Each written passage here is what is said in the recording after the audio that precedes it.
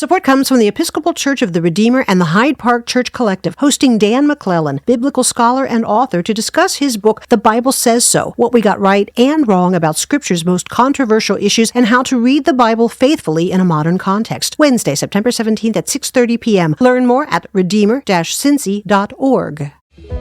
Welcome to The Novelizers. I'm Stephen Levinson, and while we're working hard on our next season, The Dark Knight, we've got a special treat for you.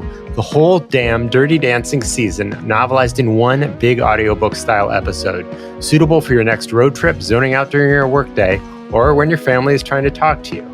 This was an amazing season, narrated by folks like Rachel Dratch, Samantha Bee, Richard Kind, David Wayne, Tom Lennon, Jason Mantzoukas, Nathan Fillion, Mark McKinney, and so many more.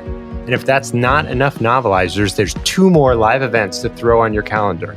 We're performing Dirty Dancing live at Caveat in New York on Friday, September 19th. Go to caveat.nyc for info.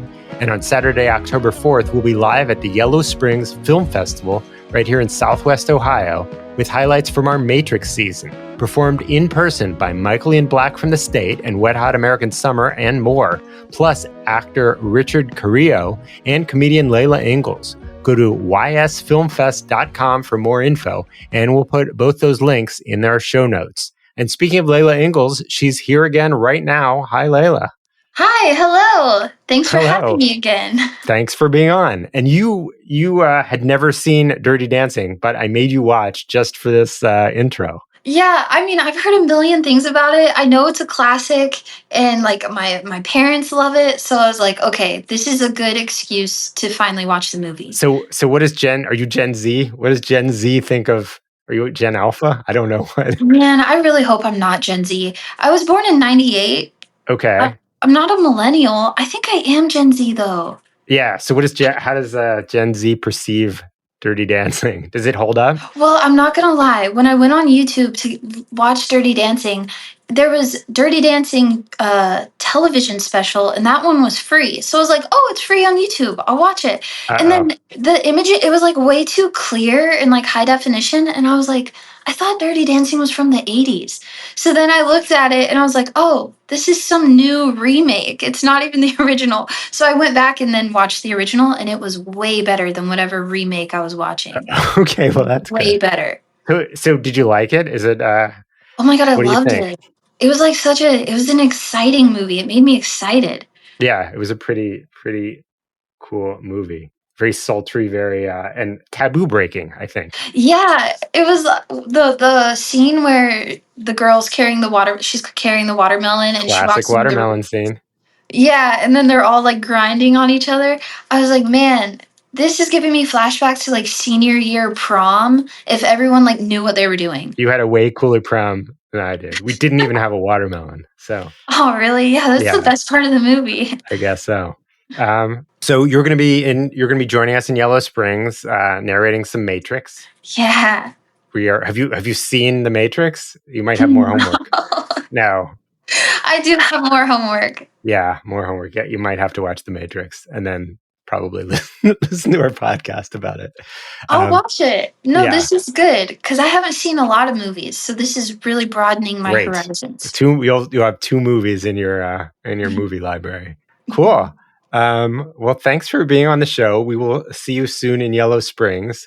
And now here's the entire season of Dirty Dancing. Support for Cincinnati Public Radio comes from Metro Bus Service, offering a means to connect Hamilton County residents with reliable transportation to and from work and to many leisure activities throughout the Cincinnati area. For more information, visit go-metro.com. Metro, your way to go. If you're making plans to simplify your surroundings this summer, a great place to start is to donate that vehicle you don't use anymore. It's easy, pickup is free, and we turn the proceeds into great radio. Learn more at wvxu.org, and you could even get a tax deduction in the process. Support comes from the Episcopal Church of the Redeemer and the Hyde Park Church Collective, hosting Dan McClellan, biblical scholar and author, to discuss his book, The Bible Says So, What We Got Right and Wrong About Scripture's Most Controversial Issues and How to Read the Bible Faithfully in a Modern Context. Wednesday, September 17th at 6:30 p.m. Learn more at redeemer-cincy.org.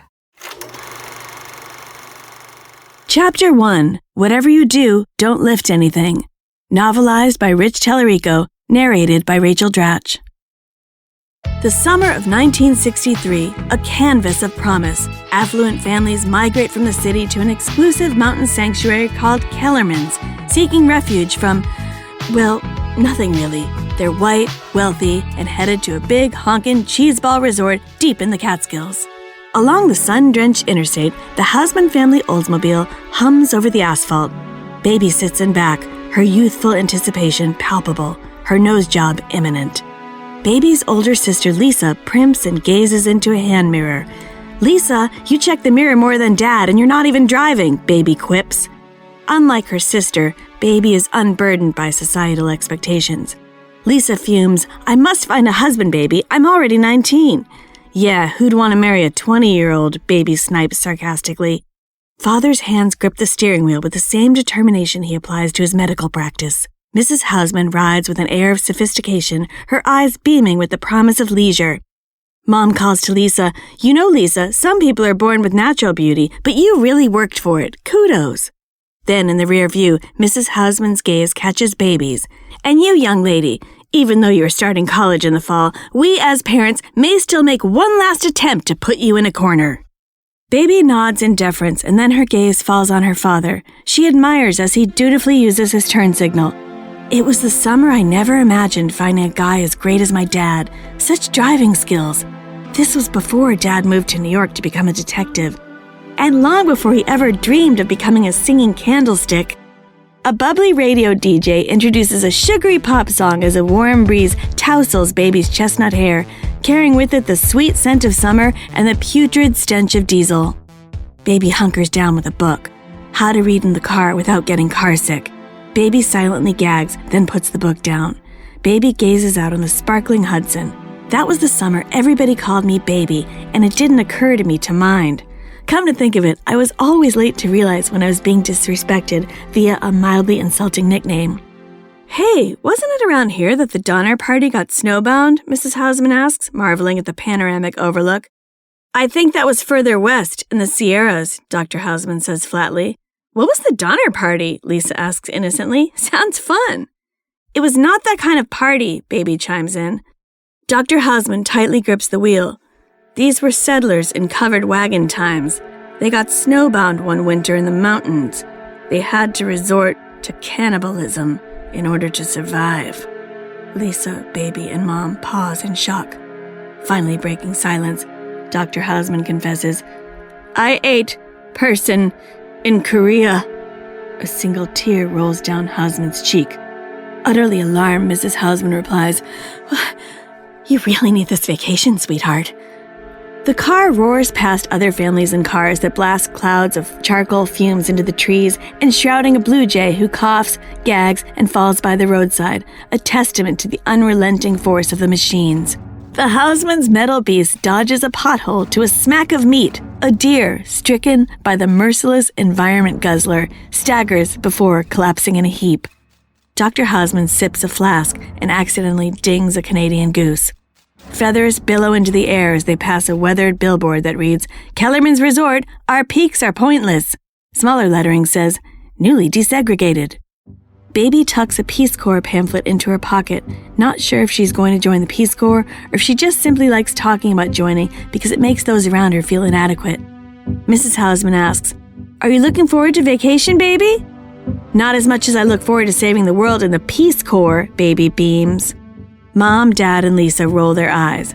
Lisa peers out the window and blurts, "I spy a woman driver." Everyone looks confused. "Just kidding, women don't drive." All explode into laughter. A new curve of the road reveals a sign. "Naughty dancing lessons, 1 mile ahead." Baby's eyes widen upon seeing the grandiose central mansion crowned by a sweeping, steep-roof design, a veranda curving like an outstretched arm, bringing forth a symphony of greetings as the convoy of automobiles rumble into the vast Catskills haven. Each arriving car adorned with tragic imprints of wildlife collisions. Hoods, windshields, and fenders bear amber stains, feathers, and fur.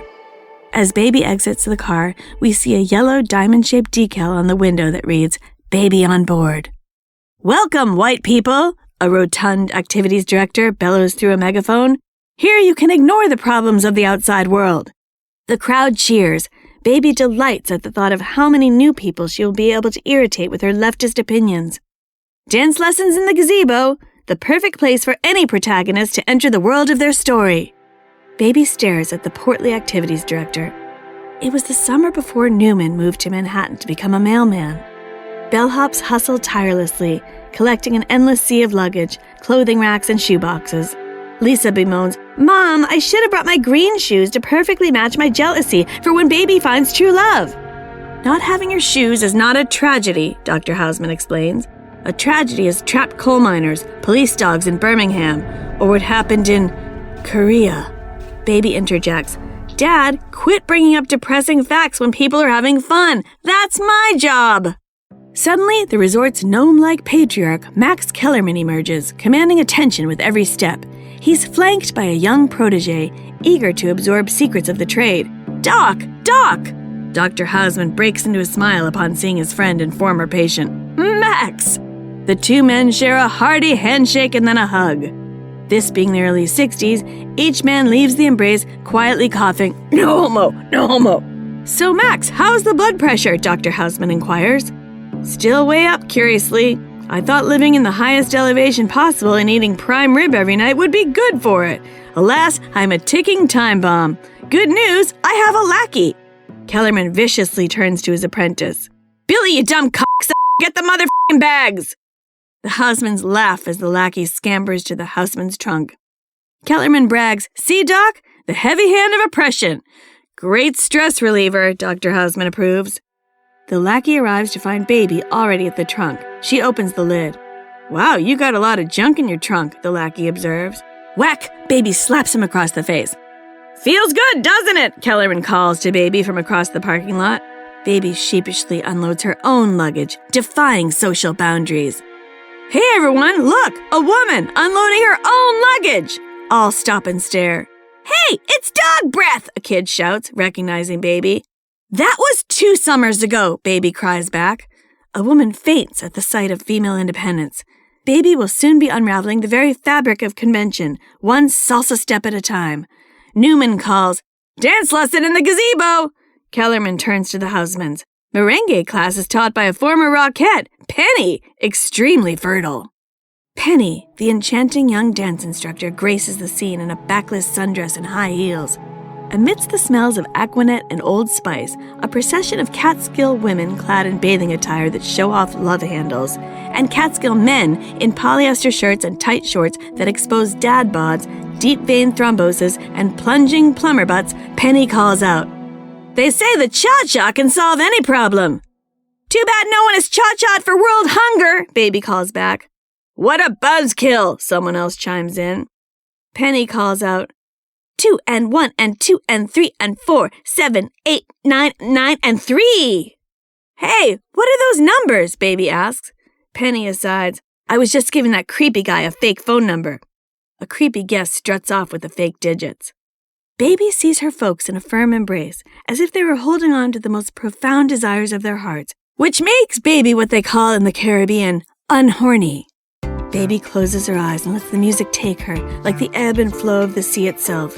In the merengue, as in life, one must let go of inhibitions, embrace the sensuous tension, and move with an unbridled spirit.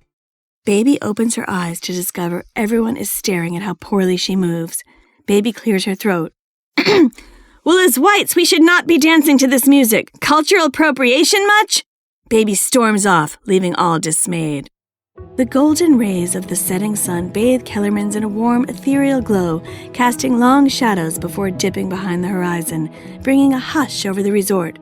Baby steps outside of the cabin. The chill of the evening brings goosebumps. The air is alive with the scent of pine and earth. Baby calls out, "Mom, I'm going to the main house to snoop around and eavesdrop on folks without permission." "Okay, let us know if you get any good goss." A door left ajar leads Baby to a dining room, providing a glimpse into the inner workings. Max Kellerman addresses a crew of crisply dressed waiters who stand at attention under the soft glow of chandeliers. Baby conceals herself at the entrance. Kellerman booms, For anyone who doesn't understand the themes of this story, if you came in late, or if there's anyone eavesdropping, Baby's eyebrow raises in delight at having arrived at the perfect moment. There are two kinds of help here. On one hand, college waiters. Wealthy, so you can do whatever you want. Show the daughters a good time.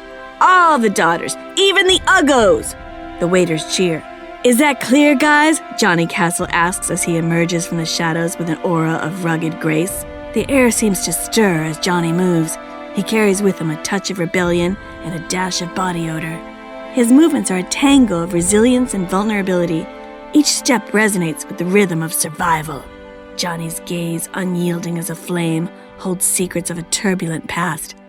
Baby's innocent curiosity ignites into something deeper upon seeing Johnny's black leather jacket, tidal wave pompadour, well-worn jeans, and super sweet keister.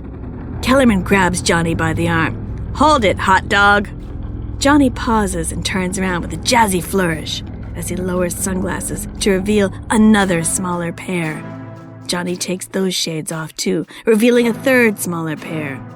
Get one thing straight. Johnny removes again to reveal a fourth smaller pair. Kellerman grimaces and continues. You are entertainment staff, and you got your own rules. Johnny takes off the fourth pair, revealing an impossibly small fifth pair of shades.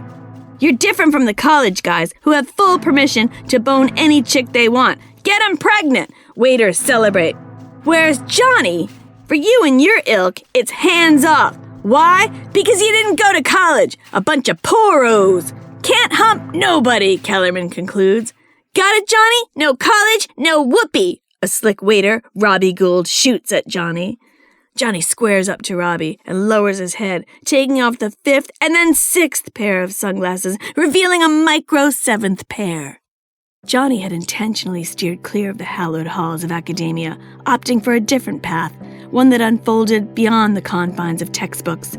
To Johnny, the world was a classroom, the dance floor, his university. Despite not having gone to college, Johnny possessed an innate wisdom that allowed him to always find the right words, the perfect comeback. Oh yeah? Well, screw you, man, Johnny growls back. Johnny kicks a pile of trays which clang to the ground in a roar of thunder, flustering Baby. Then Johnny angrily performs a perfect pas de bourrée as he collects all his sunglasses and slips into the back. Baby watches him go with an ephemeral breeze of admiration. What no one knew is that a week earlier, Johnny had visited his doctor who informed Johnny that he has a severe hernia, the kind of thing that can't be ignored, and Johnny had received instructions to not lift anything.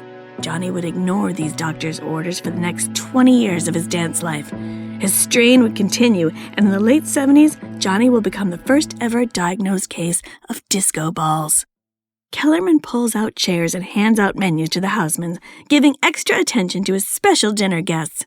Dr. and Mrs. Houseman, Baby, Lisa, this is your waiter, Robbie Gould, Yale Medical School, extremely virile, high sperm count, likes to sleep around, does not use protection. The Housemans awkwardly nod and peruse the menus. Later, after the feast, the Housemans survey the damage as lots of leftovers litter the table. Look at all this leftover food. Are there still starving children in Europe? Mrs. Houseman asks. Try Southeast Asia, Ma, Baby chimes in, followed immediately by, I'm joining the Peace Corps, and I read books. Baby calls out, you hear that, everyone? Peace Corps! Books! Dr. Houseman turns to Robbie the waiter with a glint in his eye. Say, Robbie, can you send Baby's leftover pot roast to Southeast Asia? To the doctor's great surprise, he would in fact receive a bill upon checkout for $783.16, the cost of shipping leftover pot roast to Southeast Asia. Kellerman appears at the Houseman's table, this time with his grandson in tow. Folks, I want you all to meet my grandson, Neil. Neil goes to Cornell School of Hotel Management. You know anything about hotels, Lisa? Kellerman asks. It takes 4 houses to get one? Lisa asks back. Baby is starting Mount Holyoke in the fall, Dr. Houseman offers. Baby shoots her dad a vicious look. Dr. Houseman, for all his liberal ways, was practically playing into the age-old practice of arranged marriage and trying to set her up with Neil.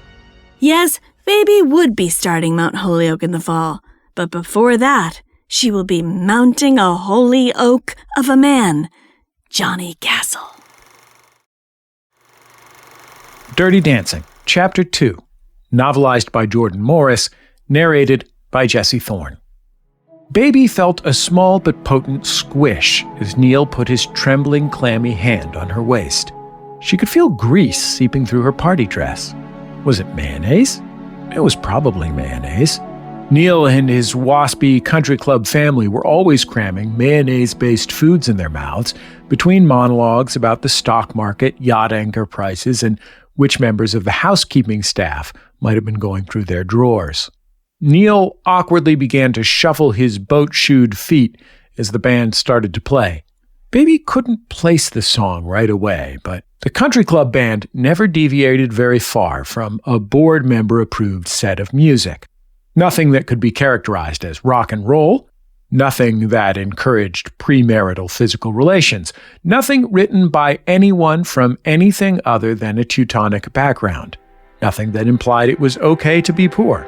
All the songs were standards, with titles like Baby Let's Read the Bible Near Each Other by Doug Lazarus McCoy and the Lot's Wife Band, The Ham Salad Waltz by Becky Barbara and the Treats, I Love Arriving to Functions 5 Minutes Early by Pauly Didio and his Wondrous Clouds, A Firm Handshake for My Sweetie Because We're Not Married and Anything More Would Be Against God by Trevor Tubbs and the Lincoln, Nebraska Brass. Her remembering of song titles was cut short when Neil accidentally stomped on her foot, unable to move anywhere close to in time with the music. "Sorry about that," he whispered, while simultaneously wafting a cloud of mayonnaise smell and spit flecks into the side of Baby's face. "If you want, I can kiss it better," he giggled, with a raise of his eyebrows. Baby chuckled politely and dodged a few more stomps of Neil's ungainly feet as the band's vocalist crooned on about a warm summer night, perfect for showing my lover my coin collection. Baby did her best to keep a smile through Neil's foot stomping and mayonnaise smell blasting.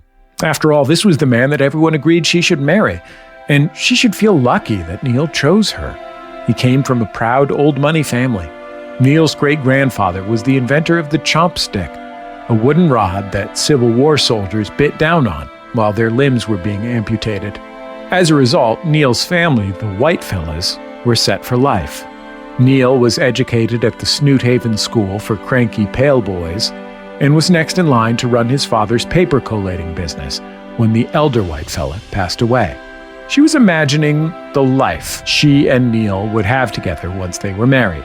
Summers at the country club, fall at the compound on Cape Cod, winters at the cabin in the Berkshires, spring aboard a yacht in international waters where it was legal for Neil to throw opium parties with his chums from prep school. They'd have a splendid house in an exclusive community, but would only return to it briefly to switch out their clothes before heading back to one of those other 4 places. She realized that while she had been daydreaming, Neil had been trying to make small talk with her. He was running through all of his favorite topics, his favorite historic army generals, polo strategies he'd use if his genetically weak bones didn't prevent him from playing polo, things he was excited about doing once his father died. Baby nodded politely, knowing that verbal responses didn't matter to Neil, who would happily talk at her all night long. A thought crept in her head as Neil was listing his top brands of sherry. Maybe this isn't the life I want. She shuddered at this blasphemous notion. She was an early 60s woman, and this is what a good early 60s woman wanted: a nice, rich husband who smelled like mayonnaise and couldn't wait for his father to die. But what if there was another way to live? Insisted the thought that was growing ever louder in her head, so as to drown out Neil's musings about the future of blimp travel and the band's rendition of My Daddy's Warm Old Lap by Dick Dustin and the Fine Fellows from 2 towns over. But what would life look like if she veered from her preset, societally approved path? She could serve espresso in a beatnik cafe while reading the poetry of the Beat Generation. She could paint flowers that kind of looked like vaginas. In like 10-ish years, when punk rock gets invented, she could shave her head, pierce her nose, and sing on stage about smashing the government. And there were probably other kinds of men out there, too, men who weren't like Neil. She fantasized about traveling the world with an olive-skinned archaeologist, about playing guitar with a long-haired troubadour about making love with a professional lovemaker. She wasn't sure there was such a thing as a professional lovemaker, maybe in France or the Netherlands. Anyway, this was a fantasy. She probably shouldn't go deeper into it by trying to parse out the logic of it. These were fantasies that she would never act on and would remain locked away in the deepest recesses of her head, so it didn't matter that the thoughts didn't make sense. The thoughts were wicked, after all. Thoughts that would make her mother faint. Her mother was prone to fainting. She fainted the first time Baby had come home in long pants. She fainted the first time she read a novel with the word damn in it. She fainted the first time she had cantaloupe, which wasn't particularly scandalous now that Baby thought about it. Maybe her mother's fainting had less to do with her moral code and was a serious medical issue? She made a mental note to have her mother make a doctor's appointment when she got home. The only boy she ever brought home, other than Neil, was Darby O'Jig, a rough-and-tumble street urchin from the fruit stand district. She met him in elementary school when her parents cut through their usually off-limits district so they wouldn't be later for the opera. Baby was separated from them when a peach cart overturned after hitting a hoop that some orphans were chasing down the street with a stick. Darby, a boy no older than her, found the panicked Baby and helped her find her parents. She was so taken with his charming brogue, his perpetually skinned knees, and the jaunty way he lifted pears from Mr. McApple's pear cart. After their first chance meeting, Baby would secretly sneak down to the fruit stand district and join him in his street urchin's games. Kick the can, chase the dog, trick the elderly. Darby and the other urchins had no money, but had pockets stuffed full of happiness. They laughed and joked and lived every day like it was their last, not like the stuffy blue bloods she grew up with. She asked Darby to come to her house for dinner one night, and her mother was appalled. After she was revived from one of her trademark faints, she chastised Darby for his shabby clothes, mouth that always had a toothpick in it, and pocket full of stolen pears. Darby and Baby never saw each other again after that night, but her thoughts turned to him often. Her daydreams were interrupted again when a glob of spit from Neil's mouth hit her in the forehead during one of his regular rants about how public libraries were a waste of space. She excused herself to wipe it off and quietly made her way out to the courtyard, where she softly began to cry. Her weeps were interrupted by Billy, who had come out back to smoke and randomly throw dice on the ground. He asked her what was the matter, and Baby let it all flood out. Her dislike of Neil, her wish to flee the cage that was high society, her revulsion towards mayonnaise. "I think I know exactly what you need," said Billy, with a smile. He took her hand and led her out past the archery range and the polo grounds to a wooden shack with a happy commotion emanating from within. Baby stopped short. This was the staff quarters. She'd heard rumors about what goes on in there. Rock music and illicit sex caffeine consumed after 9 p.m. She asked Billy if they could turn back. If she hurried, Neil wouldn't even know she'd gone. But then she heard it. Laughter. Laughter like the street urchins laughed during her time with Darby. Carefree hoots, unbridled by the weight of societal expectations, brilliant guffaws that emanated from the part of the gut that lives in the moment. "Let's go in," said Baby, knowing that nothing would ever be the same again. Chapter 3, Straddling Two Worlds, novelized by Abby Crutchfield, narrated by Michael Ian Black. As Baby climbed the 87th stair to the party cabin, she worried about her heart rate. Good thing my father's a cardiologist, she thought. I really should have considered how high I was climbing before I offered to haul a jumbo-sized watermelon. But taking on more than she should was Baby's favorite thing to do. Why else would she have a mid-length curly bob with bangs in the age of the pixie cut? Her escort, Billy, was carrying not one, but two of the massive green boulders. Eager to impress her, he hoped she noticed how he used what was left of his strength to force the party doors open without putting the fruit down. Baby took one look at the people inside and froze. The staff members were dancing sensually to the music, their bodies pressed and undulating like her mother's Salmon in Aspic. Time stood still. Granted, time was a very loose concept at Kellerman's, as the year was 1963, but the staff and guests had hairstyles and clothing from 1987. They were of the moment and from the future all at once. The air in the room was warm and thick like Heinz ketchup, an apt metaphor since it was a product that was popular throughout the 1960s and the 1980s. The harmonizing vocals of the Contours swelled to a crescendo, filling the large room with impressive sound considering the music must have come from a simple record player. You could swear there was a large Sony stereo rack system somewhere nearby. As lead singer Billy Gordon belted out, "Do you love me?" Billy, the Kellerman's employee, thought, "What is love? Oh, baby, don't hurt me. Don't hurt me no more." But Baby had forgotten all about him. She had a new goal now, and that was to figure out what she was witnessing. Despite her lofty academic aspirations and emotional maturity, she was incredibly naive. She wondered to herself, are these people doing it? Is this going all the way?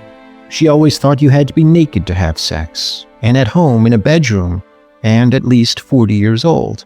But now she wasn't so sure. Her knees buckled under the weight of the oversized produce she foolishly agreed to carry. It was making her biceps hurt, but it was too slippery to adjust without dropping. The last thing she wanted was to draw attention to herself by smashing the watermelon, thereby shocking the spectators and covering them in bits of fruit. She could not know that the gesture would have been a crowd pleaser, because Gallagher would not add that to his tour for another decade. But enough time hopping. This isn't True Detective. Billy was desperate for Baby to know that he was alive, an agony matched only by the scourge of carrying the heaviest fruit on the planet. He swore this was the last time he would volunteer to be the errand boy for the party food. Who in the world asked for these? Why couldn't they have requested a more light snack, like potato chips, carrot sticks, or cigarettes? Maybe this was a slight from the cooking staff who gave them to him. They may have been jealous that they could not participate in the secret staff party, because they had to spend the evening preparing the herring stuffed celery, the lime cheese salad, the tuna casserole ring, the room temperature stack of glazed weenies, and the meatloaf mousse. Billy could see Baby was in no hurry to make anyone's acquaintance, so he volunteered information about the dancers. He explained that they learned these moves in their hometowns at basement parties. "Ask me if I taught it to them so I can take all the credit," he pleaded silently. "I'm more than just a redhead in a ringer tee. I'm the stud of Kellerman's Mountain Lake Lodge. After my cousin Johnny the dance instructor and Robbie the waiter." He paused and then added begrudgingly, "And Neil, if bagging the blue hairs counts." The 17-year-old angel at his side remained silent. So he asked her if she wanted to try doing what they were watching. Baby was appalled at his invitation to publicly fornicate. And what's more, he was a stranger. Sure, he had brought her here, but she was only half interested in him. She liked that he was older, but he did not have what she considered to be leading man good looks. He was a supporting character at best. With his stocky frame and his shock of orange hair, he looked like Ralph Mouth from Happy Days, a TV show set in the 1950s that looked like it was made in the 1970s, while we are on the subject of anachronism. She made her feelings known by vigorously shaking her head. He chuckled to cover the sting of rejection and guided her inside. She had trouble making her way through the couples and felt terribly awkward disrupting their orgy. Mortifyingly, some of the dancers made eye contact with her and gave disdained looks as if to say, "Take a hike, Poindexter. I mean, go blow it out your ears, square." Billy led Baby to a table where they could finally deposit the trio of Hindenburg melons. Never again, they both thought to themselves. At that moment, the impossibly statuesque dance instructors, Johnny Bad Boy Castle and Penny Even Worse Girl Johnson, made their grand entrance. They were welcomed by the hoots and hollers of the gang. Now they looked like movie stars, Baby thought. Johnny was tall, svelte, and firmly in his 30s. Penny had the body of a ballerina and the hair of a glam metal bandmate. Baby recognized the gorgeous duo from the ballroom, but here at the party, it was like seeing them for the first time. They were in their element, and finally able to be their true selves, unhinged maniacs. From the way they grabbed their friends to the way they slithered onto the dance floor, they were pure sex in Baby's opinion. She was still not 100% sure what sex was yet. Surely, this vertical dry humping counted, and just about everyone's face made up a tableau of ecstasy. But she wondered if there was a little more to it. Oh, how she wished her mother Marjorie had had a more in-depth conversation with her about it. Baby recalled her mother's words to her the day she got her first period. "Someday you'll have kids. Don't take them to Kellerman's. It's a cesspool. Everyone there has an STD. We only go because your father is friends with the owner and gets us free vegetable terrine with every meal." And when Baby pressed her for more information, her mother took a drag from her cigarette and exhaled, "When your husband initiates, just fake a headache so you can finish your magazine article." Baby was jolted out of the flashback by someone tapping on her shoulder. When she turned, she saw it was the bare foot of a woman who was sitting on her dance partner's clavicle. Baby squeezed her eyes shut to give them some privacy, and her mind took her to her father's final word on the matter. "If you or anyone you know gets in trouble, call me. I'm not an OBGYN, but I know enough about human anatomy to handle the situation. I bet I can even do it if I were ripped out of a deep sleep in the middle of the night." Her father was her hero, and there wasn't anything that man could not do. Billy could practically hear Baby's hormones surge as she watched Johnny and Penny, and he took that as his cue to establish relevance. He let her know that the male half of the prom king and queen was his cousin who got him the job there. Recalling that stupid loser Neil was resort owner Max's grandson, Baby surmised that the only way to get hired at Kellerman's was to have family that works there. Maybe her dad could become part of their medical team. Then she could be on staff and stare at Johnny all day. Johnny and Penny did a few more unforgettable moves, making the other staff members look like movie extras. And then the music faded out as the crowd cheered. Love Man by Otis Redding began on the gramophone, or boombox. After a few more sensual wiggles, Johnny broke away and spied his cousin with the telltale sweat rings and lovesick puppy eyes. He instantly knew the $5 he slipped the cooking staff to load him up with their heaviest fare paid off.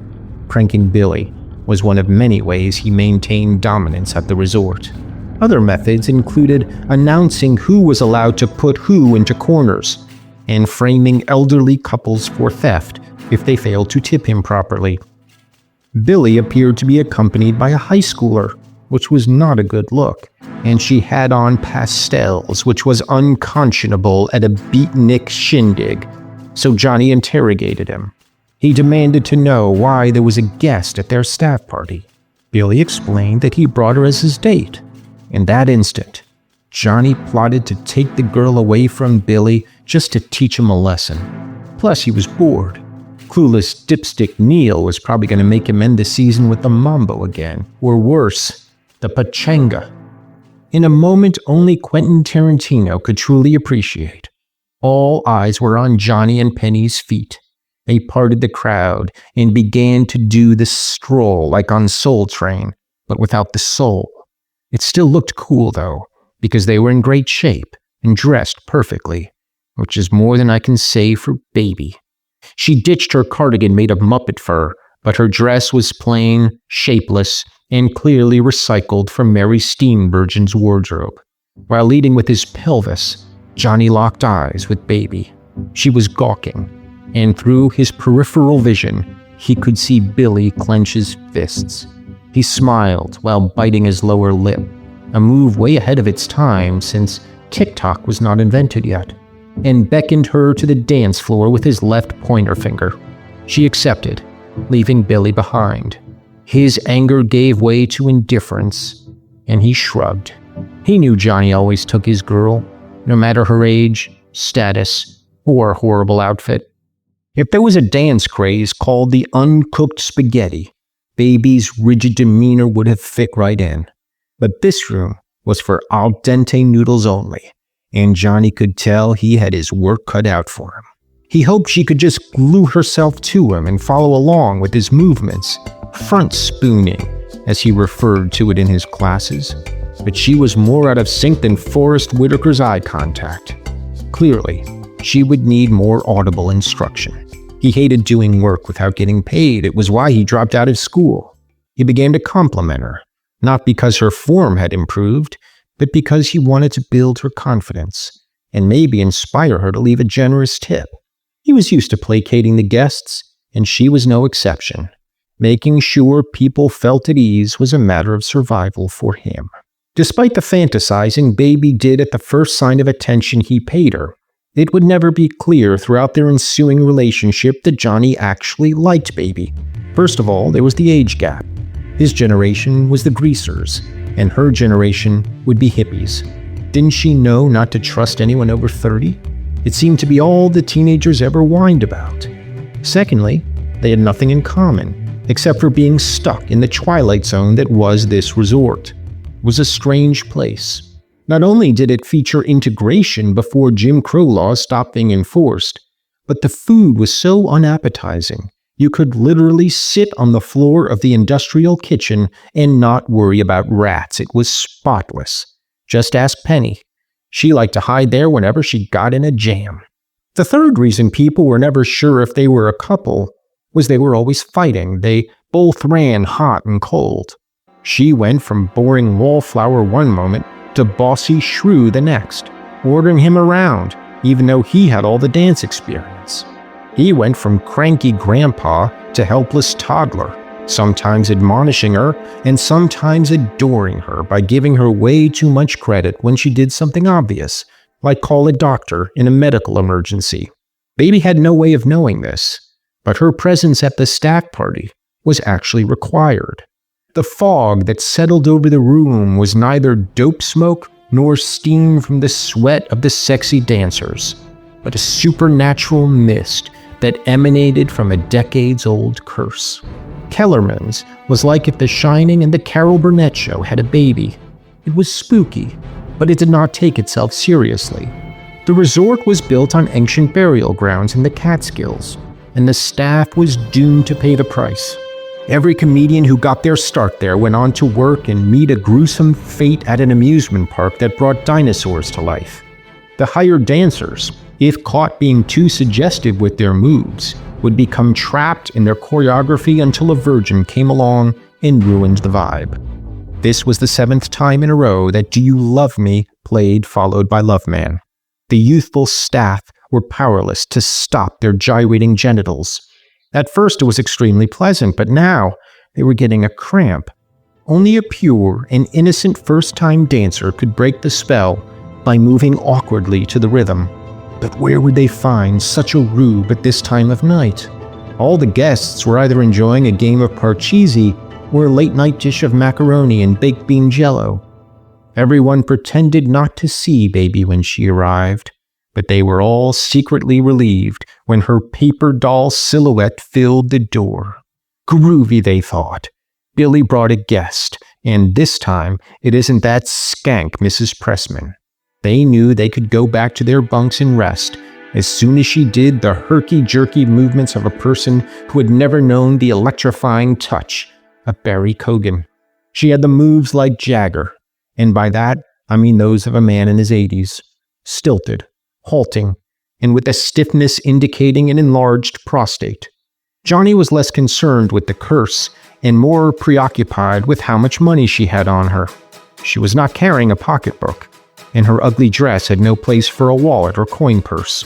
He looked deep into her eyes in an attempt to hypnotize her into sharing her father's bank account number, but in her mind, he was merely accepting her for who she was. His gaze sent the message, Don't ever change. I won't, she replied in her head, although I may do something about my nose. Baby gave a few robotic pulses like a marionette whose puppeteer kept sneezing, and in moments, the curse was lifted. Released from their spell, the dancers let out ecstatic whoops. Johnny gave Baby a victory twirl, and he disappeared into the perspiring mob, leaving her there all alone. This would be the first of many mixed messages he sent. It left his peers to wonder whether he could not stand the sight of her, or whether he was just too afraid to get close. The truth was, he had an anxious avoidant attachment style that stemmed from a tough childhood. He warned himself not to fall for someone who wanted to join the Peace Corps, because he would be broke for life. Theirs was less of a will-they-won't-they relationship and more of a they shouldn't, but they have to for the plot situationship. It was, after all, the era when Woody Allen married his own daughter, but it was set in the time when Woody Allen told jokes in the Catskills. Dirty Dancing, Chapter 4, Getting Dark in Here. Novelized by Mickey Cathers, narrated by Liz Mealy. The next morning, it's a beautiful sunny day, and everybody gathers on the beachfront to canoe, lie out in the sun, and try on wigs, as you do on the beach.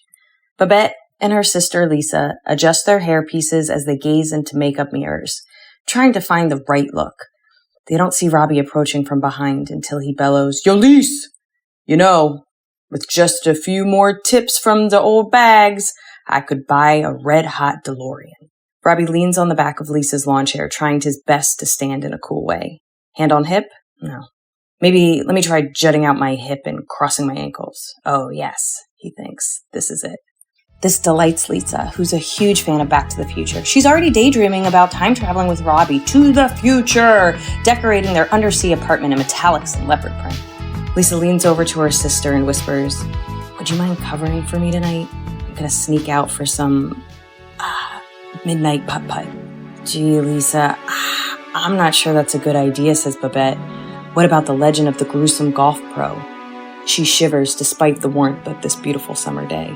"You don't believe in the old legend, do you?" Robbie says. "That legend is for babies, and all those bloody murders over the years were unrelated accidents, duh." Lisa isn't listening. She's gazing at Robbie, still lost in her dream of driving with him on the highway to Russia in the future. And now Babette has lost interest in her own worries of murderous past camp counselors out for revenge from beyond the grave as she's caught in her own daydream. Having just spied on the hunky dance instructor Johnny, Babette's mind goes back to how Johnny's beautiful mullet swayed behind him as they danced the night before at the Footloose-atorium. Babette doesn't notice her sister and Robbie walking off, and she absent-mindedly stuffs her new wig into her purse for later. Babette's breathing quickens as she watches Johnny talking with Penny. She can't quite hear them, but catches a few words like missing, creepy, and bloody 5-iron. Johnny leaves. Babette stands to get a better look at those twitching hot buns flexing as he walks away. Penny notices Babette inching closer and laughs to herself. She's seen this before. So many young girls drooling over Johnny, never realizing until it's too late that he was a dancer, not a lover. Penny gives a polite smile to Babette as the girl gingerly approaches her. Penny continues stuffing a duffel bag full of wigs. "I think you're a wonderful dancer," Babette says awkwardly. "Yeah, well, that's all I can do," Penny sighed. She grabbed some more wigs from the table, trying to fit them into her bag. "You know, it's just not fair. When my mom realized I wasn't going to be a hairdresser, well, she kicked me out," Penny continued, her voice rising in anger. I tried the Avita Institute and the Paul Mitchell Hair and Earwax School, even the Elvira School of Buffons, but all I was good at was dancing." She slammed down the duffel bag full of wigs on the wooden table. "Okay, I didn't need the whole story, but that's cool," Babette replies. Penny looks at Babette's natural curly hair, a head of hair that needed no gel, no highlights, no blowout, and sighs loudly, storming off with her duffel bag busting at the seams with wigs. Later that evening, it's a clear summer night in which no clouds distract from the star-filled sky. The moon is new, and the only light comes from the gazebo by the lake where people are dancing to big band music. Though the dancing is neither dirty nor forbidden, it's still a very dangerous cavorting and frolicking. The dancers are rough, angry, drunk, and looking for trouble. The women have Vaseline their faces so the long claw-like nails of their enemies can find no purchase. The men have spent long hours sharpening their elbows. Johnny has his hands full, but this is nothing new for the longtime dancing instructor/bouncer. His many years as a cooler in the ballet allow him to work this rowdy crowd, keep the peace, and not get a single drop of blood on his all-white double-breasted suit, much like his hero and namesake Elton John. He knows and accepts his role working where the dogs of society howl. Johnny spies a regular, Val, weaving through the dancers. She's nice and juiced up, coming with blood in her eyes for that bitch Diane. Johnny deftly intercedes and starts West Side Story dancing with Val. She's shocked, surprised, and absolutely charmed. Val forgets her vengeance and expertly folds into Johnny's feints and pirouettes, his fiery dynamics, his belligerent staccato and exaggerated extensions, and lyrical leg lifts. She drops the shiv she's been holding and loses herself in the love of the dance. At the edges of the dance floor, Babette stands awkwardly sandwiched between her parents, Madge and Jake, watching all of this, wondering if she should put her wig back on. If she gets in a fight and they grab her hair, it'd be best if they got a fistful of fake stuff. Before she can get a rig out of her purse, the older, heavy-set owner of this hairdresser's camp retreat, Max, joins the trio. Max is absolutely ironically bald. Despite being in charge of running this stylist soiree every year, Max refuses to wear a wig or even a toupee, and no one has the guts to suggest it. Max stands behind Jake, and his clean skull makes Jake look like a movie star with his full, thick head of wavy salt and pepper locks. Max points out that sassy tigress Val dancing with Johnny. She seems tough, huh? Jake raises his full, thick, wavy salt and pepper eyebrows. Yeah, maybe she does, Max continues, but she cries at Disney films and Geico commercials. Madge and Jake nod quietly, looking out at the crowd. The tension is thick, like full wavy salt and pepper hair, but the dancers are under control, kept in check by Johnny, the cooler's swaying hips. Neil enters the gazebo, looking around until he sees Johnny and Val dancing. He pulls at Johnny's arm to get his attention. Where's Penny? Neil asked. She was supposed to be restocking the wigs, but I can't find her. Look, I think it's going to be a long time till touchdown brings her around again. Johnny seethes, his mullet sticking to his sweaty neck. Neil suddenly realizes he's in the middle of some pretty angry Elton John lyrics and hurries away. He notices Babette standing at the edge of the gazebo and marches right up to her. Without pause, Neil puts his arm around her shoulder, saying, "Come on, my big bowl of Cinnamon Toast Crunch, let's take a walk." Babette lets herself be taken away. There's gotta be something more exciting, she thought, than standing with her parents watching other people in wigs angrily dance together. Neil and Babette walk over to the bridge spanning the lake and lean against the railing. Babette gazes at the ducks lazily bobbing in the water while Neil runs his fingers through her hair. You know, Neil says, with a little mousse, you could get some real height in this. He starts regretting eating too much breakfast cereal with his hands before this. His fingers are getting caught in her hair. Do you know the real story of the gruesome golf pro? Babette asks, turning to face the dark woods beyond the edge of the lake. Neil lets out a high-pitched squee, like a dog toy freshly torn apart. He coughs a little to compose himself, trying to free his sticky hands from her hair. Gee, Babette, that's kinda dark. Not sure you should be hearing about this. It's pretty bloody stuff. Babette, annoyed that he wouldn't tell her the story of the hairdresser camp murders, looks for an excuse to get away. I think I should see if my parents have any Honey Nut Cheerios for these ducks, Babette says. Neil, suddenly worried Babette will discover he's already eaten all the sugary cereals in the cafeteria, deflects quickly. Babette, don't worry about your parents. I know they're thrilled you're with me. I have to say, I'm known as the catch of the day. You certainly smell like it. Just then, Babette and Neil are stunned in silence as Lisa and Rob burst out of the woods before them, running awkwardly as their golf cleats stick to the soft ground. Lisa and Robbie are dressed in their finest putt-putt outfits, complete with those fun hats with a poof on top. But it's obvious there's blood on their clothes. Oh my God! Babette cries, grabbing Neil's arm. Though he's excited that she's touching him, he's still freaked out about the blood on their clothes. Were they attacked by the gruesome golf pro? Apologize, Robbie, Lisa whines. Your nosebleed got all over my best sweater. Ugh, you sliced it, babe, right into my face. This is your fault. Robbie speeds up to put distance between them, heading for the gazebo to see if he can't get some swing dancing started. Maybe get the band to play some squirrel nut zippers. Lisa angrily sulks as she follows behind him. Back on the bridge over the lake, both Neil and Babette sigh with relief. Lisa and Robbie weren't attacked by the ghost of the evil golf pro. Feeling awkward, Neil works his sugar-coated fingers out of Babette's knotted curls. Neither one knows what to say. Neil throws a Hail Mary. You hungry, he asks. Hungry like a wolf, Babette cries. Arm in arm, Neil and Babette walk toward the kitchens, serenaded by the sound of Rancha's saxophone playing as the band leader sings, "In the afterlife, you could be headed for serious strife, and now you make the scene all day, but tomorrow they'll be held to pay." This is The Novelizers, Dirty Dancing edition. Chapter 5, The Subtle Art of Snack-Based Seduction, novelized by Liz Lent, narrated by Samantha Bee. To date, Neil Kellerman has produced exactly 4 good ideas in his life. 3 of them are about solar flares. The 4th is about cold storage, specifically how an enterprising young man can seduce all the women he wants with the simple yet bewitching allure of commercial refrigeration. That's why on this dark moonlit night, he has invited Baby, his paramour to-be, out of the woods and into his kitchen. After years of gentlemanly courting, because he is quite clearly at least 37 years old, he knows what women want. They don't want cuddles and romance. They don't want soft whispers and gentle kisses by the lake. In Neil's experience, they just want one simple thing: late-night snacks. So when he tells Baby she can have anything she desires from his bright, sexy refrigerator, he knows it's only a matter of time before she succumbs to his charms. He hears her stomach rumble, with hunger, obviously, certainly not disgust, as he slowly, gently gives her the menu options. A brownie, some milk, leftover rice pudding, beef, a cabbage roll, fruit salad, and oh yes, sweet gherkins.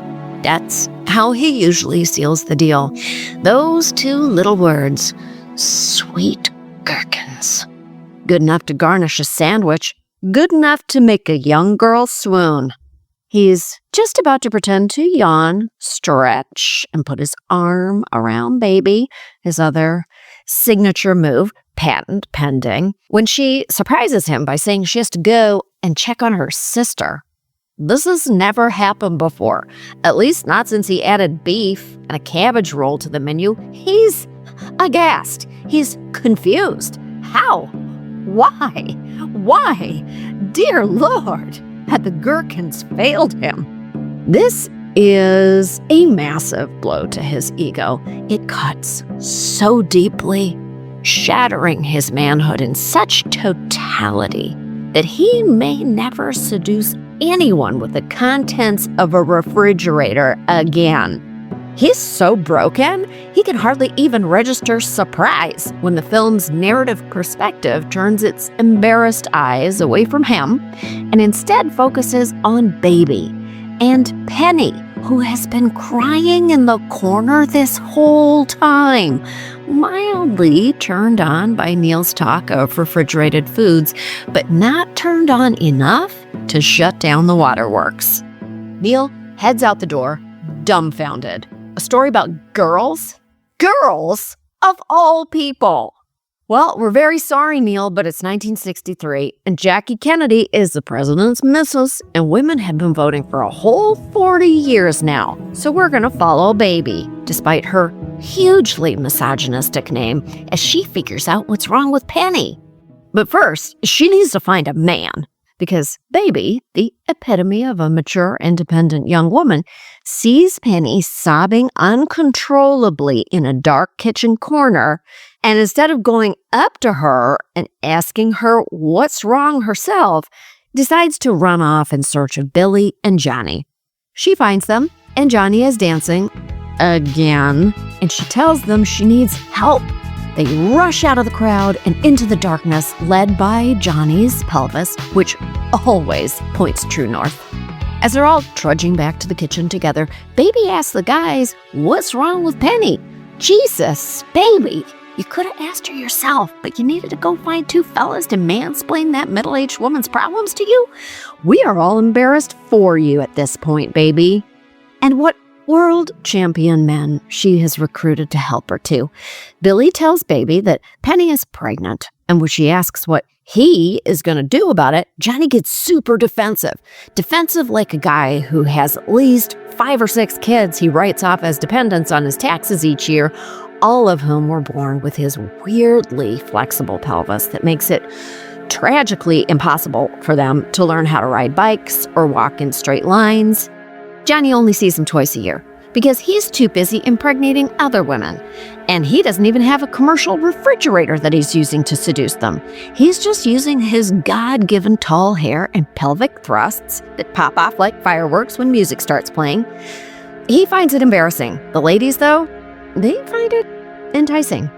Of all the women he has impregnated, though, Penny is not one of them. And he is not shy at all about huffing that news to Baby, who he absolutely will not try to bed within the next 20 minutes of this film in a post-montage rush of lust and poor judgment.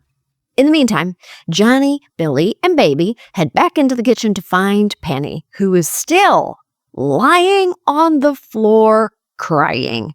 Johnny swoops her up in his arms, just like all those kids of his when he sees them for half an hour at Christmas, and carries her back to some ramshackle room where the teens from the wrong side of the tracks hang out and relitigate West Side Story through the powerful medium of song and dance each night. Billy and Baby bring a blanket for Penny and liquor for the baby, and the financially insolvent kids sit on one side of the room, while Baby, not the baby that's drinking now in Penny's uterus, but main character Baby, stands awkwardly with dollar bills and trust funds falling out of her pockets.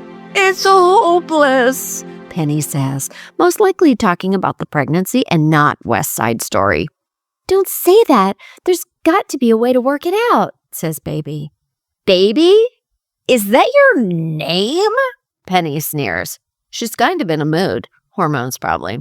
She keeps sneering and says, "You know what, Baby? You don't know shit about my problems." And this is very awkward because Billy, as we heard, already told Baby all about Penny. Like, all about her. Shoe size, social security number, how she was born with a prehensile tail and one eye that was backwards, everything. And of course, he told her about the pregnancy. Penny just loses it, telling Billy he's really fucked things up. But you know what? In Billy's defense, I think the person we're all really angry at is Robbie. Robbie knocked up Penny, and he has margin notes written in his copy of The Fountainhead, which is really kind of a dick thing to do because it was a library book. He's obviously the villain we all love to hate, and I just think these kids all snarling and snapping at each other in this scene need to remember that and maybe organize themselves to go kill the guy. Or not. Maybe. I don't know. It's just an idea. Thankfully, Billy breaks up this awkward conversation by bringing up abortion.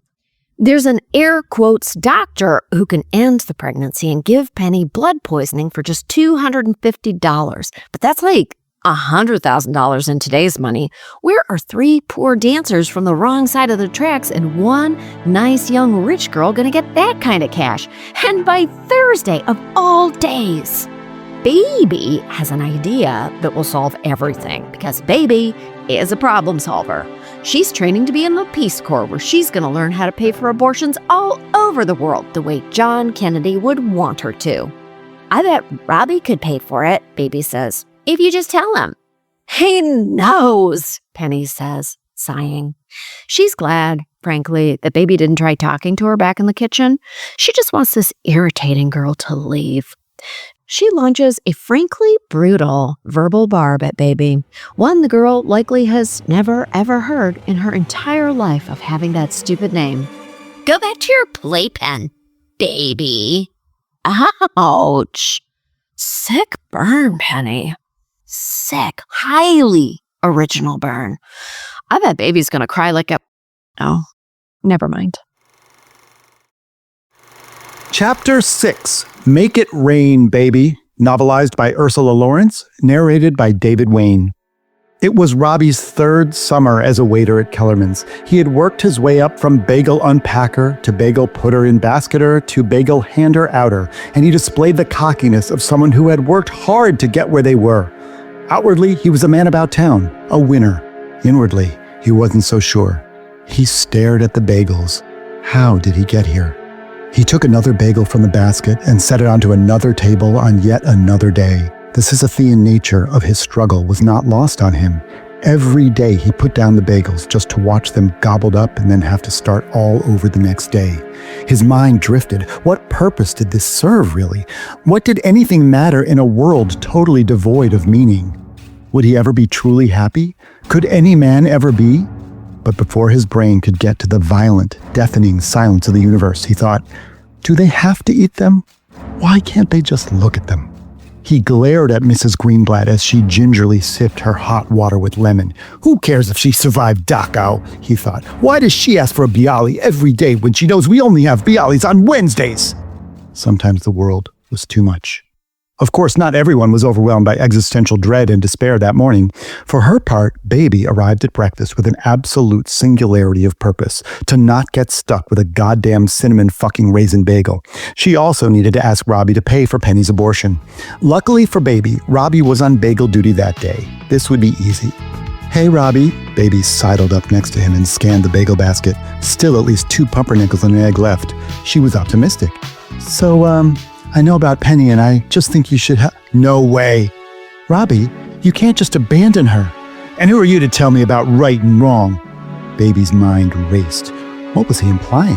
Had he not seen her put the bagel back yesterday after she picked out every exposed raisin and replaced them with capers for no real reason? Robbie continued, I didn't spend the summer hauling toasted bagels just to help a floozy out of a jam. So many questions for Baby. Were they really already toasted? You haul bagels? How heavy are they? Those questions would go unanswered, of course, much as they would for viewers of the film version of this book, since hauling toasted bagels is an actual quote. Stop thinking about bagels, Baby. Baby pulled herself back to reality. She needs help, Robbie. I know you have the money. Listen, Baby, some people are meant to survive and thrive, and some just can't cut it. There are weak and strong, smart and not smart, tall and short, fast and slow, up and down, people who are good at saying opposites and people who aren't old enough to talk. Don't you see? You can be a hero or a zero, a hater or, like me, a waiter. It's science. Here, read about it. He pulled a copy of The Fountainhead out of his pants, and unsettlingly close to his junk at that, and handed it to Baby. Careful, though, there are notes in the margins. This is my textbook. Robbie was a double major in sociobiology and trickle-down economics, and they only had one textbook. Baby flipped through the pages. To be fair, there were notes, but they were like property of Robbie, and boobs, and boobies, and confusingly just book. Baby was disgusted. Like all inherently good people, she knew there were 2 things you could do when someone tells you to read Ayn Rand. You could explain to them that the market is a construct that relies on the regulatory apparatus of the state to sustain the illusion of its existence, or you could pour a big jug of ice water on their crotch. She chose the latter. Baby wasn't finished. She needed to say something, and she needed to make it count. She needed to use a scary voice. But which one? It wasn't hard to choose, taking inspiration from an actual episode of The Twilight Zone she had enjoyed recently, in which the soul of someone's cranky uncle is transferred to a robot and then repeatedly demands hot chocolate in the most menacing way possible. She spoke deeply and methodically. Listen to me, you sociopathic shit brain. Never talk to me again. Never even look in my sister's direction, and give me a fucking onion bagel right now. She was done here. Robbie wasn't going to give her the money. Penny was right. But Baby had an ace up her sleeve. Her daddy. Baby's daddy. Not Baby's baby daddy. Her mother's baby daddy, who was also Baby's daddy. Anyway, it wasn't hard to find him. She knew exactly where he'd be, on the 5th hole. Jake Hausman loved nothing more than a good game of golf, and these few weeks were the only time of year he got to play. He especially loved the course at Kellerman's. It was as verdant and as hilly as any of the clubs he was barred from joining back home, or at least he assumed it was. Like every other Jewish, Black, or Hispanic person in the tri-state area, he'd never seen the inside of one. This one had 11 holes, so probably normal? He'd never know, of course, but he just decided to enjoy himself rather than dwell on the sanctioned institutional bias that still somehow existed. Once he cleared that quota for Harvard Med School, that kind of thing was definitely more a YP than an MP. Besides, a little anti-Semitism never hurt anyone. Jake steadied the club and prepared to swing, and then, "Why can't I do this?" Marge's voice broke his focus. His wife hated golf, yet there she was. "You have to put the ball on the ground, Margie." He wasn't wrong. She was trying to hit it out of her own hand, and that's not a thing. "Hi, Daddy." Baby approached with her biggest favorite daughter and knows it smile. He smiled back. "If your mother ever leaves me, it'll be for Arnold Palmer." He had made this joke before. At the library, he'd say she was going to leave him for Ernest Hemingway. When they went horseback riding, he'd say John Wayne. At the dry cleaners, he'd say, "If your mother ever leaves me, it'll be for Morty Stimson, the owner of this dry cleaning establishment." But that one was less a joke and more something that had actually happened. "Daddy, someone's in trouble," he said in silent prayer that it was Morty Stimson. "Who?" "A friend. I need money. Not much. Just $250. "That's a lot of money, baby." "No kidding. Today, adjusted for inflation, that would be about $1 bajillion. Jake paused. It was easily enough to hire a world-class assassin who could absolutely make it look like just another industrial accident at a dry cleaner's. She really was his best daughter. Marge's shrill squawk pierced his brain once again. "Stop slouching, baby!" It wasn't clear if Marge was talking to her daughter or her husband, even though it was weird to affectionately refer to him as baby since that was her daughter's name, not to mention that her marriage was just scar tissue and phantom pain where her heart used to be. Who even hurt who first? "Slouching!" her mother yelled again. Truly, her single most important, and for the sake of this book, only characteristic was that she was extremely good at only saying things mid-century mothers said. She was of her mid-century moment like a beautiful Danish modern chair. A beautiful Danish modern chair that made incredible chicken a la king. Baby's mother never took for granted that they were living in a golden age of faux fancy chicken dishes. "What do you need it for?" Baby's father asked. "I can't say." "You always say you'll tell me everything." Baby sighed. He frequently took this out of context. Baby had said those exact words to him, several times in fact, but always when asking whether it was time to watch I Will Tell You Everything, a short-lived 1950s game show hosted by a chain-smoking Jack Parr and loosely modeled on the HUAC hearings. Jake Hausman was worried. What could she possibly want with that money? An exotic pet? A fur coat? An exotic pet to make a fur coat with? A ham radio? "Is it illegal?" he asked, leaning into the exotic pet theory. Baby paused just long enough to suggest that anything she said immediately after was definitely not true. "No, Daddy." Oh, what the hell, he didn't care. He'd have it for her later. They hugged. Marge had appeared behind him. They both glared at her, and then lovingly toward each other. It was weird. Baby picked up the money at the front desk that evening. Judging from the thickness of the envelope, her father had requested it all in small bills. He had ultimately come to the conclusion that she was going to a strip club and just wanted to make things as easy as possible for his favorite girl. He hadn't really missed the mark by much. The staff lounge was also a dark room full of barely clothed people doing overtly sexual dances while looking totally unhappy. She headed up the stairs, steeled herself, and entered. The room was dark. The music was loud. Body parts everywhere she looked. She shook off the memory of that summer camp production of South Pacific that went so terribly wrong and forged ahead. Everywhere around her, couples danced, close to one another, so close their bodies seemed to become one, throbbing, writhing, Hieronymus Bosch goes Catskills. Grim. And of course, across the room, Johnny and Penny danced together in totally a normal way for strictly platonic friends to dance.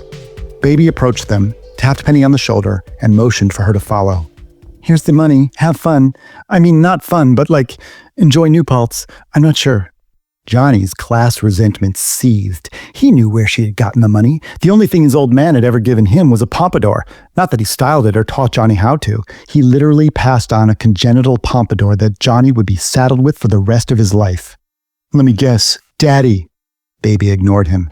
She didn't care. She had saved the day. She hadn't even joined the Peace Corps yet, and here she was already saving people. Watch out, Swaziland. "Sorry." Penny handed the envelope back to Baby. Baby was confused. Luckily, Billy had appeared out of nowhere, ready once again to fulfill his important role as Mr. Expository Guy. "The doctor is only going to be in New Paltz on Thursday. Thursday is when Penny and Johnny do their mambo act at the Sheldrake. The Sheldrake is another hotel, and if they don't show up, they lose their salary and next summer's job too." Baby thought fast. "Can't someone else fill in?" "No, Miss Fix-It." Johnny was mad. Baby's heart fell at his tone, but then leapt when she realized he was also a fan of the Mr. Men books, something in common. She made a mental note to get his take on Mr. Messy, Mr. Grumpy, Mr. Tall, and last year's sleeper hit, Miss Chatterbox, if she could ever get him alone. "No one else is available. We all have jobs here." Baby looked around the several dozen young women dancing within feet of them, seemingly available in the evening and probably game to learn mambo, but that was neither here nor there. What about her? Billy pointed at Baby, advancing the plot forward in a way only he could. Her! Johnny's response was a little extra. He really leaned into it. She can't dance. She can't even do the merengue. That's the craziest thing I ever heard. It was sort of crazy. Not make a 2-hour movie about Jews and abortion without saying the words Jews or abortion even once crazy, but crazy. Penny was getting frustrated. Johnny, I really need this. Johnny's fury grew. No, nada. 9. No way, Jose. No. Oh, no. Never, no. Abso-fucking-lutely fucking not. Penny clarified. So, just so I understand, you prefer that I carry this baby to term so you don't have to dance with this girl one time. Johnny didn't miss. Correctamundo, toots! Interior cabin, day. Close-up of Johnny and Baby's feet facing each other. In shoes, you little freaks. Before the music even begins, Baby steps on Johnny's foot, making him wish he could get the fuck out of the Catskills and go back to college. Ow! Start on the 2. TWO. 1, 2. I'm sorry, okay? This is my first time doing this. I've never been away from my daddy for more than an hour. Johnny puts on a random Spanish record. Neither Johnny nor Baby speak Spanish. Nevertheless, he leads her to dance to the beat. Now it's 1, 2, 3, 4. 5, 6, 7, 8. No, dancers can't count that high. It's just 1, 2, 3, 4, again and again. Pull back to Johnny and Baby in dance position. Their arms touch, with plenty of room for Jesus between them. Baby is dressed in khakis and a light shirt. Johnny in polyester. It's summertime in New York State and it is unbearably humid. His ass is almost certainly soaked with sweat. They begin to dance and Baby immediately steps on Johnny's foot again. Angle on Johnny and Baby's reflection in a mirror. She's dancing alone as he holds her posture steady. He's limiting his movement due to a raging case of swamp ass. 2, 3, 4. 2, 3, 4. Baby is totally nailing it. The kid can count. Exterior later. A cute narrow bridge over a stream connects to a stairway that winds up a hill into the woods. Baby practices the moves she just learned. What appears to be a lot of walking forward and backward over and over in a 4 count is apparently a complicated dance she's struggling to master. No matter, she moves freely as if she's an adult on her own and not a young woman who still calls her father daddy. Interior, a secluded cottage in the woods. The next day. Impossibly, Baby is still practicing the same dance move. Arms raised like a doll in the Nutcracker, she takes 2 steps forward and 2 steps back. Again and again. This could be the hokey pokey for all we know. Although he's had time to find something else, Johnny is once again wearing polyester. Stay on your toes. Baby steps forward on 1 foot. It hits the floor like a shoe filled with cement. On your toes, please. We have to get this before your dad realizes you're gone. We're fine. This is the only week of the year he and my mom have sex. He won't notice I'm gone till Saturday. Listen to me. This is the most money I make all year. We have to get this right. Okay. I'm focused. Close up on Johnny and Baby's feet. In shoes again, perverts. They do a simple dance to the music. Baby is feeling it like a 40-something white woman at an outdoor Fleetwood Mac concert. Johnny corrects her rhythm. Dance to the beat, not the lyrics. We see their feet do a simple spin. Finally, another step has been added. At this pace, it could take them till the end of a Dirty Dancing trilogy to learn the big dance. They continue practicing until Baby has to get back home to Mommy and Daddy for dinner time. Exterior. Wooded path from before. The next day. Baby dances across the bridge alone in a way that tells you she just heard about sex for the very first time. She flings her body along the bridge sensually like a cat that's just eaten a truckload of catnip. Interior cabin later. Johnny and Baby are back at it and he is trying to explain music to her in a more primitive way. He puts her hand on his chest. Feel my heartbeat? It's a rhythm, like a song. Are you getting this now? Baby nods. The only rhythm she's ever known is the absurdly loud bong that belts out from her family's grandfather clock twice every hour. Baby stares into Johnny's eyes, mesmerized. Johnny stares back, guiding her through the steps. Together, 2, 3, 4. Baby nails the moves, never breaking eye contact with Johnny. It's in this moment that the virginal baby becomes a woman. Exterior dance studio. The next day, Baby runs toward the dance studio with the urgency of Lassie alerting the town to a house fire. Interior dance studio. Moments later, Baby wears a matching bra top and short shorts, pink with white polka dots. It's clear her mother bought this for her as a congratulations for growing boobs. Her abs are shredded like a woman who's about to step into the octagon with Ronda Rousey. Johnny is, reliably, in polyester pants. Eyes up here. Stop looking at my dick. Baby looks up. He adjusts her arms. Lock your arms like a praying mantis. There you go. He places her arms into position. Arms up. No one wants to watch limp arms flapping around. Baby and Johnny dance. Her form is now nearly perfect. Penny has been creepily watching from the corner. Johnny motions for her to come in. She dances behind Baby, guiding her hips. Baby stares up into Johnny's eyes like a puppy who's being rescued. She wouldn't notice if Penny dropped dead. Cut to cabin. Later that day. Close up on Baby and Johnny's feet. In shoes, so don't even think of jerking it. They've finally progressed to practicing twirls, and Baby is stomping all over Johnny's feet again.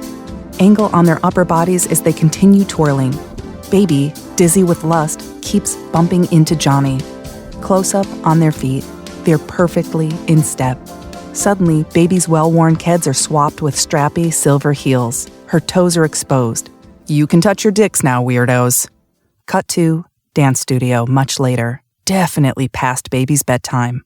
Johnny sits still on the floor, pouring sweat. He watches Baby and Penny dance in matching fishnets and silver heels.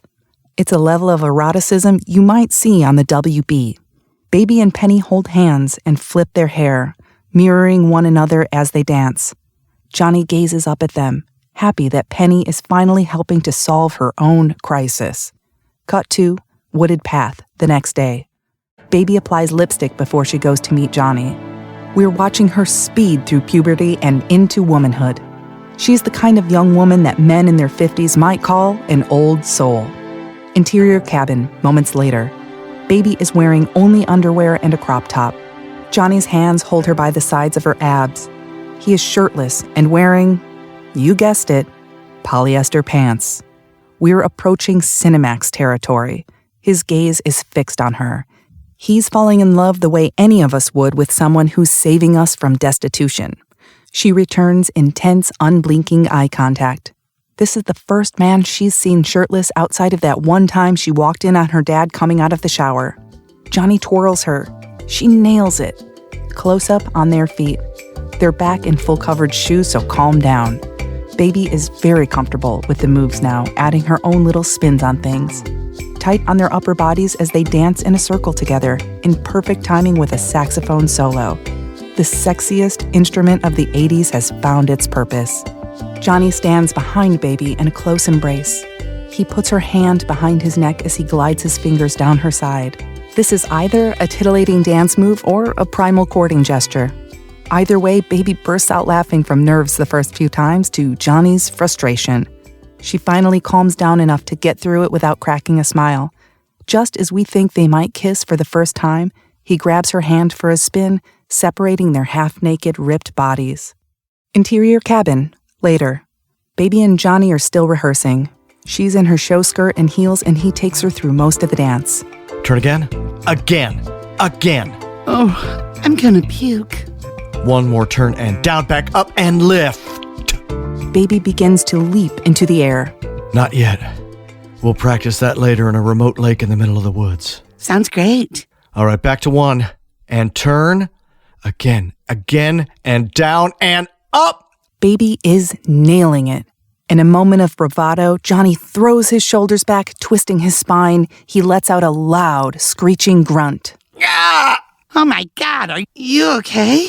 No, I'm not okay. I'm a 30-year-old man who teaches dance all summer in polyester pants. I live in a cabin in a mosquito wonderland, and I get hit on all day by old ladies wearing musky perfume. I mean your back. Back's fine. Let's take a break. Exterior, outside of the cabins, continuous. Johnny and Baby walk through the pouring rain without a hint of urgency. Baby in a hooded raincoat and Johnny in a black leather jacket. No hat, no umbrella. No one else in the entire state is as ill-prepared for the very predictable summer weather than he is. They arrive at Johnny's car. It's one of those cool old black things that dads nod at when they drive by. It's locked and the keys are inside. His only pair of pants must not have pockets. Rather than find a coat hanger to open the lock, remember this is before Roe, so wire hangers were plentiful, Johnny pulls a post out of the ground and breaks his own car window, giving himself another problem to fix later on top of everything else. A true gentleman, he opens the car door for Baby and she scurries inside. They drive off out of the town. You're a maniac. How so? Well, you make basically minimum wage and you just busted out your own car window. That's nuts. Weird thing to focus on. No, I love it. They drive for a long while through the winding, wooded roads of the Catskills. Baby's dad would be shitting bricks right now if he wasn't fucking his own wife into oblivion. Johnny parks the car in a clearing in the woods. This is the point in the story where most women go missing, but Baby is helping Johnny keep his job. Something to keep in mind, ladies. Exterior creek. Continuous. Johnny walks along a giant log that's precariously balanced across the creek. He jumps into the air. Baby gasps. In a split second, she realizes she doesn't know how to drive and could be stranded in the woods indefinitely if he falls to his death. Johnny barely lands back on his feet.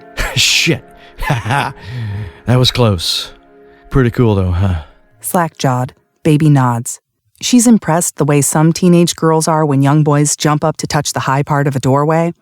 Johnny, what made you become a dancer? Well, I was waiting tables at a diner and this guy came in and he worked for this dance company. You know, like Barbizon, but for dancers. Guys only. Baby winces as Johnny continues jumping on the log. That's really cool. So they just picked you? Yeah, me and a bunch of my friends. Lucky break. Wow. Are your friends still dancers? They all quit, except for one guy. Where does he dance? He died. There's a weird pause. Baby frowns. Johnny shrugs and motions for her to come toward him. She shakes her head no. He walks toward her, extending his hand. Baby giggles, nervously. Is she really about to stand on a log that's 3 feet off the ground? This is the most dangerous thing she's ever done. Oh my gosh, oh my gosh, oh my gosh, oh my gosh. You're okay. I do this all the time. It's where the agency brought us to rehearse. Baby gives a look of suspicion. She may be a severely sheltered 17-year-old, but group dance lessons in the woods have got to be a cult ritual. This frightens and intrigues her. She'd join a cult with Johnny any day without hesitation. Finally, after this swirl of thought settles, she takes Johnny's hand and stands up. They lock arms. You're doing great. Now don't look down. Just hang out on my rock-hard arms. Baby happily follows his instruction. They slowly start to dance. Close up on their feet. They carefully walk back and forth to the beat. They're barefoot again. Go get your lotion, you foot fetish freaks. We pull back, revealing the gorgeous scenery behind them. Baby is enthralled with Johnny. She'd start a new life right here in the woods with him if he asked. They move back and forth on the log, innocently freestyle dancing like Mia Wallace and Vincent Vega. If this were a documentary, this would be the flashback scene right after we learn that he brutally murdered her. Cut to exterior, a big open grassy field. Johnny and Baby stand in knee-high grass facing one another. Johnny takes a few steps backward. All right, on the count of 3, you run towards me as fast as you can and you jump up into my arms at the last second. But what if you hurt your back? Like the day you yelled at me? I thought we moved past that. I'm just saying, maybe we should look out for your back, since apparently it's so frail. Okay, that's rude. Well, it's part of the dance, so we have to do it, all right? On 3. They both crouch down, like 2 sumo wrestlers preparing to battle. 1, 2... Baby throws her body forward, pretending she's going to run before he's ready. Baby! Just kidding. For real this time. 1, 2, go! Baby runs toward Johnny, chickening out at the last second and only doing half a jump. Oh, sorry. Johnny begins walking backward. It's okay. Again. 1, 2, go! Baby runs toward Johnny, jumping into his arms. He raises her halfway up, the way someone would if they were trying to get a close-up look at an infant, then puts her back down. One more time. Johnny takes several steps back. Okay. 1, 2, 3! Baby rockets toward Johnny at full speed. She jumps at exactly the right time, but now with too much momentum. Johnny lifts her high before tipping backward. They giggle, tumbling into the grass like Simba and Nala. We know what that means. I know a better place for us to practice. Exterior, lake. A little later. Baby and Johnny stand facing one another in waist-deep water. Her hands rest on his shoulders. Johnny crouches down slightly with his hands on her waist. Okay, bend your knees and up! Baby jumps as Johnny lifts her above his head. That's it. You're doing it. Don't move. Don't move. Baby holds a swan dive pose for a few beats before she tips forward, shrieking and diving into the water. Johnny falls back with her, his legs kick up to reveal that he's wearing, you guessed it, polyester pants. The man cannot be stopped. Baby swims backward toward Johnny, splashing and giggling. They embrace for a moment, catching their breath before they get back to it. The sun is setting, and it's likely that Johnny's legs are covered with leeches under his soaking, wet dress pants. All right, let's try again. Ready? Bubbles come up around her as she finally lets out the farts she's been holding in all week. Ready. Baby crouches down before springing into the air, seemingly powered by the force of her own gas. Johnny holds her over his head. Good. You're doing good. Hold it. Baby holds steady for a few beats before diving back into the water. She swims back to Johnny, throwing her arms around his neck. Okay, that wasn't bad. That wasn't bad, baby. One more time. Okay, Johnny. One more time. Baby crouches down one last time, arms raised into the air. Johnny holds her tightly at the waist. Go! Baby jumps, springing up above Johnny's head. They're going to nail this f***ing dance. Novelizers, Chapter 8, Trash, Trash, Trash. Written and narrated by Ian Brennan. I can't believe it's tonight, intoned Baby, breathless as she and Penny ran hand in hand in an inexplicable hurry to get inside a building that looked more like a funeral home than a dance studio. Honestly, there was nothing dance studio about the place. Bed and breakfast, maybe? Or like one of those places on the East Coast where you'll have been routed off of I-95 and suddenly it's only kind of a freeway because there are suddenly stoplights. And then one of those weird, are we still on US Route 9 intersections? There's like a Napa Auto Parts and then Kitty Corner is what looks like a house. Like there's no way it wasn't zoned purely as residential. There's like a flower boxes hanging off the windows upstairs.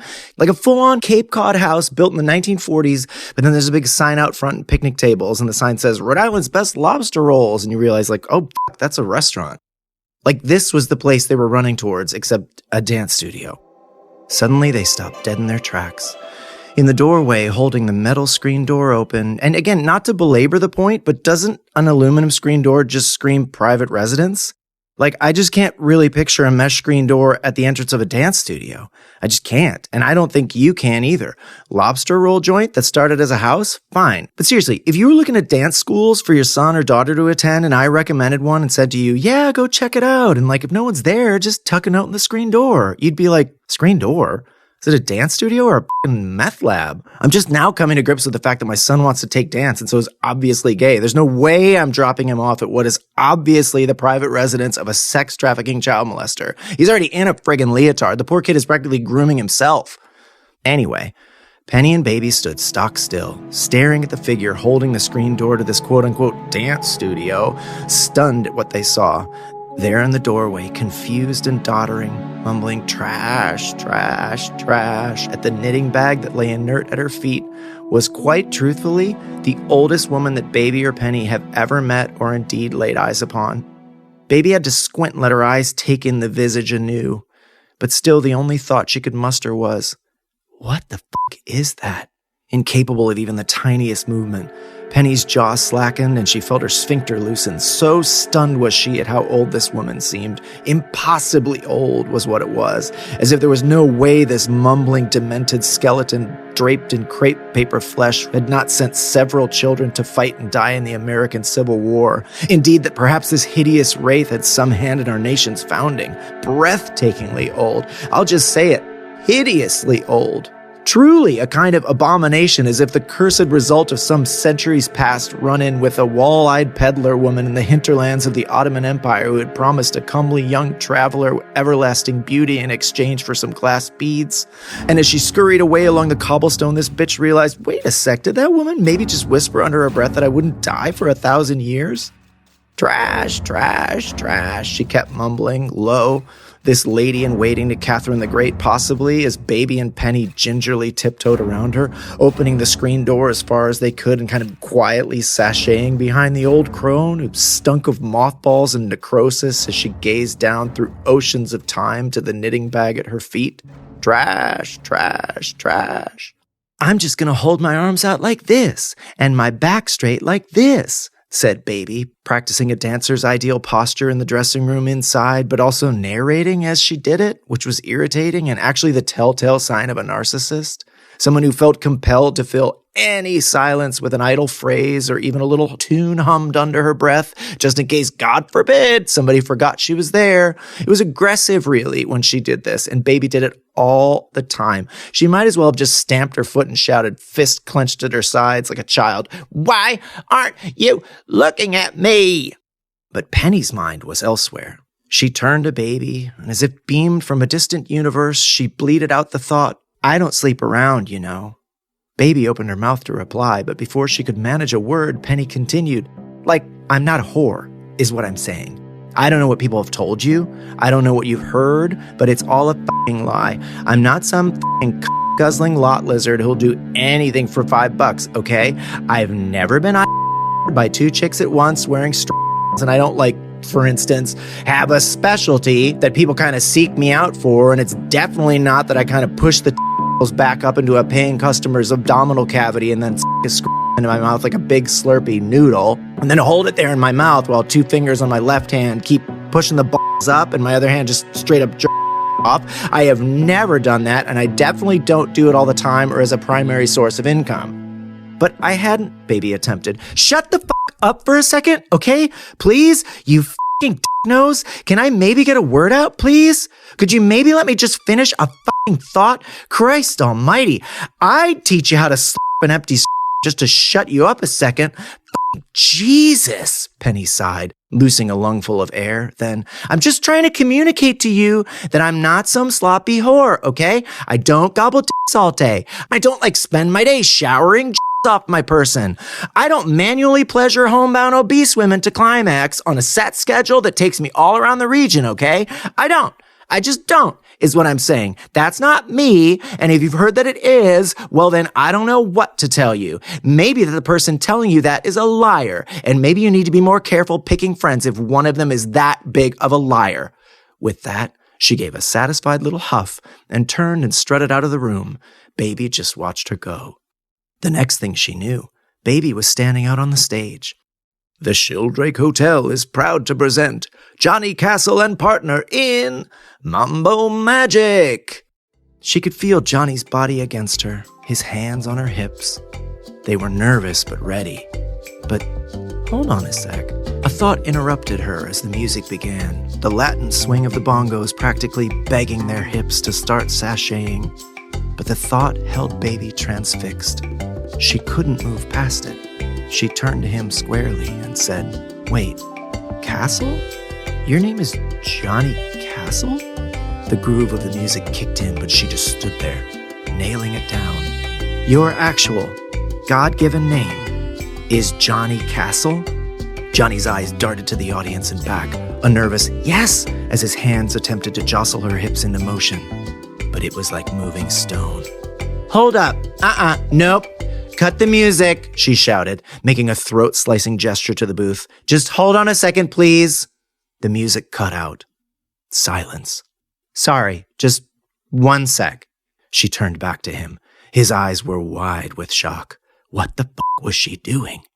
Baby cleared her throat with a tiny ahem and said simply, "No, it's not." "No, what's not?" he asked. "There is no way." Silence. That's your name." She turned to the audience. "I mean, back me up here." Then back to his look of complete surprise. "That's just not a real name. You're telling me your surname is Castle?" "Yes. I have never once heard that as a last name. What nationality is that?" "Welsh," he stammered. That's what she thought he'd say. Baby was now a dog with a bone. "Oh, no. No. I'm not an ethnographer, okay? I'm not some scholar of the pre-Roman Celts, right? I'll give you that. But I'm pretty sure that if you were Welsh, your last name wouldn't be Castle. It'd be like Lowenthal or some Wouldn't be Castle, my friend. Pretty sure it wouldn't be both the very symbol and instrument of imperial domination and ethnic and linguistic cleansing. Wouldn't you agree?" Johnny was shaking. A terrified whisper. "Why are you doing this?" Baby's hands flew to the sky. "Doing what? As far as I can tell, all I'm doing is asking some questions. Is that illegal now?" She threw the histrionic gesture to the audience for a moment, then back. A pin could drop. No one in the room could move a muscle.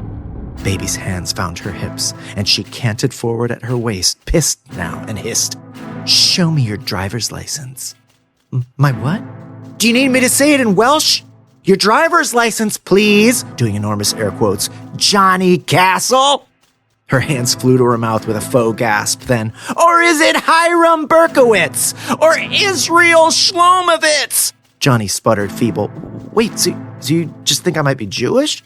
Her hands flew up again, her body an incredulous histrionic why. "Well, you sure ain't Welsh! Not with a name like Castle!" "I don't have it." She leaned in again, her hand to her ear. "Wha-za? Huh? Como se dice?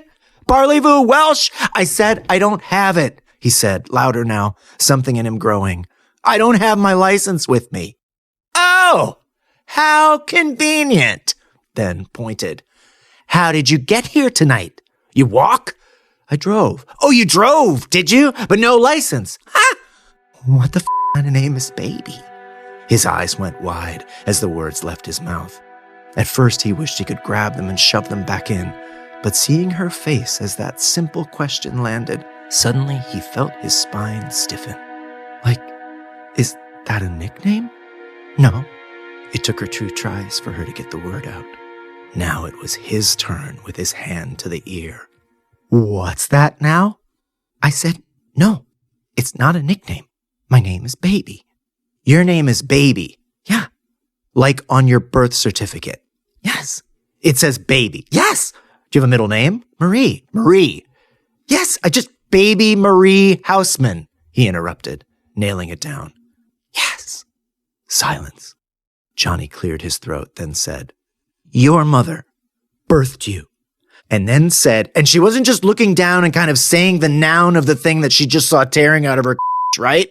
Like she wasn't just naming the thing she saw, she was naming you. Baby, yes.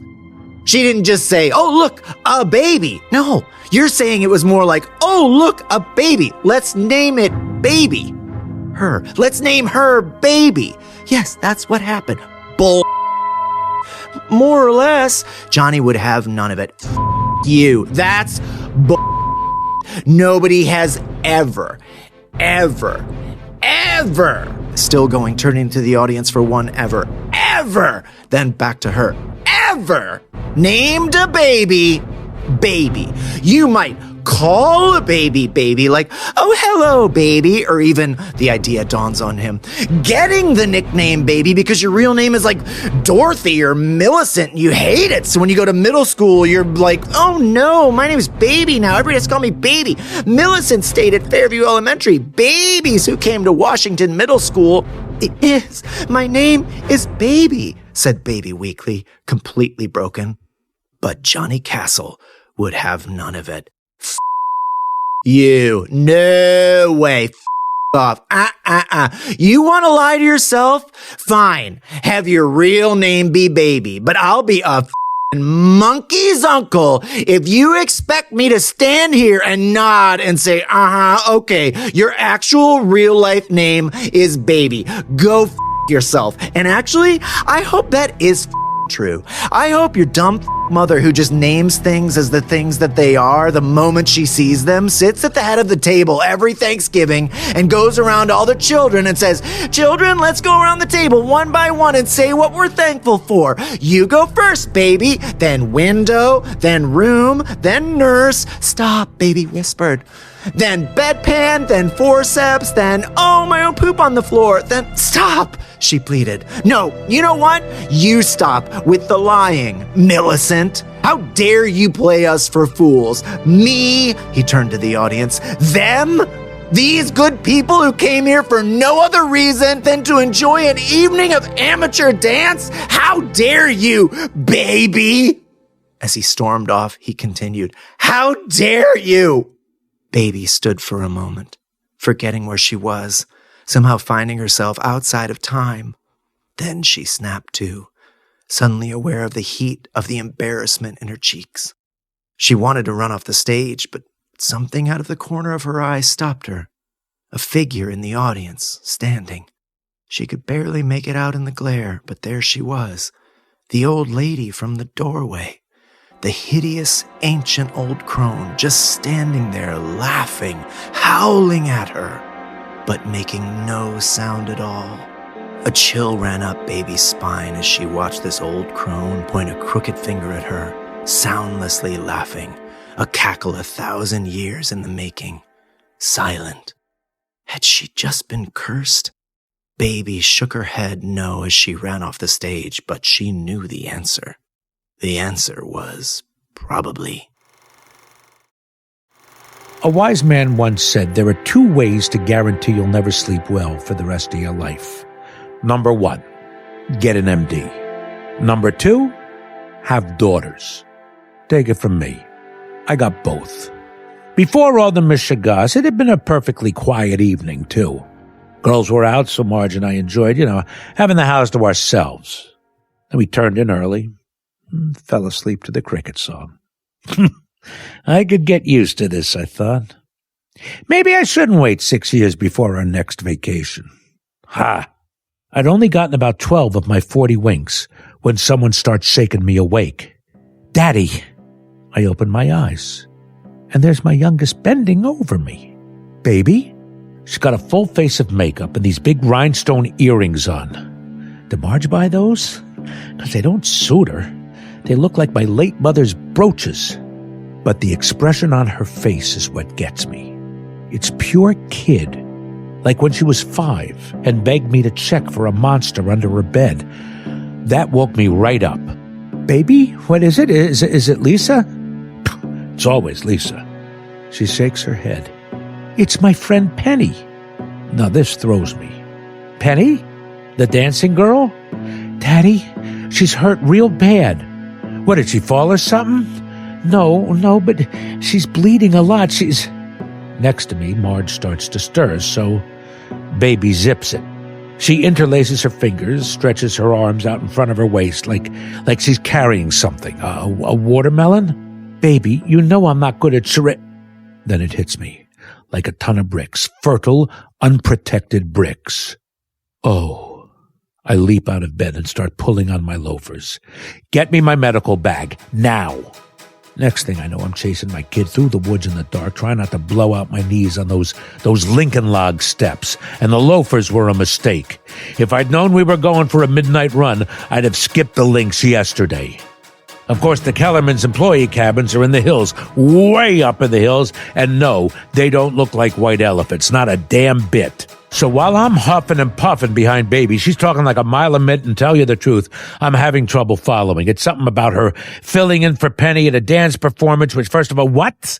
I know for a fact Baby inherited both my left feet. Next, she's riding home in a car with glass all over the backseat. Now, mind you, she won't tell me who's driving, so that's going to be a conversation. And before you can say some kind of wonderful, she gets to Penny's to find her all carved up.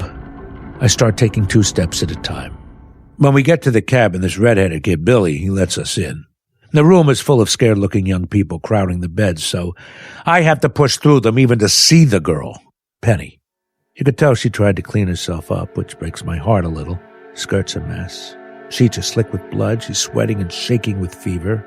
I mean, they took this girl to the worst kind of butcher. Someone I wouldn't trust to cut my pastrami, let alone my... Well, you know. Well, the poor girl. Doubt the putz even washed his hands. Speaking of putzes, don't even get me started on the guy with her. I recognized him from the dance floor at Kellerman's. You know the guy, the greaser. One who dresses like a geriatric jet who missed the rumble. What's his name, Jackie? Francisco? Anyway, this mook's sponging her forehead like he's Florence Nightingale and not the schmuck who knocked her up because he couldn't keep it in those tight pants of his. I got no patience for men like that, not a shred. Please, don't get me started. In hindsight, it seems inevitable that something like this would happen. Sure, it's all foxtrots and congas on the main floor, but you hear stories about how these kids dance when they're alone. Close. Too close. They're not leaving room for Hashem, if you catch my meaning. I examine the girl. Penny's teeth are chattering, but the bleeding is starting to staunch. When I palpitate her abdomen, she moans. I know, dear. Can you take a deep breath for me? Yeah, that's good. Okay. We're going to take care of you. Penny nods. She's squeezing my hand like a vice, poor girl. But she's putting on a brave face. Braver than her deadbeat dance partner, who now looks about ready to spew. What's that they say about Ginger Rogers? She did everything that Fred Astaire did, but backwards and in high heels? Ain't that the truth? Doc, please, is she... Mr. Rentawalt sounds like he's schwitzing as bad as she is. I turn around to give him the what for and almost choke when I see Baby. My baby, clinging to this meathead's bicep. And he's not batting an eye. Suddenly, I got a sinking feeling I know whose car she was in. Frances Eleanor Hausman. Tell me you didn't. All right, look, I got bigger fish to fry. But can you blame me? She's a month away from starting at Mount Holyoke, for Pete's sake. I mean, call me naive, but I thought we dodged this bullet, and now I find out she's playing backseat bingo with a grown man who's shooting live ammo with the safety off. Oh, this is such a Lisa move. Daddy? I can barely look her in the eyes. Honey, I'm doing my best to stabilize her here, but I'm a general practitioner. Who do you think I got in this bag, an OR suite? Well, I'm not Mary Poppins, baby. Yeah, she's teary again, and I can tell she thinks I'm mad about the $250, which I am. Now, don't get me wrong, it's not about the procedure. I'm not one to judge what a girl does when she gets in trouble. Hell, back in the day, Marge and I talked about it, when we thought we couldn't handle another Lisa. But I digress. The point is, it's the woman's business. But as a professional, all I'm saying is this was not a $250 level of service. More like $20 and a pack of smokes. What's really killing me here is that I raised Baby to have good judgment. And the baby I know wouldn't hand over her friend and a wad of cash to any clown with a folding table. And she sure as heck wouldn't go anywhere with the kind of man who'd sweep a girl off her feet, then drop her off in some back alley. I don't give a damn how good he plies. Come on, Jake, come on, just put it together, okay? You got a patient here. I turn back to Penny, and I try to be Dr. Hausman. Penny, were you given anything before the procedure? No ether? And she grimaces, she shakes her head. Clearly, this guy was running a Tylenol and lollipops type of operation. Now, stay with me now, honey. I'm going to give you something for the pain. Penny nods. She's got a death grip on the sheets, but she's hanging in there. Brave girl. She deserves better. I take a syringe from my medical bag. I start preparing the injection. As if the peanut gallery wasn't vocal enough. Now, Billy's back, and boy, he's got questions. Doc, what's the needle for? Where's it going to go? Is she going to die? I sigh. Billy, I need you to do a very special job for me. Anything, Doc. Go stand on the porch. In fact, everyone, go stand on the porch. I get a little uneasy watching Baby walk out with cut-rate Elvis the pelvis, but Surely nothing puts the kibosh on a necking session like watching your old man patch up his other girlfriend's botched abortion. I cannot imagine any hanky-panky following that. Now it's just me and Penny. I think everything's going to be all right, but you know what they say. Hope for a miracle, but don't count on it. She's still taking deep breaths. What now, Dr. H? I swab her arm, and I give her the injection. Soon we're going to fade to black, and when you wake up, you're going to feel right as rain. It's an old trick I learned in medical school.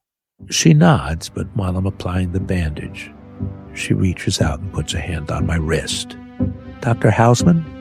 Yes, dear. Do you think it's always going to feel like this? You see, this is the question that keeps me up at night. I think about Penny and the man with the rusty knife and burning monks and men trapped in a mine shaft and those police dogs being used in Birmingham, and I think about the world that Baby and Lisa are going to inherit. And I think about who my kids are. My girl who's going to change the world. My girl who's going to decorate it. No, Penny. No, honey, I don't think so. I'm telling her the truth, too. You know, these days, it seems like we can't trust anything to stay the same. Or anyone. Well, anyone but that footloose, feckless diamond dance dunce out there on the porch. And the way he's sniffing around my daughter, he's nothing but consistent. Penny murmurs something I don't quite catch. You can tell the medicine's kicking in. She won't remember any of this tomorrow, but for some reason, I keep talking.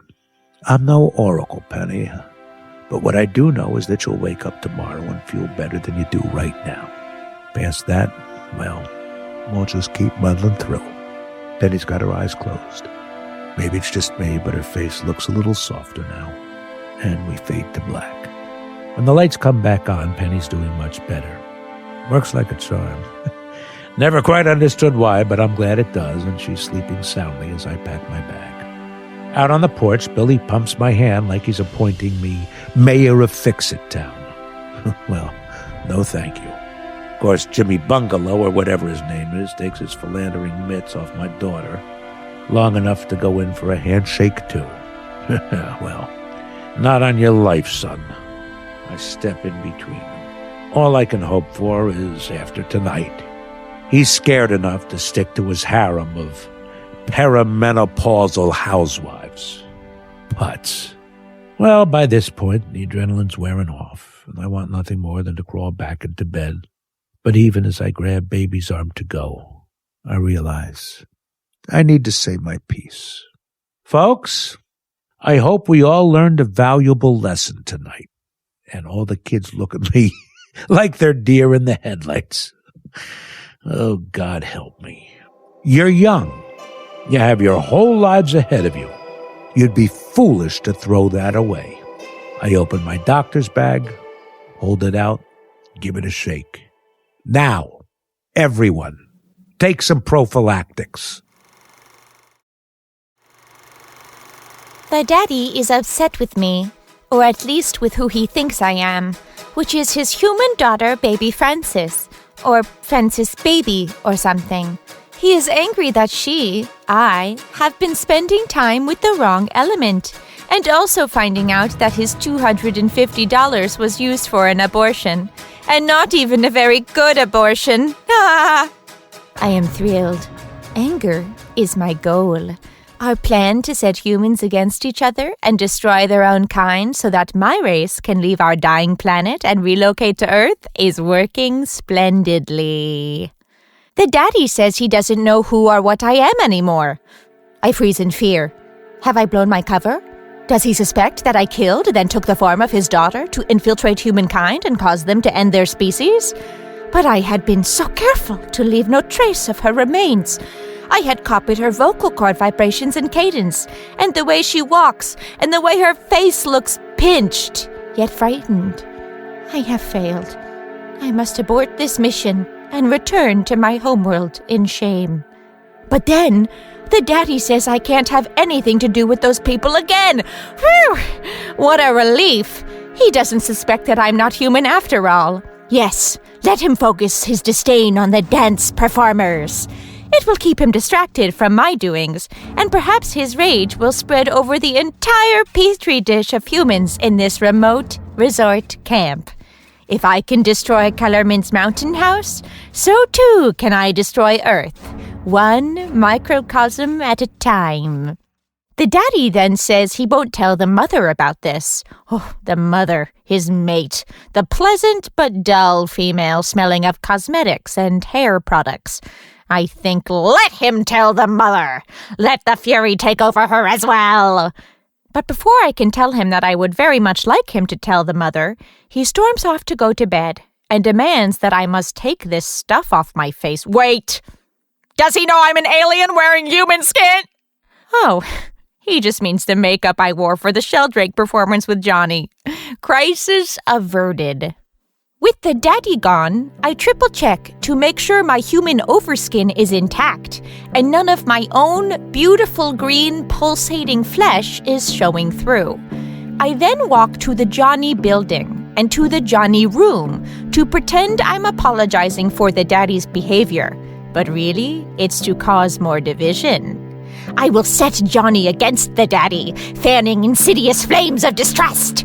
When I reach the Johnny room, I knock, and Johnny answers the door without a shirt, yet wearing Cuban-heeled boots for some reason. The boots hit the wood floor hard, each step sounding like a wood floor walking loudly on another wood floor. I am envious of Johnny's half-nakedness. It makes me wish I could shed my faux human skin as easily as he shed his shirt. But I can't get out of this disguised skin until my task is done, and I'm safely on the way to my next mission. I enter the Johnny room. Now there will be seduction! Them's the rules. Is that what your people say? The Johnny room is stark. There are socks and empty bottles on the floor. There is music that is appropriate to 1963 playing on the turntable. I say appropriate to 1963 because sometimes I hear music in this place that feels wrong for the era. I strongly sense it belongs about 25 years in the future. I can't explain it really. I just know that in 25 years, saxophone solos would become very prevalent in popular human music if they are allowed to survive. This strengthens my resolve to destroy humanity before it's too late. There must never be saxophone solos in popular music. Johnny mumbles that it's not a great room. Jumping on a chance to sow doubt, I enthusiastically claim it to be a great room. But it is not a great room. It is merely perfectly adequate. We stand in silence for a moment as he digests my lie, conflict whirling in his brain as to whether it's a great room, as I stated, or not, as he stated. Confusion sown. Johnny picks up a pile of clothes off a chair so that I can sit, but he forgets to put any of the clothing on his own naked torso, the Cuban heels slamming on the wood floor with each footfall. He goes to shut the music off, but I insist he keeps it on, partly because it will stop anyone from eavesdropping, but mostly so it will drown out the jarring sound of the heels. I tell him that I am sorry about the way the daddy treated him. Johnny retorts that the daddy took very good care of Penny, without a hint of resentment towards the daddy.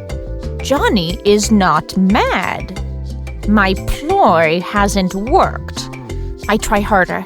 I say, it's my fault. That will set him against the daddy, and then all of humankind will follow suit, like your domino falling down game.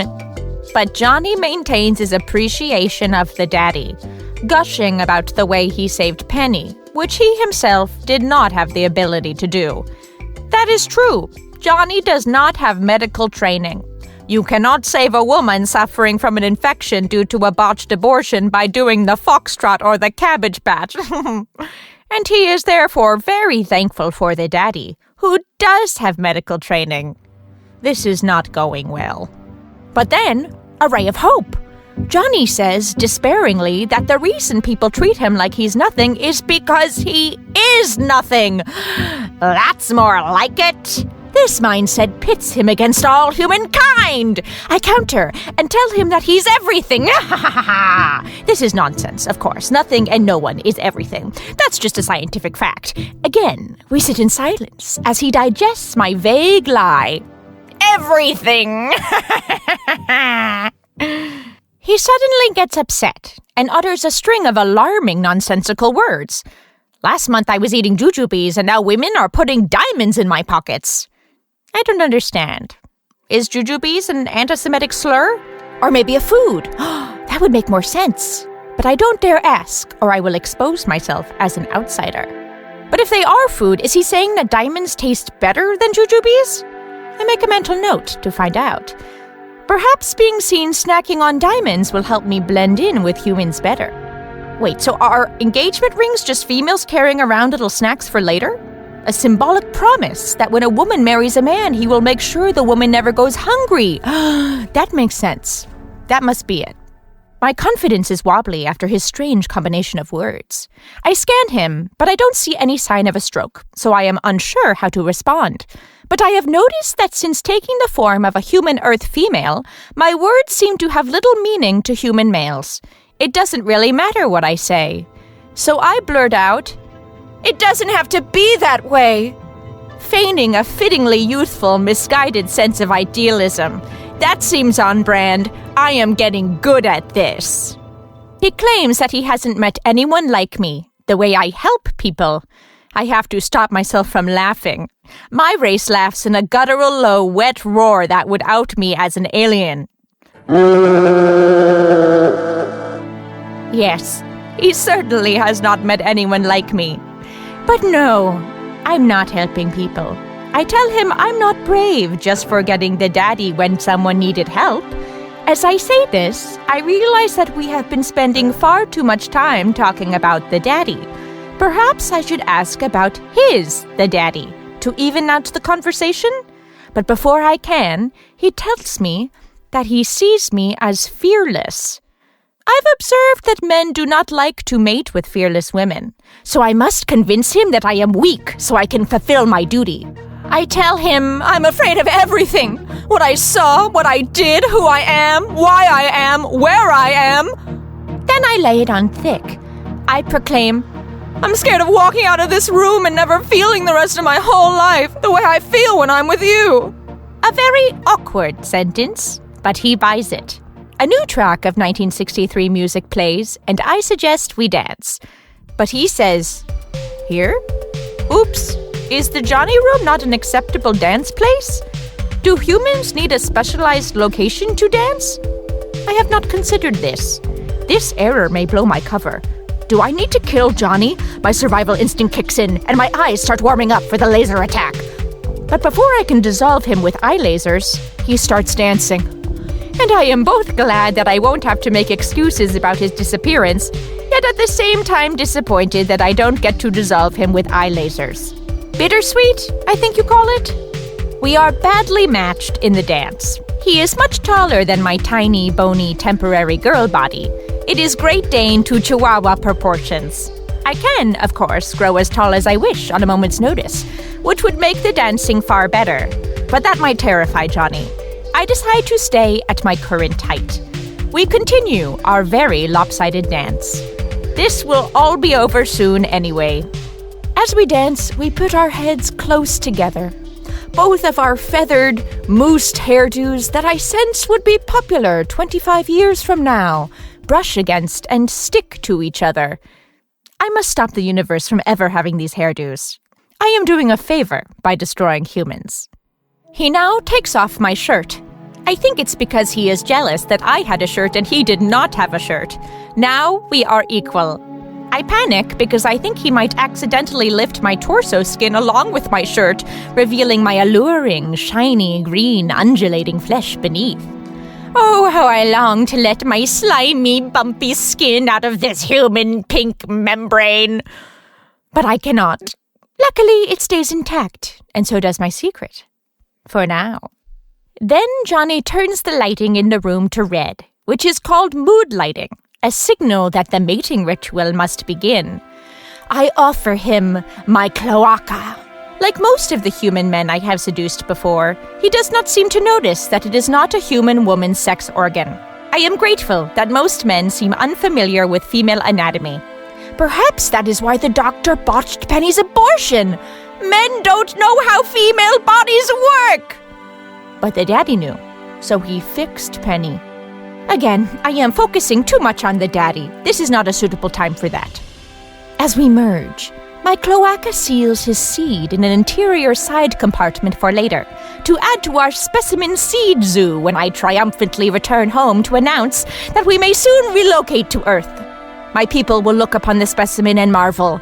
"Wow! Behold the man seed!" they will declare, and I will nod proudly, knowing that I was able to provide them with this rare novelty.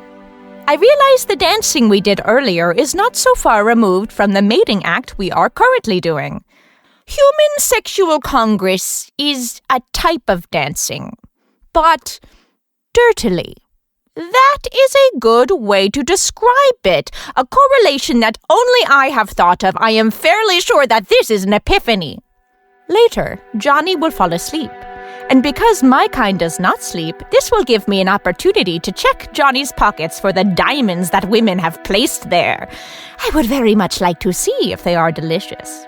But for now, as I feign human pleasure with the still awake Johnny, my mind buzzes with excitement about my future. Just one more week in this wretched place.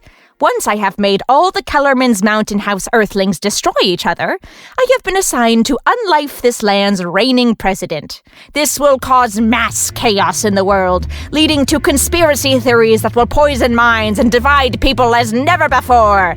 The perfect springboard to destroy all life on Earth. And I am weary of this human body. So for the new task, I think I will take the form of a grassy knoll. At least I will get to be green again for a while. And once I have ended the president, I am being reassigned to a mission in a remote scientific compound in Antarctica. A perfect testing ground to sow terror and paranoia. I think I will start by taking the form of a dog. And then, who knows, maybe mix it up a little.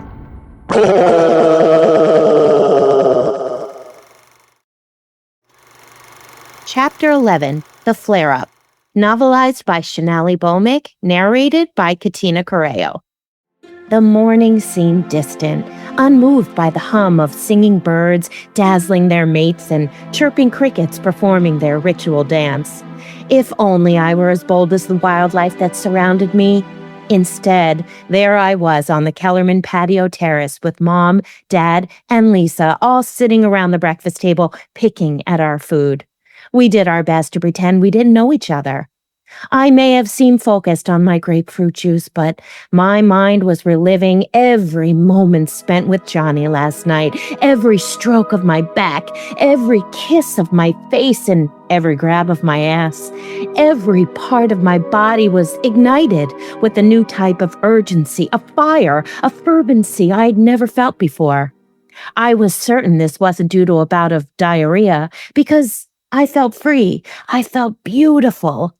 At that point, I knew not one case of diarrhea that made you feel that way. The silence at breakfast was broken up only by the annoying sounds of Mom and Lisa scraping the shit out of their grapefruits and the clinks of Dad's fork against his plate. He kept poking at his scrambled eggs, searching for answers as to where he had gone wrong as a parent. The irony was not lost on me, that as Dad continued to poke at his eggs, he was arousing thoughts in my mind of Johnny doing the exact same thing to me. I was struggling to hold it all in. I wanted Dad to know the truth. His assumptions were all wrong. Penny hadn't slept with Johnny. I had, and I was proud of it. I was an average horny teen, and this was how 17-year-olds rolled. In the sheets. Get used to it, Dad. As my family sat at a standstill, Stan's bodacious voice erupted over the loudspeaker, piercing the monotony of our wills. Hey, everyone! Auditions for Kellerman's Amateur Power Hour are happening today. Everyone is invited. If you can't sing, dance, or whistle a tune, surely you can pretend to be a pole. Mom glanced at Dad, who was still soaking into his food. As he stared into his eggs, the pain grew in his eyes and he dropped his fork. I didn't have the heart to tell him that his œufs brûlés, that's French for scrambled eggs, would not be saving him from his daughter's sins. Due to the silence, the seconds which passed felt like years. What the hell? It's not like I killed someone. Thankfully, Neil Kellerman rushed over to our table. I can't wait to see the Housemans on stage tomorrow. I bet you all are great at improv. Neil said enthusiastically. Well, some of us are. Dad managed to get out of his mouth as he looked at me for the first time all morning. I have to give it to Neil. He was the first person to get Dad to speak that morning. The concept of improv was something we'd never discussed in our household. We're much more of a song and dance type of family, but it's obvious to me now that Dad had wished we had. Jake, what is that supposed to mean? Mom exclaimed, reasonably confused. Well, Marge, we are getting the hell out of Dodge today. My hemorrhoids have been flaring up since yesterday, and I can't sit on these hard chairs any longer. Dad blurted out without flinching, although he was definitely clinching, if you know what I mean. Dad's newly discovered improv skills were quite convincing. The only rule I knew about improv was that you're supposed to yes and the other improviser. If Dad believed the rest of the Housemans would go along with his act, he sure as hell was wrong. Lisa erupted out of her chair.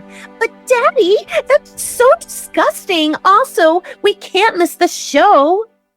Had Dad actually been aware that Johnny and I were banging each other? I mean, I shudder to think of what else he would have come up with. As it was, I was incredulous that Dad would expose his asshole issues to get us out of the resort. We've got to go. My butt is on fire, he yelled out. I stared at Dad with contempt. All I wanted was another chance to feel Johnny's body on top of mine. Neil, on the other hand, wanted more alone time with me, so he wouldn't let Dad off the hook. Don't leave before the show. You wouldn't believe how much average amateur talent we have here, Neil insisted. Lisa was simultaneously horrified and focused on her own agenda. We can't leave Kellerman's today. I was going to audition for the Amateur Power Hour with a dance. Mr. Houseman, we have some Metamucil and Preparation H inside the house, said Neil, intent on helping cure my dad's roids. Mom was taken aback mostly by the fact that Dad hadn't been keeping her abreast of his daily duties. Jake, I can't believe you've been keeping this from me. I had no idea your anus is on fire.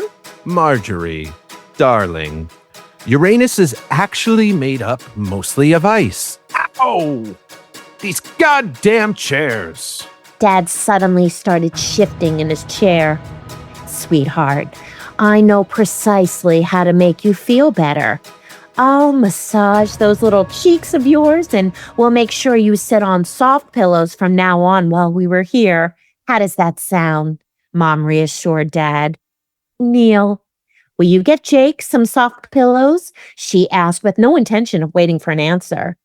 And just like that, moved by Mom's offer and the fact that he was obviously feeling like a louse for lying to our faces, Dad responded quietly, Okay, Marjorie, I think my ass can handle this for a couple of more days.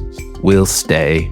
Honestly, there was no part of me that thought Dad would cave that easily. Listen, I get it. He's got a teenage daughter tied up in the drama of the resort carnies. Most dads would probably do whatever they could to stop the drama, but then again, maybe Dad knew more than he was letting on. My lotus was in full bloom. It would never be a bud again. The world would never see my petals in the same way again. There was no use in fighting the truth. Dad's face suddenly lit up with a new sense of calm. Lisa, what kind of dance are you going to do at your audition? I was always Daddy's girl, and getting Dad's attention was all Lisa wanted in life. I was planning on doing a pole dance, or a river dance, or a pole dance. What's your favorite dance, Daddy? Lisa asked excitedly as she saddled up to Dad and chased him out of the breakfast area like a puppy dog waiting for her treats. It was annoying as hell. I snuck off to the Carney cabins to check on Penny with the ulterior motive of seeing Johnny again. I opened Penny's cabin door and let myself in. Penny was smiling, laying in bed on top of her bed covers in a pink plaid robe. She looked so much better medically speaking, but stylistically speaking, I wasn't into her look or her cabin's interior design. Her robe clashed with the hippie-inspired decor she had going on within the cabin. Don't you think all these pink Indian tapestries are a bit overkill? I mean, is your interior decorator the Maharishi or what? Penny sat expressionless, and I realized I needed to stop with the judgment and subtle racist comments. Not everyone has amazing taste in interior design like I do, so I quickly changed my tune. Pink is such a soothing color, and it suits you. You look like an angel, Penny, I said enthusiastically. Penny chuckled. Did you know Dr. Houseman makes house calls? I'm so thankful. I sighed with relief. Thank goodness I just missed my dad. He can be a great guy, but as of late, he's been being a dick, mostly because I'm hanging out with you and your Karn and, friends. Penny didn't feel the need to respond. I can't blame her. Her abortion almost killed her, and I'm making small talk about my teenage drama. We heard a knock at the door, and lo and behold, my knight in shining hairspray strutted through the door. Penny's face lit up like a college student's Christmas tree. You know, the kind with only one strand of lights and there's still some dark parts like in the tree. Johnny! Penny shouted as she quickly sat up in her bed, bursting with joy. I can still procreate, she announced. Johnny could tell by Penny's enthusiasm that he should be excited for Penny. That's great, Penny. What does procreate mean? He asked. Penny and I glanced at each other and giggled. So how did your two's performance go last night? Penny asked. Your two? That's a great name for a band. Johnny replied, laughing to himself. I was dying to tell Penny all the details about last night, but I knew I had to do my best to appear blasé. Oh yeah, last night was cool, I said using my best vocal fry affectation. But the fry didn't last long and my nerves rammed up. But honestly, I wimped out and I didn't do the damn lift, I blurted out. Johnny downplayed it all, although I knew exactly what he wanted to say. He wanted to explain how the lust between us elevated on another level during our performance. I could see it in his eyes, which were shifting back and forth like one of those scary portrait paintings in a haunted house. Well, Penny could see it too. Nothing could hide the animal attraction that existed between us. Penny scolded us. Hey, you two, snap out of it. Neither one of us responded to Penny. The awkwardness of the moment only made the silence louder. I opted to get out of the cabin as quick as I could, make it easier on Johnny. Johnny, what the hell are you doing? You're a horn dog. No, you're hornier than a horn dog. You're a horn dog deluxe with an extra dose of horn on top. Penny excoriated Johnny with no sign of quieting down. You shouldn't be sleeping with a normie, she yelled. Johnny began to fidget with the shirt, pulling it away from his chest so as to get some air. I have this under control, Penny, he mumbled. Penny rose up out of the bed as if she was about to slug Johnny. Johnny, that's the problem. You have too much control. She's a baby. Baby is a baby. So what? I'm a man-child. Well, you have a point there. But Johnny, you need balance. You must unblock your chakras now, Penny retorted. Believe me, Penny, my chakras are far from being blocked, if you know what I mean. Johnny chuckled to himself. Penny reached over to her nightstand and picked up her cherished Rudraksha beads. She placed the beads over Johnny's head. Recognizing that Johnny was in dire need of toning down the horn, Penny closed her eyes and meditated for Johnny's balance and happiness. I was seated outside on Penny's cabin porch the entire time Penny was yelling and meditating for Johnny. I was literally on the steps, panting like a dog in heat, hot and bothered, longing for Johnny's smell, his body and his touch. I couldn't wait to get my fingers stuck in his hairspray again. Just as Johnny came out of the door, I jumped up, braced myself, and slammed my back against the cabin wall. I had no fear of being caught stalking Johnny. I wanted him, and only him. I wanted him to feel the urgency of my desires, the way a 17-year-old who just lost her virginity and can only think about sex does. Johnny made it clear he was uncomfortable with my presence, but I don't think it was the stalker in me that bothered him.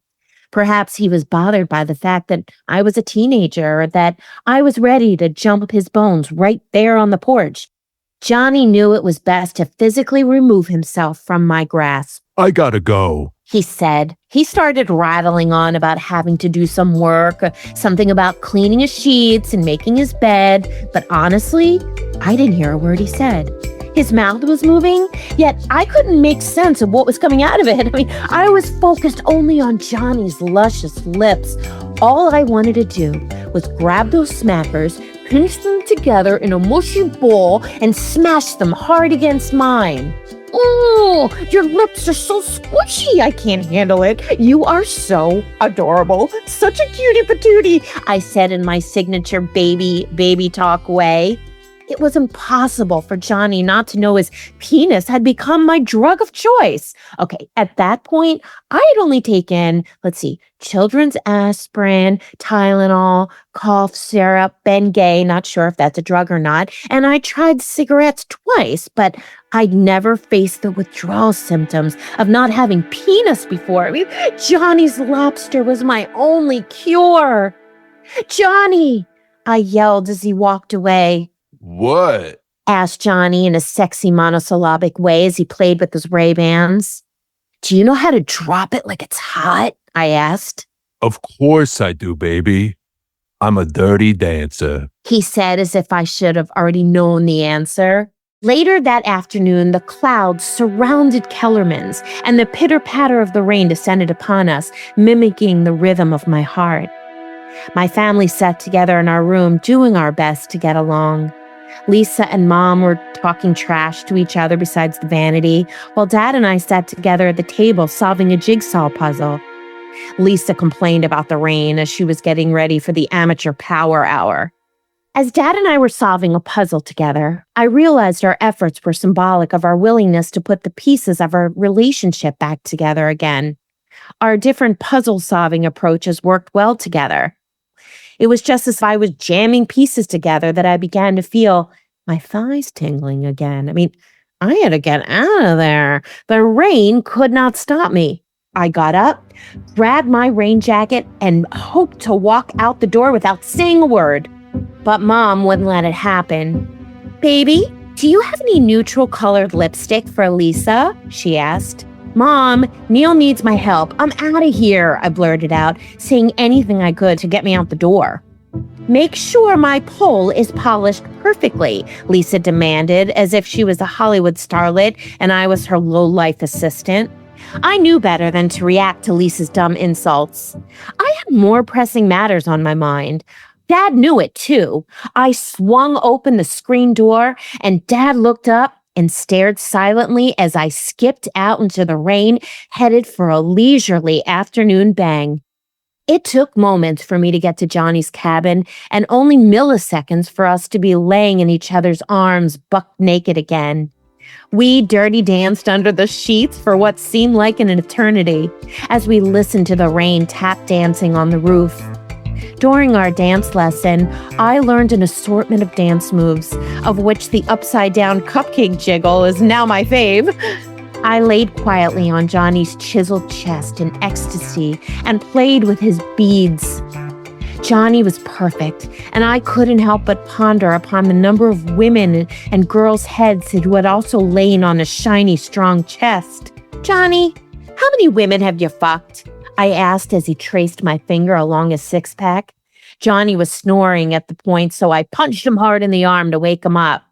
How many women have tasted your hot dog? I asked again. Like a freshly caught fish flopping on the ground after being unhooked, Johnny started shifting around in the bed. Baby, those are two different questions. I really didn't give a shit about what his answer would be.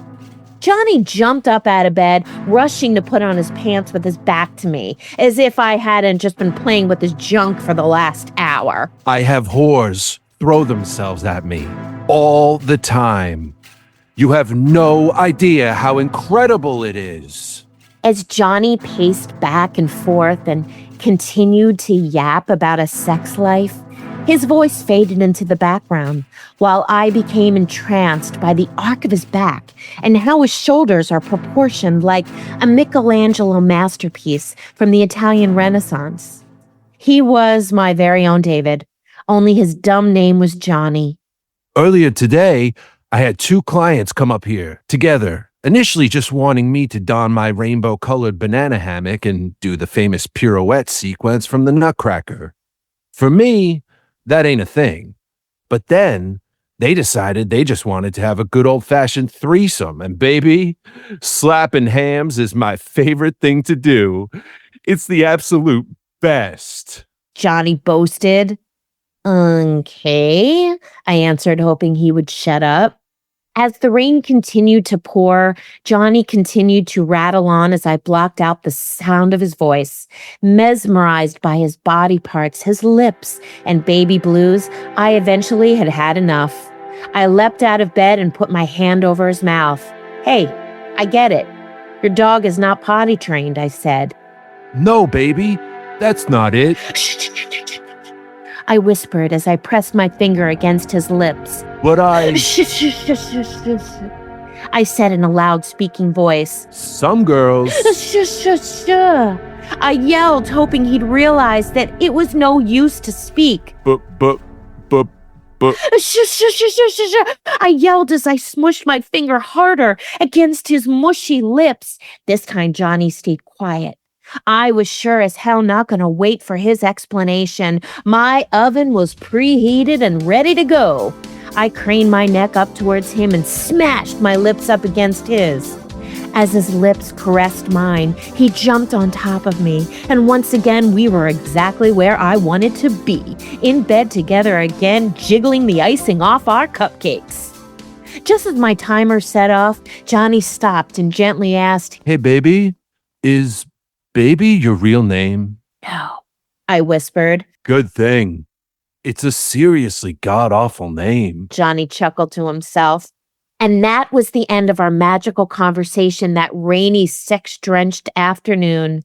I didn't feel the need to tell him that he's got a dumb name because what's in a name? Am I right? Later that night, when it was an appropriate time to go to bed, Lisa was lying beside me in her bed, both of us preoccupied with visions of dirty dancing men in our heads. Out of nowhere, Lisa spoke out into the night at a relatively loud talking volume. I've decided I am going to do a lap dance for Robbie. The shock I felt hearing her choice of dance forced me to shoot up out of my bed. No, you must do the cha-cha first. Ease into it. He's not worthy of a lap dance yet, I exclaimed. Baby, give me a break. You don't care about me lap dancing. You're just jealous because Dad thinks I'm a better dancer than you. You can't stand that he dances with me now. Go to hell, said Lisa as she pulled up her covers, convinced she told me. I laid back down in my bed and smiled to myself as I snuggled up in my covers. Who do you think taught me how to drop it like it's hot?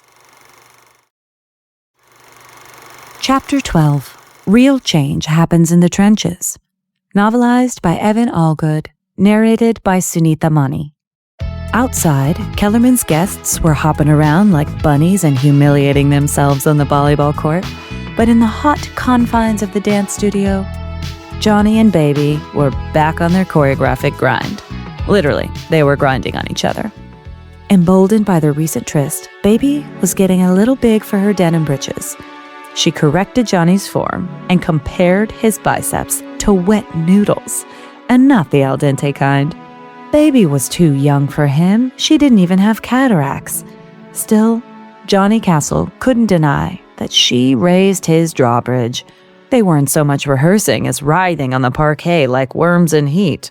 The floors were filthy, coated in a thick film of dust and mouse droppings, but then they didn't call it clean dancing. Before long, they were competitively lip-syncing to some song whose lyrics were heavy on the baby. That summer, it felt like they all were. Johnny dropped to his knees and blasted a killer air guitar riff in Baby's direction. He could practically see the sound waves radiate outward from his rippling arms, landing square in her pelvis and sending a jolt of pleasure into her nether regions. Johnny'd penetrate her dance space, all right. He was taking a big whiff of Baby's magnificent midriff when that smug whelp Neil crashed the party, coming up the stairs in a stupid gray outfit that underscored his sickly complexion. Why did he always look so greasy? Was he eating those god-awful Danishes that Kellerman pushed on people? Those things were pure garbage. Dance lesson, baby, Neil said. Boy, nothing got past him. No wonder he was the boss. Neil offered to teach Baby some moves, and it took all of Johnny's willpower not to squeeze the life out of him like Bruno Sammartino. Instead, he switched the record player off with a comically loud scratch, startling Neil, who jumped like a cat after a car's backfired. Imagine being frightened by the cessation of sound.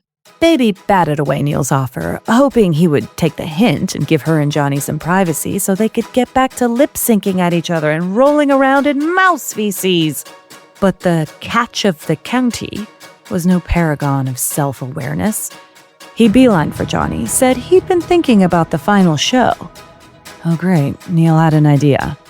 Johnny swallowed the urge to dive out the window brain first. You always do the mambo, Neil said, his hot breath reeking of sweet gherkins. Not Danishes. Pickles. Or maybe both. What if this year we mixed it up and did the pachanga? The pachanga? The pachanga? Johnny gripped the diamond in his pocket so hard his fingers started bleeding. The pachanga, Johnny said, grinding his molars into oblivion. Well, that would certainly get a strong response, Neil. The guests would take up pitchforks and torches. Kellerman's resort would be ash and cinders by dawn. The fucking pachanga. I'll think about it, Johnny said, forcing a smile. Whoa, whoa, whoa, Neil said. Don't hurt yourself, Castle. Leave the thinking to me, okay, hot pants? He patted Johnny's cheek with a pickle-sticky hand. If Neil wasn't Kellerman's grandson, Johnny would have done the godforsaken pachanga all over his windpipe. Neil could tell he was getting a rise out of Johnny, which only encouraged the whelp. You just swiggle your hips around when I say so, he said. Unless, of course, you don't want a job next summer. Neil grinned, his grinchy mouth lousy with gherkins. Johnny looked at Baby, her eyes pleading with him to stick up for himself. You know what, Neil? Johnny said. Yes? Neil said, slowly drawing a pink slip out of his sleeve like some twisted magician. He was about as subtle as one of Johnny's uncle's sledgehammers. Yeah, whatever you say, Johnny said. The pachanga. That'll go over like gangbusters, Daddy-o. Now we're cooking with gas.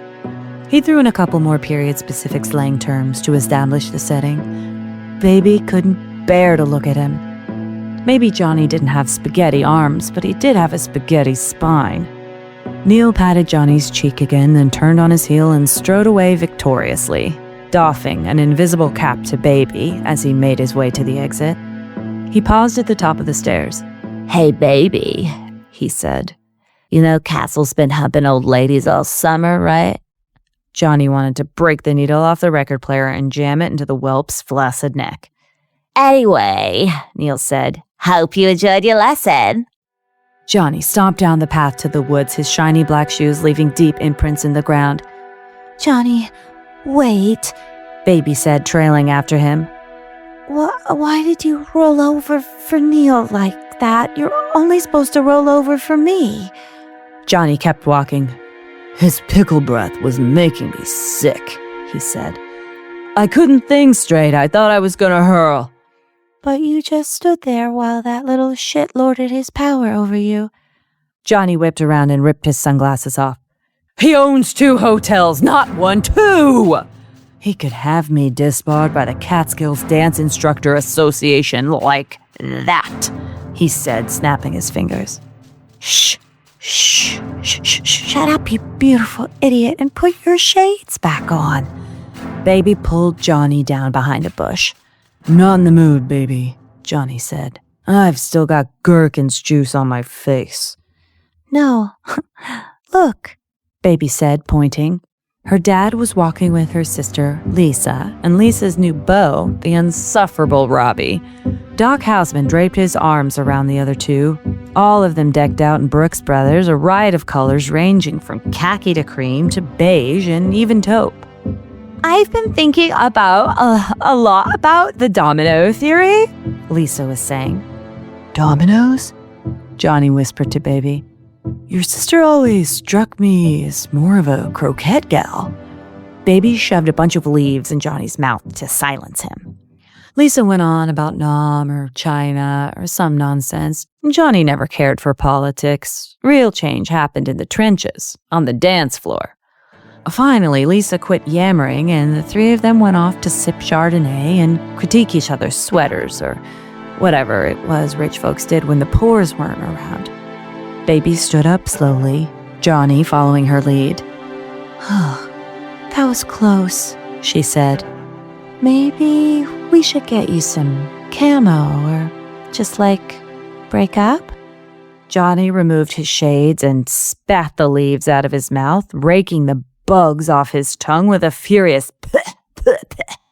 Yeah, can't have Daddy finding out you're porking a choreographer, right, baby? Johnny, when are you going to tell him about us?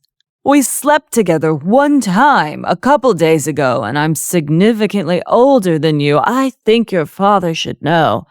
I'm not sure. That's what I thought, Johnny said, donning his sunglasses. I guess I'm just too much of a fat loser for the great Dr. Houseman. What? Johnny, you're totally shredded. Oh, but you do think I'm a loser? That's really nice, baby. That makes me feel like $1 million, like a great big pile of pocket diamonds. Johnny turned around, started to walk away, stopped, whipped back around, ripped his shades off and threw them against a tree, where they became lodged in the trunk. I've got a dad too, you know, he said. I kind of figured he did. The old man called me up the other day, and you know what he said? He said, Hey, Johnny boy, good news. Your fat slob loser of an uncle said he can get you a spot in the house painters, plasterers, plumbers, polishers, builders, bricklayers, sweepers, swipers, stackers, smashers, pool boys, chimney sweeps, and miscellaneous gutter punks local 179. That seems like a really long name for a union. They're general contractors, baby.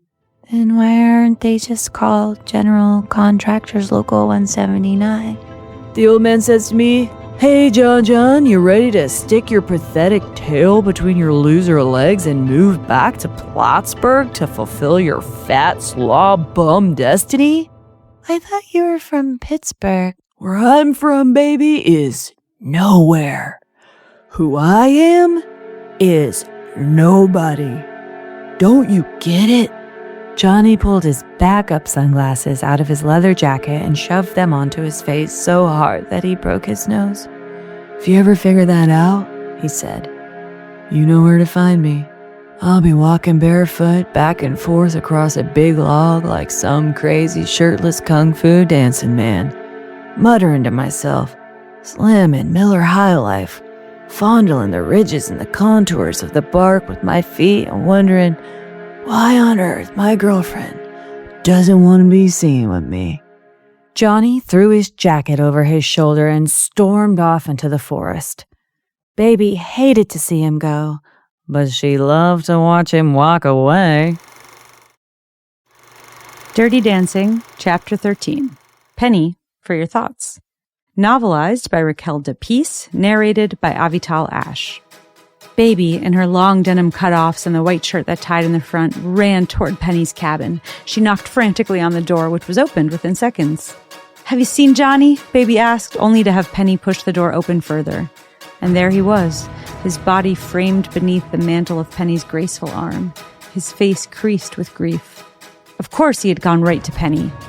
Baby would never understand Johnny the way Penny could, although, in fairness, Penny still couldn't grasp the concept of hair frizzing in humidity. "The hair it gets bigger," Baby had said, gesturing to her own hair. "Like longer?" Penny had asked. "No," Baby had said, frustrated. "Like puffier. Think of like a mushroom cloud from a bomb." "Does it make a noise?" Penny had asked, genuinely intrigued. She ran her fingers through her own silky hair, her hair that effortlessly dried straight minutes after she left the shower. "No," Baby explained, sighing. "It's just sort of messy, like tangled and hard to manage. It's really hard to understand if you didn't grow up with it." "That sounds so awful," Penny said, genuine sympathy in her voice. "I never realized it, but you had a rough childhood too." "Yeah," said Baby. "I guess I did." Baby gazed enviously at Penny. Beautiful Penny with legs like giraffe necks and a bottomless collection of belted French-cut leotards. Brave Penny who could endure a horrific betrayal and a 1960s abortion, while Baby could barely pull off a summer fling that wasn't a series of emotional breakdowns. Trustworthy Penny, who Johnny loved in a 100% non-sexual way, despite the fact that their dancing created a temperature at which galvanized metal could be welded. Johnny stepped out onto the porch and Baby, filled with a powerful mixture of guilt and lust, placed her arms around his shoulders. She tried to sensually rub his body, but failed, holding him with what felt like the quiet passion of a home care attendant watering a plant. Why was she so bad at this, Baby wondered. Penny could bring in thousands of OnlyFans subscribers blowing her nose on a CVS receipt, while Baby could be filled with passion alone with the man she loved. And she still somehow looked like an 11-year-old petting a horse. Baby kissed Johnny's back slowly, wishing she could be absorbed into him like water into a sponge, wishing they could run away together. Maybe he could punch through the window on the other side of his car, unlock the door, and the two of them could drive off into the sunset, or the sunrise, or just drive off at midday. Why was she so hung up on the position of the sun? Not that he would do any of that, she thought. Obviously, there was no need to punch through the other window when the first window was still broken, but still, there was nothing like the raw animal magnetism of a man who would destroy his car rather than suffer the indignity of calling a locksmith. And doing all of it in the pouring rain in a leather jacket, a material easily damaged by moisture. Was that her type? Men who looked hot while impulsively ruining things they didn't have the money to replace? It was then that they saw Robbie wandering through the cabins after an exhausting morning of smirking and dropping the term Yale Law School into conversations. His gaze flew from Johnny to Baby and then back again. "Looks like I picked the wrong sister," Robbie said, his grin cruel, his thick hair an Angora rabbit of conceit. "That's okay, Baby," he said. "I went slumming too." And the fuse had been lit. Johnny flew from the porch like a possum from a catapult, his hands slamming Robbie into the railing before pummeling him into the smooth, pebbly dirt of the Catskills. Yes, he was fighting Robbie, Johnny thought, but also he was fighting all the Robbies that had come before him. He was fighting Robbie's pompous father and his shitty grandfather and whatever obnoxiously crappy ancestor had come here decades ago on a boat. He was fighting some European asshole from the 1740s who had knocked up a girl in the next village and left town the following morning. An endless line of Robbies, from Paleolithic times till the present day, each one a smirking, slightly more erect postured piece of shit. Johnny fought them with the passion of someone battling a wild dog, while Robbie, questioning his decision to wear a V-neck cable-knit sweater over an Oxford shirt in late August, struggled even to stay on his feet. Desperate, Robbie attempted his signature takedown, saying, "Wait till I tell my father about this," which had little, if any, effect. Johnny tossed him to the ground the way one might fling a gum wrapper. Johnny grabbed the rich, full tufts of Robbie's hair, punching the soft flesh of his stomach, and it was in that moment that Robbie felt himself switch from elitist disbelief to pure, unbridled rage.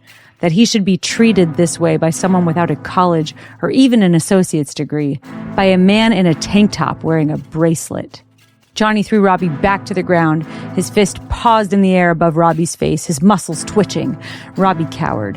He prayed Johnny wouldn't punch him in the teeth, not because his parents wouldn't pay for the cosmetic dental work to fix it, of course they would, but because it would just be so humiliating in the meantime until they could get the appointment. "Get out of here, you're not worth it," Johnny spat. He said it as if Robbie were a bug or a pile of deer shit, treating Robbie the way Robbie's father treated middle-aged female receptionists. Alive, sure, but not worth the time to fully acknowledge. "You're not worth it," Johnny muttered again. Robbie lay on the ground, furious and humiliated, terrified that Johnny would say, "You're not worth it," a third time, and knowing that things have a Beetlejuice-style magic to them when they are said in threes, he scrambled to escape. His Ralph Lauren sweater was ruined, Robbie thought, brushing the blood from his teeth and the black dirt from his cuffs. Luckily, he had another cream-colored Ralph Lauren sweater, and also a Brooks Brothers one that was really similar, except the V-neck stripe was navy instead of maroon. And another Brooks Brothers one that was a crew neck. But the thing that had really been damaged was his pride. Johnny hung his head, furious at Robbie, but ashamed of his own outburst. 2 hours each day of social emotional learning, and still his first reaction to an insult was to fly off a porch like a testosterone-fueled jumping spider. How was he not getting better at this? Baby, meanwhile, saw an opening. Johnny had abandoned himself to his rage, and now was her chance to do something equally wild and unpredictable and impulsive. "Now is your chance," she screamed to herself. "Do it! Be young! Be wild! Do something impulsive and sexy that you'll play back over and over again in your head for the next 20 years of your life. Do whatever Penny would do!" But Baby's body was not listening. Johnny walked toward Baby on the porch, and she gazed down at him, cradling his head like a doting mother whose overly dependent 9-year-old son was pushed to tears by how much homework his teacher gives him. There, Baby seemed to say. "It's all right. I can always talk to the principal." A few hours later, Baby had changed into another pair of denim cutoffs and a guava-colored tank top that also exposed her midriff.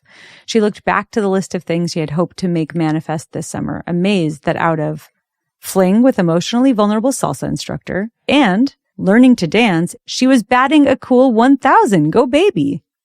Lisa, her sister, knocked about on the stage, practicing her number for the evening's talent show, but Baby could barely process her sister's off-key yodeling because everything in her world sat in the glow cast by Johnny. Johnny, who was now sitting quietly in a loose-fitting collared shirt, writing out a list on his clipboard. If there was one thing Baby found irresistible, it was wild, unpredictable men who were also good at list-making.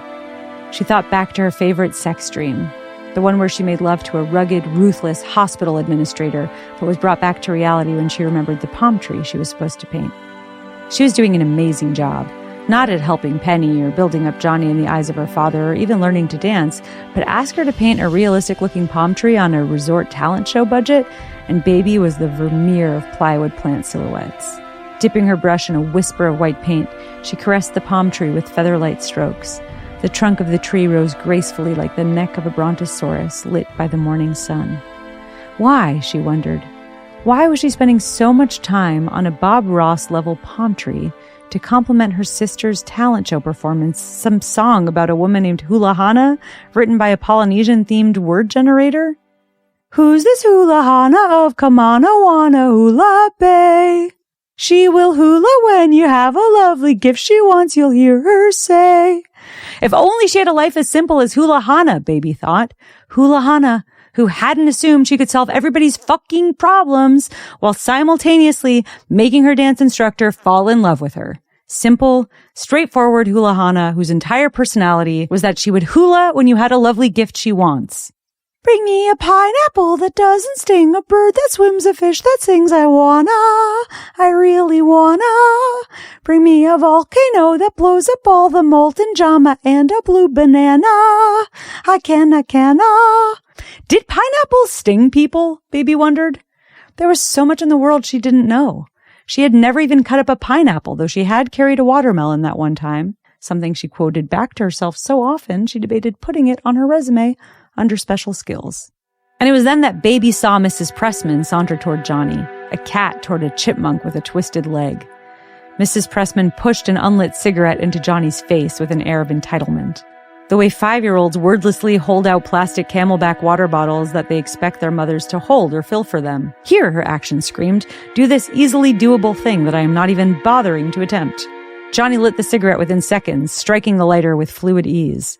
He was, Baby realized, someone who regularly had cigarettes seductively thrust into his face. "This is our last night together, lover," Mrs. Pressman said, blowing a calm bullet of smoke through the auditorium. "I've got something worked out for us."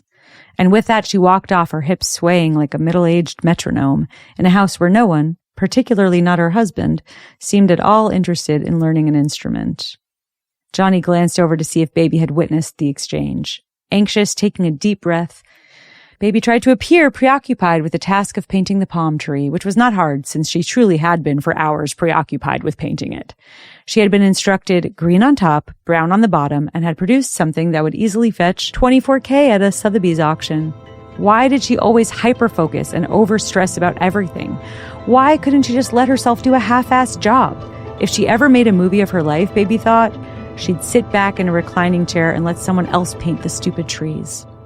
Baby was roused from her thoughts by Johnny, who had walked over to the card table where Mrs. Pressman sat in a tan sports coat. "Excuse me, sir, the pirate number's next," he said, handing Mr. Pressman a large black pirate hat.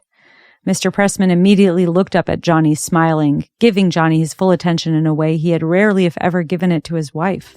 "Hey, kid," Mr. Pressman said, "you know I play cards all weekend and I've got an all-night game tonight." Johnny did know that. Mr. Pressman was strictly business and always played cards all weekend, except for the pirate number up next, for which he had inexplicably agreed to sign on. Johnny had thought that was weird, but also bizarrely nice to see him express himself artistically. "Why don't you give my wife some extra dance lessons?" Mr. Pressman went on. He pulled out several large bills, which he placed in Johnny's pocket with a loud crackling sound like an egg hatching. Johnny was annoyed at having money shoved into his hands while being simultaneously delighted at having money shoved into his hands. He looked down at the bills Mr. Pressman had handed him. They were big bills, the kind with more than 1 0 after the one, Johnny noted. Bills that could pay for the leather jacket he had ruined and the car window he had smashed during the rainstorm. Bills that could give him some stability.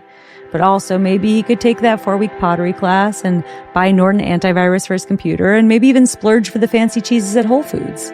With money like this, Johnny realized, he could have Hulu and Netflix this month without even having to log on using his cousin's password. And yet, suddenly Johnny watched his own hand extend back toward Mr. Pressman as if out of his control. "I'm sorry, Mr. Pressman," Johnny heard himself say.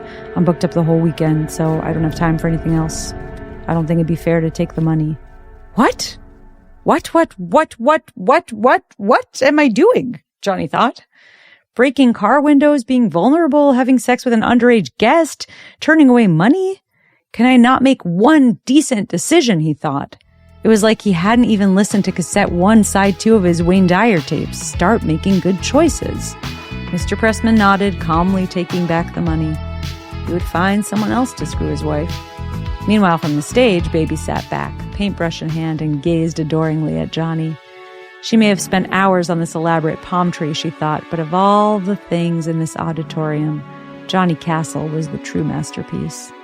Her thoughts were broken by Lisa's words, her sister still knock-kneed, dancing like a marionette lobster across the stage.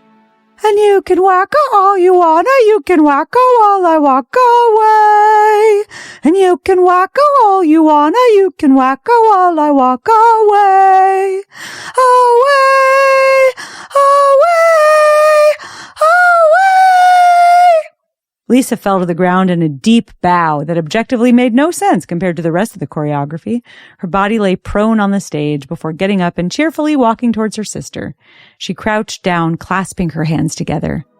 "I've decided tonight's the night with Robbie," Lisa said. "He doesn't even know yet."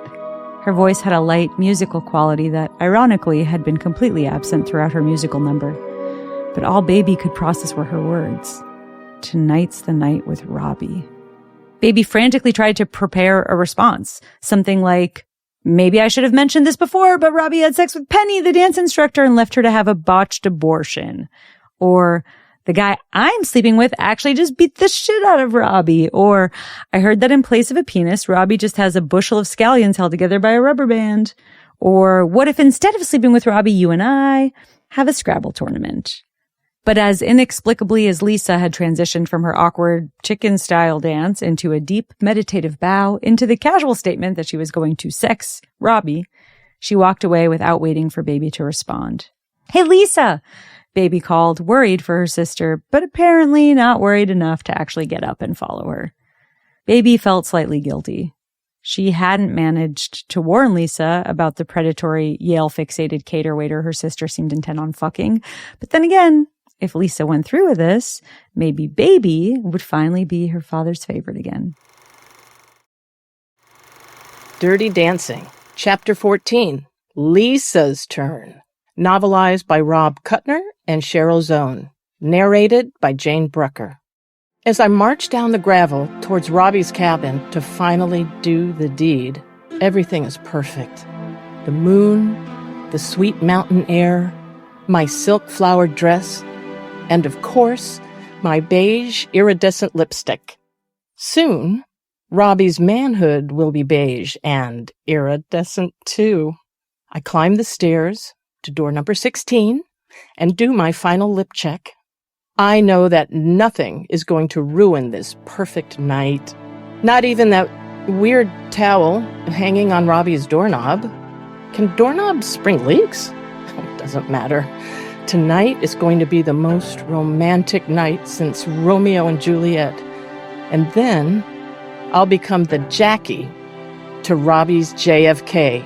And we will live just as happily ever after. I knock on the door and call out, "Robbie, it's me." But there's no answer. No sound at all, except for the odd mechanical piano noises of a futuristic love song. Yes, we're gonna make love's gonna be tonight. The song from the future knows my heart. I push the door open, only to find two sets of eyes staring back at me. One belongs to Robbie, who lies shirtless on his bed.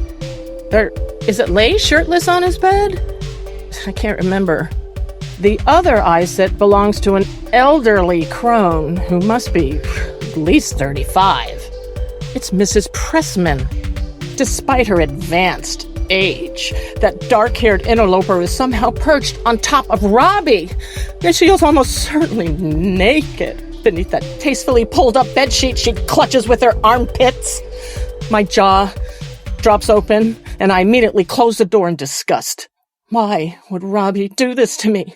Doesn't he realize he missed his chance to deflower the soon-to-be ingenue of the end-of-the-season talent show? I would have hula-hawned all over his body, and he could whack if he'd let me. As I stumble away, alone with my humiliation, I have one small consolation. At least I wasn't like Baby, all alone in her room. She is definitely still a virgin. The next morning at the breakfast table, I do my best to hide my disappointment from my family and the Kellermans. Mr. Kellerman is waving his cigar around, which brings me back to last night, but no, that cigar is just a cigar. I try to focus on Neil Kellerman, who is sitting next to me. He is telling a story about Mo Pressman's wallet going missing during a late-night pinochle game. I am surprisingly riveted by Neil. How did I not notice him before? I start to wonder what it'd be like to be perched on top of him while clutching a bedsheet with my armpits. But then Mr. Kellerman pulls me out of my fantasy by mentioning you-know-who. Vivian thinks she remembers this kid Johnny walking by. Huh! As if she can remember anything at her creeping advanced age. She probably can't tell him apart from the nurse who changes her bedpan. Neil says Johnny Dancer told the Kellermans he was alone in his room all night reading. Just like me, I think, bitterly. Not only did Robbie cheat on me with a grandmother, he forced me to spend a perfectly good summer night alone and reading. That bastard. Neil points out that Johnny doesn't have any books in his room. Zing! Yes, Johnny definitely does not look like the bookish type. But Neil is so quick and witty, and his mouth, it's so oval-shaped. I smile my biggest, I'm interested, smile at Neil. But Baby starts arguing with him, going on about wallets and sheldrakes. Neil doesn't even see my smile. Why does Baby always steal everything I want? Luckily, Mr. Kellerman decides to take a cigar and go yell at the busboys. So Baby goes to whine at Daddy. Neil turns back to me. I take a forkful of eggs from my plate and eat them seductively. You see these eggs, Neil? My exquisitely expressive eyes tell him. There's a lot more eggs where those come from. Only they're down below, and then my eyes stop and think, you know what? Let's not make this light-hearted Catskills vacation romance about an out-of-wedlock pregnancy. Then Mr. Kellerman interrupts my inner monologue by waving around a pastry, shouting, "This Danish is pure protein," which is utterly ridiculous. It's pronounced protein. The eggs in my mouth are pure protein, which Neil would know if he would just look at them. "Neil, why don't you look at my mouth eggs?" But now Neil is listening to Baby again, arguing about Johnny Dancer and the wallet. Who cares about a stupid wallet? Doesn't anybody realize this vacation is almost over and I'm still a virgin? Baby says maybe that nice old couple took the wallet, and that makes Daddy get mad at her. Good. Daddy's mad at Baby again. This is literally the only source of my joy nowadays. Well, if only, there was a way I could harness it for good. Mr. Kellerman asks Neil to come with him to fire Johnny. Oh, I want to watch Neil fire someone. Ending somebody's employment is so manly, so presidential. But before Neil can flex his powerful management muscles, Baby defends Johnny Dancer again. "I know Johnny was in his room all night, and the reason I know is because I was with him." I spit an entire mouthful of criminally underappreciated high-protein eggs out of my still beige iridescent fleck, fully prepared to say I do to Neil, or at least I'll do Neil, mouth. But as usual, no one, not even the literal owner of this resort, standing 2 feet away from me, even notices as I spatter the immaculate white tablecloth with egg bits. Because Kel surprise, once again, the star of the moment is precious little Baby. Daddy's perfect little girl, his pure angel of virtue, and... Wait, what did she say she did with Johnny? Baby? Before me? Give me that high-protein Danish! Jason Mantzoukas, reading Dirty Dancing, Chapter 15, Meet Me in the Bathroom. As Baby rounded the corner of Fifth Avenue, she could see her father sitting on the steps of their Park Slope brownstone. A young couple and their French bulldog walked past, but he didn't notice. He just stared ahead, seemingly catatonic. The air was thick with the smell of summer in the city, old cigars and hot garbage. And as she approached, Baby knew he could see her coming. She stopped at the foot of the steps and waited for him to acknowledge her, but he wouldn't even look up. After a pause so pregnant it needed his medical attention, she sighed heavily and let her messenger bag fall gently off her shoulder to the ground. "So that's it?" she asked. "You're just never going to speak to me again?" Dr. Houseman didn't answer. "Look, I'm sorry if I embarrassed you, but Jesus Christ, Dad, it's 2001. Girls have sex before marriage. It's not the end of the world." Baby glanced down at her dress, making a mental note to change into something sexier before meeting up with Johnny later. She looked back at her dad, who is still refusing to make eye contact. This little standoff was becoming boring. But she had to try again, minus the attitude. She tried a more sincere approach. "I get it. I lied. But you lied too, Daddy." This got his attention, and he turned to face her. "You said everyone was equal. Everyone deserved a fair chance. But you only meant people like you. Johnny's not like you. He's not like anyone I've ever met, Daddy. Baby's voice broke a little as she struggled to find the right words. She took a seat next to her father on the steps. You know how most people, when they want to know something about gorillas, they just go to the internet and type in gorillas. Or maybe if they're really interested, they watch a movie or two, read a book or something, right? But then some people are seriously into gorillas. So they get a job at a zoo, okay? They go to work 5 days a week for gorillas. Like real commitment. Dr. Houseman glanced at his daughter, confused and a little concerned at the direction the conversation had taken. And then there's Diane Fossey. Diane Fossey made gorillas her whole life. She left home and moved to the jungle to live with gorillas 24/7, eating with them, sleeping with them, surrounded by them at all times. That's how into gorillas she was. It consumed her. She spent the rest of her days with gorillas forever. Baby, choking back tears, locked eyes with her father, begging him to understand. Johnny's the Diane Fossey of pussy. She saw her father's upper lip tremble as he struggled to maintain his composure. He's just like unbelievably devoted to it, she continued. Really doing the Lord's work, you know? As she looked at her father, desperate for acceptance, Baby felt no connection whatsoever. She realized he's never gonna get it. She gave up and resumed the attitude. Look, just give me the summer, okay? Next month I'll go to college, I'll study law, I'll date an econ major, I'll take that stupid internship at the World Trade Center, whatever you want.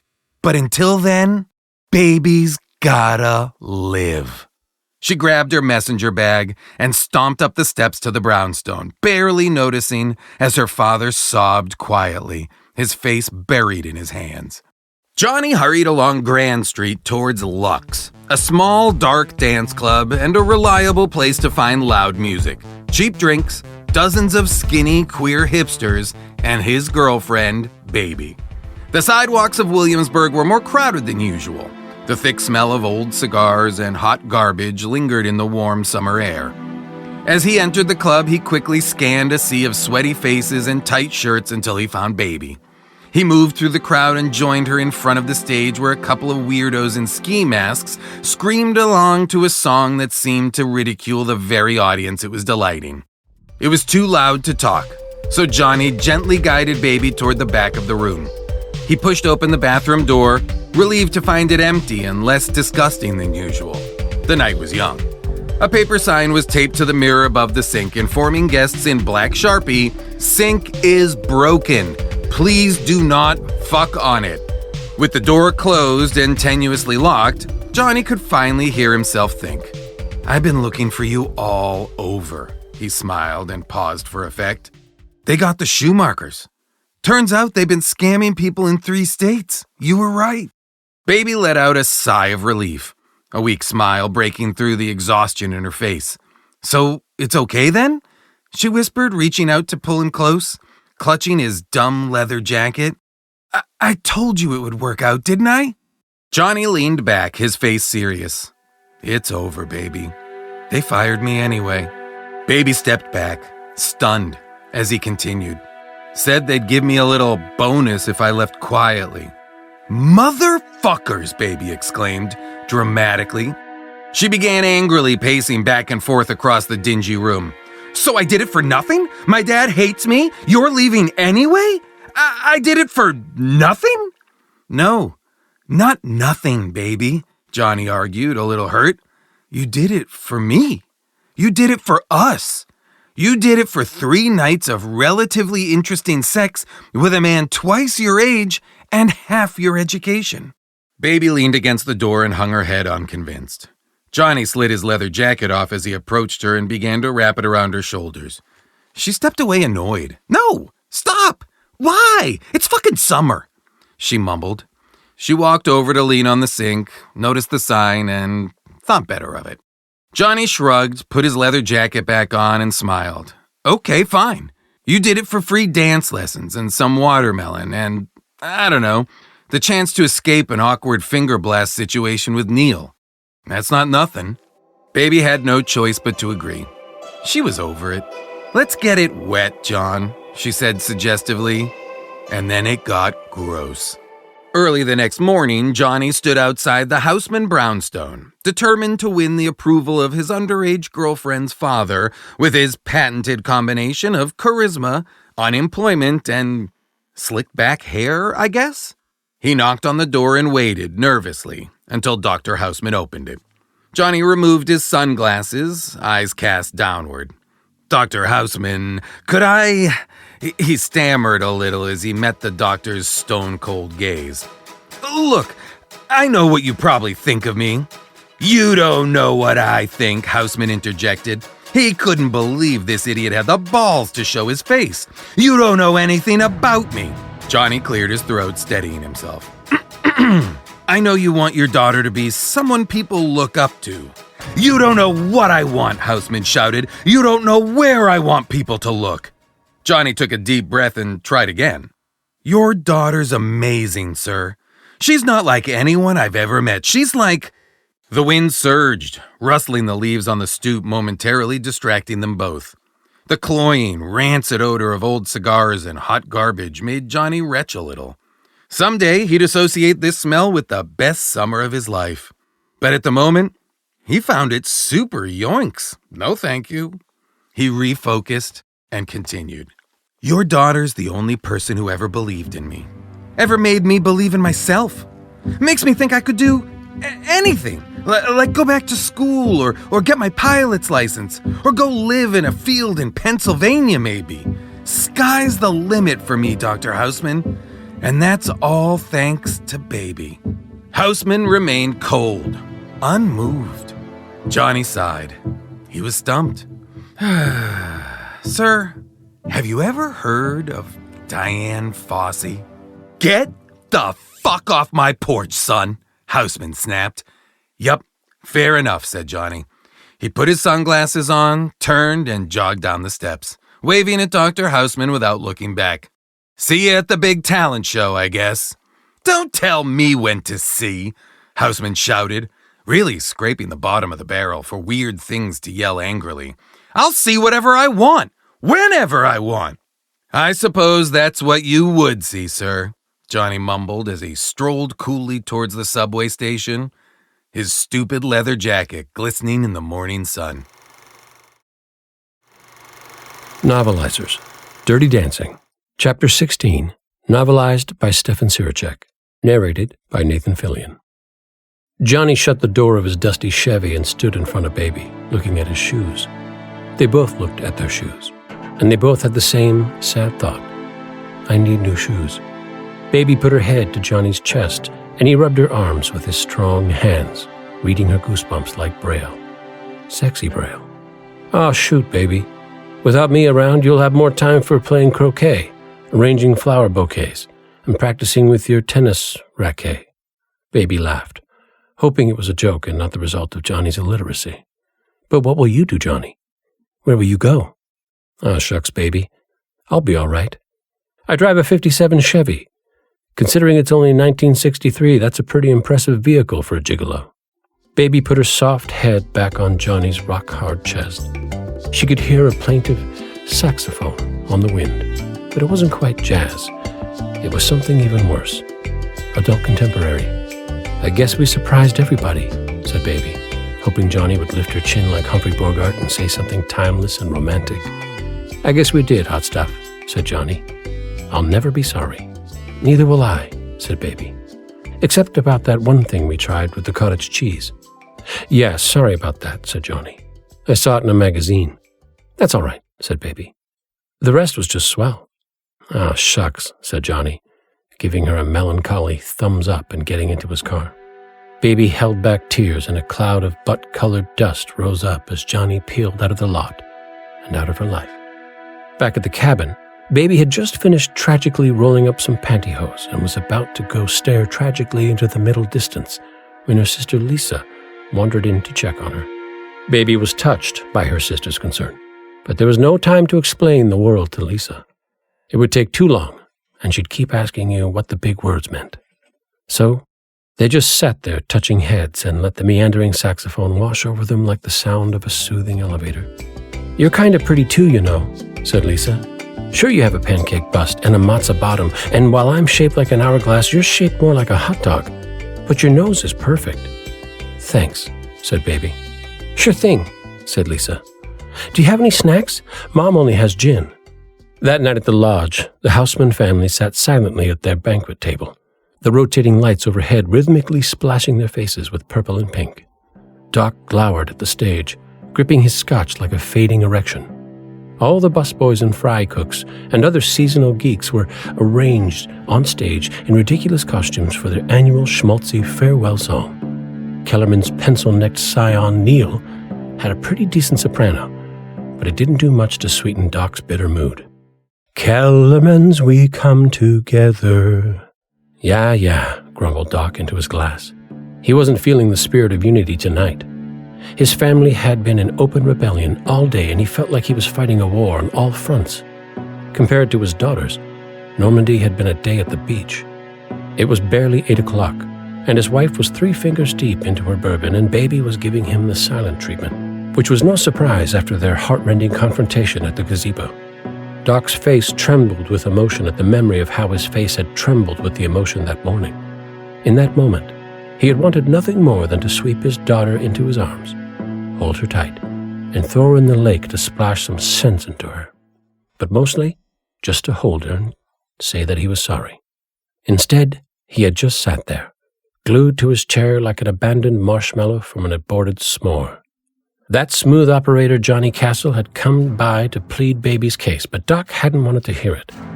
He still hated that his daughter was mixed up with these ragtime Charlies. All that recreational thrusting was unnatural, and they'd all need hip replacements by the time they were 40. Maybe next year they should go to Grossinger's. These flapper shenanigans would never fly at Grossinger's. Thief or not, that Scotch-Irish beatnik seemed like a fast guy, and he'd always thought of his daughter as a slow girl. Not as slow as her sister, of course, but Baby had a good head on her shoulders and a well-calibrated moral compass. He and Marge had seen to that. How had things gotten so twisted around? Baby was a good kid, on the fast track to a top women's college and a happy life. How she'd gotten mixed up with these hip-wagging carnies he'd never know. Life used to be so much simpler. Doc thought back to when he was young, just a zygote with his whole life ahead of him. No, that was too far back. He didn't have sensory organs yet, so he thought forward to his teen years. He hadn't been Dr. Houseman back then, or even Mr. Houseman. He'd just been Jake. He thought back to long summer nights spent shooting spitballs with the guys, tooling around in his Lincoln, and necking with Becky Wexler at Peekaboo Point. In the fog banks of memory, he could still hear the jingle that would play every 5 minutes for Slick Nick's Evershine pomade. Cool cats choose Slick Nick's. He was still a cool cat. Still had the straight back of a regional train conductor and the flat stare of a boreal owl. Heck, he still used Slick Nick's pomade. It was the world that had changed. Join hands and hearts and voices. Doc came back to reality and realized that his simpler daughter Lisa was up on stage gleefully showcasing 93% of her body. That dopey-looking pirate next to her better keep his hooks to himself. Oh, God. Now she was singing. The poor thing. Just then Robbie Gould went sauntering by in a smart jacket, and Doc sprang to his feet, eager to support a young male who didn't fit him with such conflicting emotions. That Robbie was a straight shooter aiming right at the stars without a moral stain on him. Seemed like the marrying kind, too. "Robbie," Doc called out, handing the young go-getter an envelope containing a generous check. "Good luck in medical school, son. Something tells me you're going to make a wonderful gynecologist." "Hey, thanks, Daddy-O," grinned Robbie. "And thanks for helping me out with the whole Penny situation," he added, poking his finger in and out of his fist to pantomime coitus, puffing out his belly to pantomime pregnancy, and then hanging himself with an imaginary noose to pantomime abortion. "What?" barked Doc, seizing back his cash like a dog seizes a wet bone. Doc stalked back to his table. Were there no straight shooters anymore? Had the whole world gone funny? His daughter was right. He'd misjudged Johnny Castle. He'd been blinded by that dangerous working-class chin, those meaty dockworker hands, and that itty-bitty waist. Maybe he really was a bourgeois hypocrite who talked about equality but judged people by the size of their vocabularies and the state of their shoes. He'd been quick to assume the worst about Johnny, when really it was Robbie who was the bum. Class markers be damned. You couldn't buy class. Not really. You could polish a turd, and you could dress it up in a little waiter outfit if you were a real kook, but it still stank to high heaven when you got up close and took a whiff. In the darkest corner of his heart, Doc wished that Robbie would fail out of medical school and meet with some gruesome fate like cleaning windshields at an intersection or attending a lesser Ivy. It wasn't kind, but that's how he felt. The only thing Doc hated more than medical malpractice was a scoundrel. Doc flagged down a waiter. Right now his mouth tasted as sour as old aspirin, but he'd wash it out, first with hard alcohol, then with mouthwash like his dentist had recommended. Watching the show from the wings, Max Kellerman forced a smile even as he murmured his concerns to his band leader, Tito. His belly was voicing concerns of its own. That Danish from earlier may have been pure protein, but had been giving him nothing but gas. "I feel like it's all ending, Tito," said Max, shifting uncomfortably. Tito nodded, leaning away from his flatulating employer. "Kids don't want to come to Kellerman's to have secret affairs with hunky blue-collar dancers anymore," complained Max. "Now taking trips to Europe to have secret affairs with hunky blue-collar olive farmers is the big thing." Max stared into the crowd, let out a contemplative toot as Tito edged further away. "Maybe we can hire some olive farmers next year," murmured Max. Maybe that would work. Baby sat miserably in the corner, pressing her head into the decorative masonry. Max Kellerman was on stage doing his end-of-season Unity shtick and looking happy as an old clam. Unity. Yeah, right. Baby Houseman didn't like to swear, even in her internal monologue. But it was all a bunch of hooey. Baby's eyes blurred with adult tears. She felt small. She felt cornered. She felt like a small baby who'd been put in a corner. It wasn't a good feeling either. It was crappy. Her father was brooding in silence, and the fumes coming off her mother's triple dickle were making her woozy. She wanted to run to Johnny, to mambo into his arms and soar. She wanted to stand in front of these crusty upper crusters with their three-piece suits and their two-piece hair, look into their cold Westchester eyes and really show them. Everyone here was so buttoned up, so tight, so anal, but there were fissures. Someday, it would all tear wide open, and it wasn't going to be pretty. More than anything, Baby wished she could heal all of America's deep socioeconomic divides with one eye-catching dance number. Or, better yet, a show-stopping acrobatic stunt.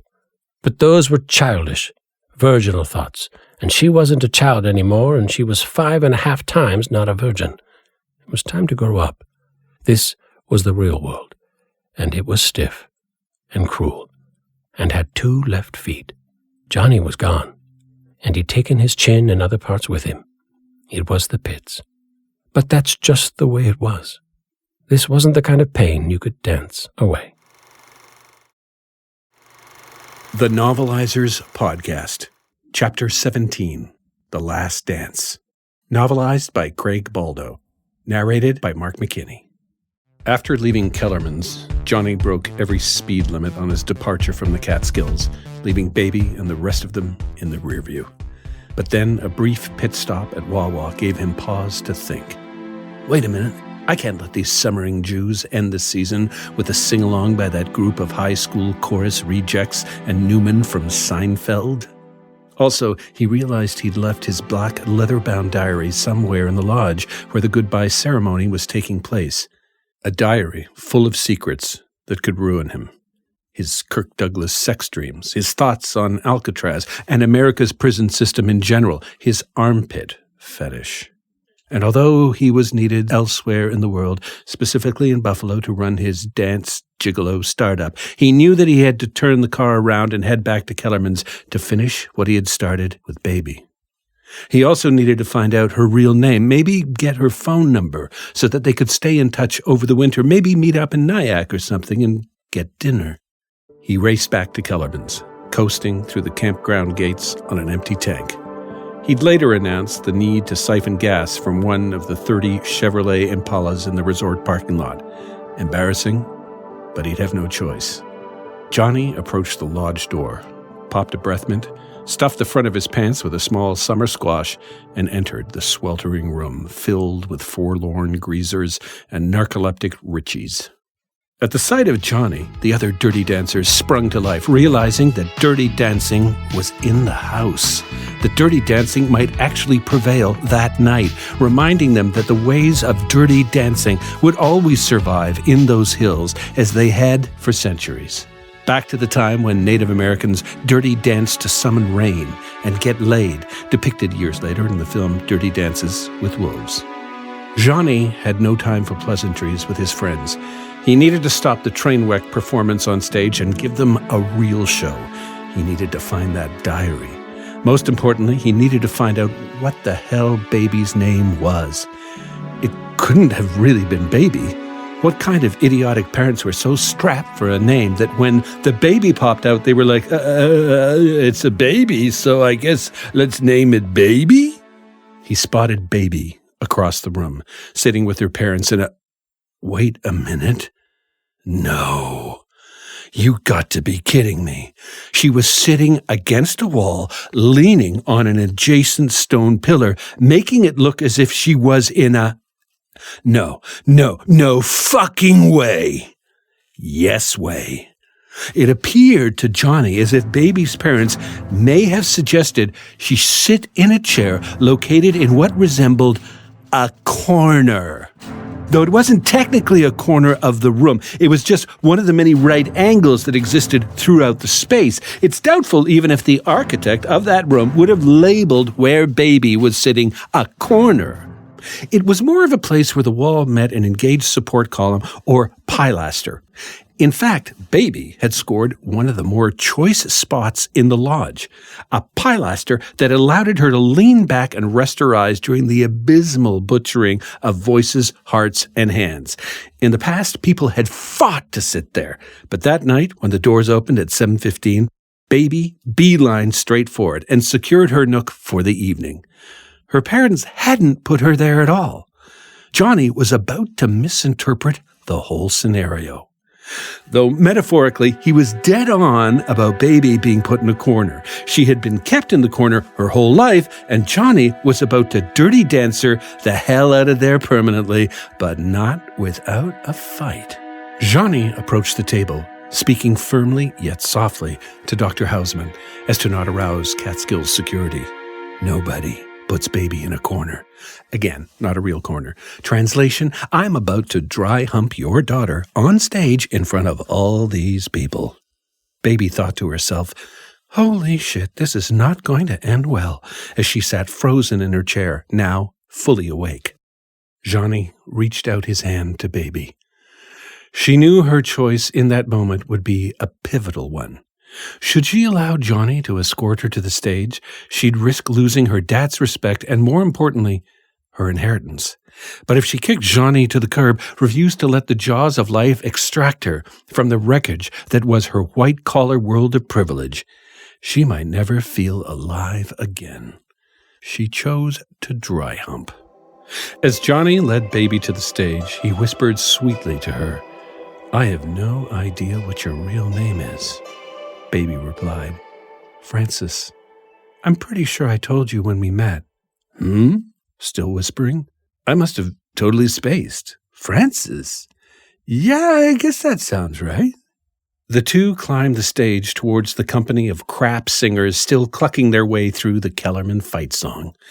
As Johnny and Baby marched across stage, one by one, the aghast singers trailed off mid-cluck, dumbfounded by the interruption.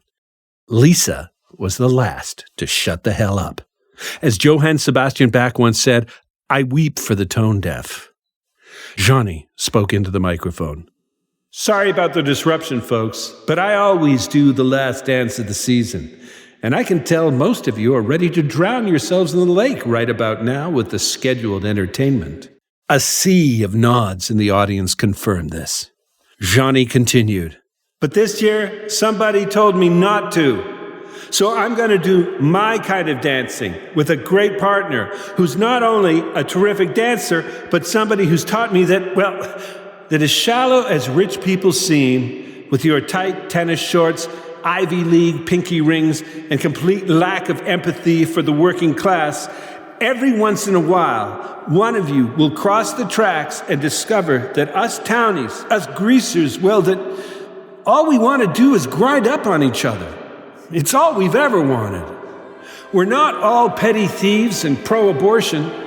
We're trained dancers who carved out a genre of ballroom that involves rubbing our genitals against each other. It's quite innocent, really. Don't get me wrong, we've all popped woodies at one time or another. Any man or woman with blood pumping through their veins would get worked up doing this stuff no matter what side of the tracks you're from. Like, I had this cousin Danny, a mechanic and a hell of a dirty dancer, who met this Australian chick last summer at the beach. She was a totally prissy rich girl. But the two of them went together like rama-lama-lama, ka-ding-a-ding-a-dong-dong. This is even after she slammed his dick in a car door. Danny couldn't dirty dance for 3 weeks after that. But I digress. That somebody I was talking about taught me that there are people willing to stand up for other people, no matter what it costs them. Somebody who's taught me about the kind of person I want to be. He looked to Baby, stumped once again on her name. She mouthed Frances to him. It was the name of an angel. Duh, of course, he mouthed back, then turned to the crowd. Miss Frances Hausman. At hearing Johnny utter his daughter's name, Dr. Hausman rose from his chair, ready to end this guy once and for all. But before he could rush the stage, his once passive better half broke her silence, commanding him to sit the fuck down. He obeyed, remembering the last time she took this tone with him resulted in 16 months of blue balls.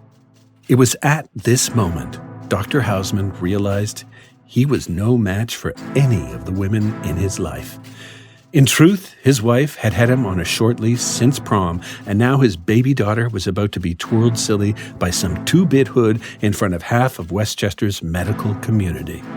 The ensemble of discordant vocalists dispersed, fearing their lives, leaving Baby center stage alone in the spotlight. Then something very strange happened, something no one there that night could explain. By some sleight of hand, Johnny produced a 7-inch vinyl record from his leather jacket, a 45 he always carried with him in case of a dirty dancing emergency, and handed it to Billy, who was spinning on the ones and twos rather than just on the one that night. And to be more specific, one single-speaker Kenwood record player. However, the sound produced from this lo-fi system was incredible. With just a single 3-watt output, the room was somehow filled with Dolby Digital surround sound audio. Hearing it, the resort's 98-year-old band leader nearly crapped his pants. And the song itself was from some other time, almost like it was recorded 25 years in the future with synthesized bells, electronic drums, and alien vocal stylings. Nonetheless, it was about to accompany a performance that would go down in Borscht Belt history. Now, I had the time of my life, and I never felt this way before, sang the vocalist. Johnny seductively approached Baby on stage, beckoning her with a playful forefinger curl, the universal sign for come here. A prude audience sat captivated.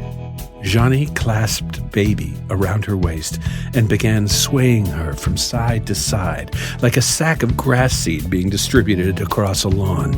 Eyes locked, they were in perfect sync. They needed to be to win over these judges. Bulgaria was especially critical. Johnny then lifted Baby's left arm, doing the old hand caress down the armpit move, which triggered his fetish, immediately reminding him of his diary. Where was it? Tucked somewhere in the wings of this rinky-dink stage. he faced the added distraction of spotting his precious journal to the already daunting challenge of nailing this dance, dirty or otherwise, which they hadn't rehearsed in days, what with all the drama surrounding Penny, the Schumachers, and the body that had been found at the bottom of the lake on Tuesday. Johnny gave Baby a peck on the nose as the music kicked in. They were off. The pair flowed gracefully into their routine as Johnny stole glances around the room in hopes of spotting his prized book of secrets. They were absolutely slaying the dance, weaving a tapestry with their feet. Baby's family looked on in astonishment. When did she learn to dance like this? How did we not know? Are we going to make a sequel to this story set in Havana? The magic on stage caused a swelling of hearts at Kellerman's that night. It was as if these two humans had just popped the collective corks from the buttholes of every man, woman, and child in that room. Marge Hausman felt such a connection to her daughter's movements. She even suggested to Jake, "I think she gets it from me." This gave Dr. Hausman pause and frankly ticked him off. He thought to himself, "Slow your roll, honey. You're an okay dancer, but I seem to recall you tripping over a waltz at the Goldstein wedding last February. What makes you think this has anything to do with you? Never mind that now. I need to think of a way to apologize to Baby because I'm the world's worst father." Johnny lifted and spun Baby in an elegant twirl, her dress billowing like an inverted calla lily reeling in the late summer. Okay, omit this metaphor. Just know the shit was graceful. Then the two snuck in a couple of pelvic thrusts to meet their dirty dancing quota, setting off screams from the greasers and hormonal awakenings within the children, indoctrinating them into adulthood months ahead of their bar and bat mitzvahs. But things were about to get way steamier. Johnny gave Baby a gentle kiss on the hand and leapt from the stage like an Alvin Ailey action hero, sticking the landing center aisle amidst the cheering crowd. He glanced back at Baby as if to say, "Stay put. I need to do something. I need to show these people just how filthy I can dance so that they know I'm a man of integrity. Don't worry, though. I'll be back for you." Johnny then proceeded to knee spin and gyrate his way up the aisle, eye-banging the crowd while scanning the vicinity for his diary, his seething, rhythmic manhood casting a spell certainly on every woman there, not to mention outing roughly half a dozen husbands. Baby beamed at him from the stage, a smile to say, "You did it. We did it. I love you. How am I supposed to go into the Peace Corps after this?" When Johnny reached the back of the lodge, he was met with a brigade of dirty dancing reinforcements. Then, reversing back towards the stage, Johnny led a sultry procession of grinding greasers in lockstep up the aisle to where Baby waited. This was it. It was time to bring the house down. It was time for the angel lift. They had yet to execute this move in front of a live audience, and never was an audience as important as this one. If they didn't nail it, Johnny's career as a summer heartthrob hunk could come crashing down, along with Baby, literally. Lucky for her, though, 41 doctors were on hand if she happened to shatter her tibia. Baby nodded to her partner. She was ready. Johnny stood dead center of the room, sweat dripping, biceps rippling, primed for the final hoist. Baby was helped off the stage by two of Johnny's fancy foot soldiers, and like an Olympic gymnast, took off running towards Johnny. "Here we go!" Baby vaulted off the old wooden planks of the lodge floor and soared into the hands of Johnny, him gripping her waist and raising her elegantly into the air like a porcelain American princess. The audience erupted into joyous applause as Baby floated over the crowd, over the world. It was the pinnacle of her young life, no longer Daddy's little girl, no longer afraid of falling into the shadows of privilege. She was her own woman. And at that moment, Johnny's back began to spasm, so he lowered her into his embrace. Now, it was time to party. The rest of the Dirty Dancers fanned out across the room, lifting folks from their seats, pushing aside chairs, and turning Kellerman's into Studio 54. Everyone joined the dirty dance. Mrs. Hausman grabbed the Kellerman boy. Widowers shed their mink throws and began shaking it. Children's, squirrels, everyone danced. Oh, except Vivian Pressman, who had finally realized she had nothing on Johnny's younger, sweeter dance partner. Storming out of the lodge, someone heard her shout, "Get a nose job!" in Baby's direction. One day, she would. Thinking they could escape for a post-performance quickie, Baby and Johnny bolted towards the door. But before they could exit, Dr. Hausman approached the couple with a humbled look in his eyes. He addressed Johnny first. "I know you weren't the one that got Penny in trouble." "Duh," retorted Johnny. Dr. Hausman continued, "When I'm wrong, I say I'm wrong." There was a brief, awkward pause as the three of them stared at each other. "Well, then say it," petitioned Johnny. "Say what?" "Well, you said, when I'm wrong, I say I'm wrong, but then you didn't say anything." "Right, but saying that was me saying I was wrong." "In the context of the sentence, yeah, but not as a statement in itself addressed to me, the person you wronged." "You're right, and when someone's right, I say they're right." Another pause. "Are you going to say it?" asked Johnny. "Say what? That you were right or that I was wrong?"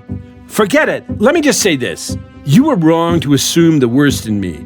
You're just perpetuating a stereotype of my kind, that we're hooligans, lowlifes. And when you treat others like you treated me, then I go home and I take it out on my little brothers, Ponyboy and Soda Pop. And they, in turn, actually become hooligans and lowlifes. We need to break the cycle and respect each other. Rich or poor, we all dance dirty." "You're right, Johnny. And it's not just dancing that connects us." With that, Dr. Hausman handed Johnny his missing diary with a wink. "I, too, have had Kirk Douglas sex dreams."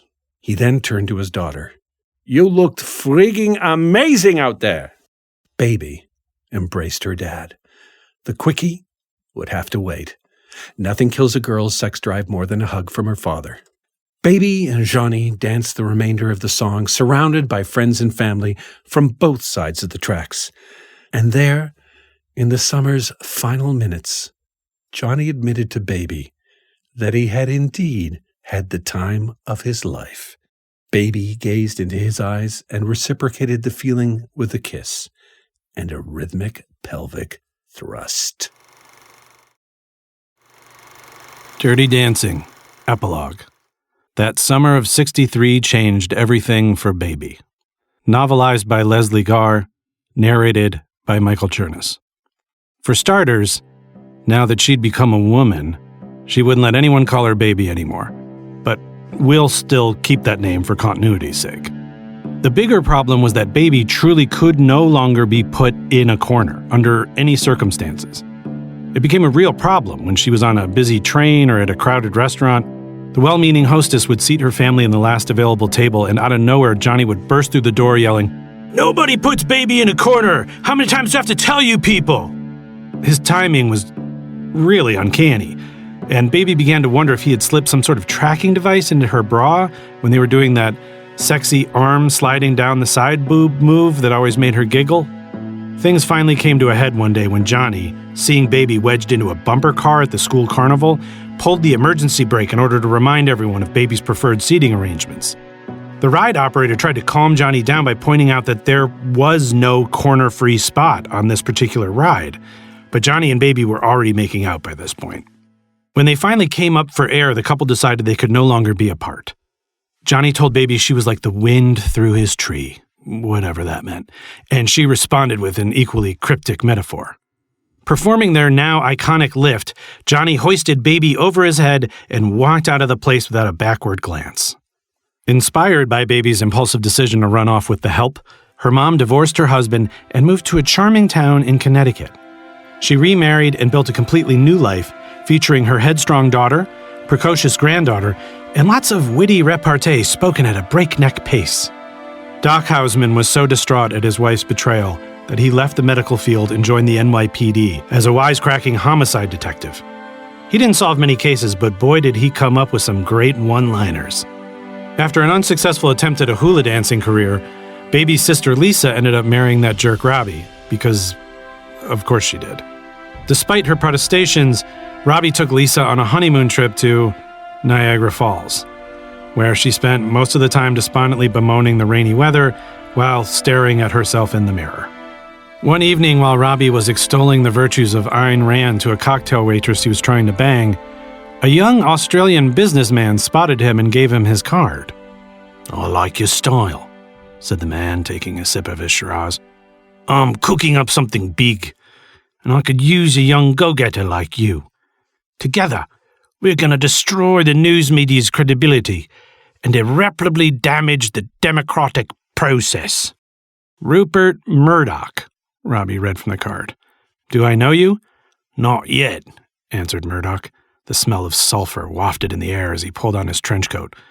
"But give me about 30 years. You will." Murdoch started to leave and then turned back to Robbie. "What was that thing you said just now to the broad? Something about people counting." Some people count, some don't." "That's it. I like that. We'll use that. See you around, kid."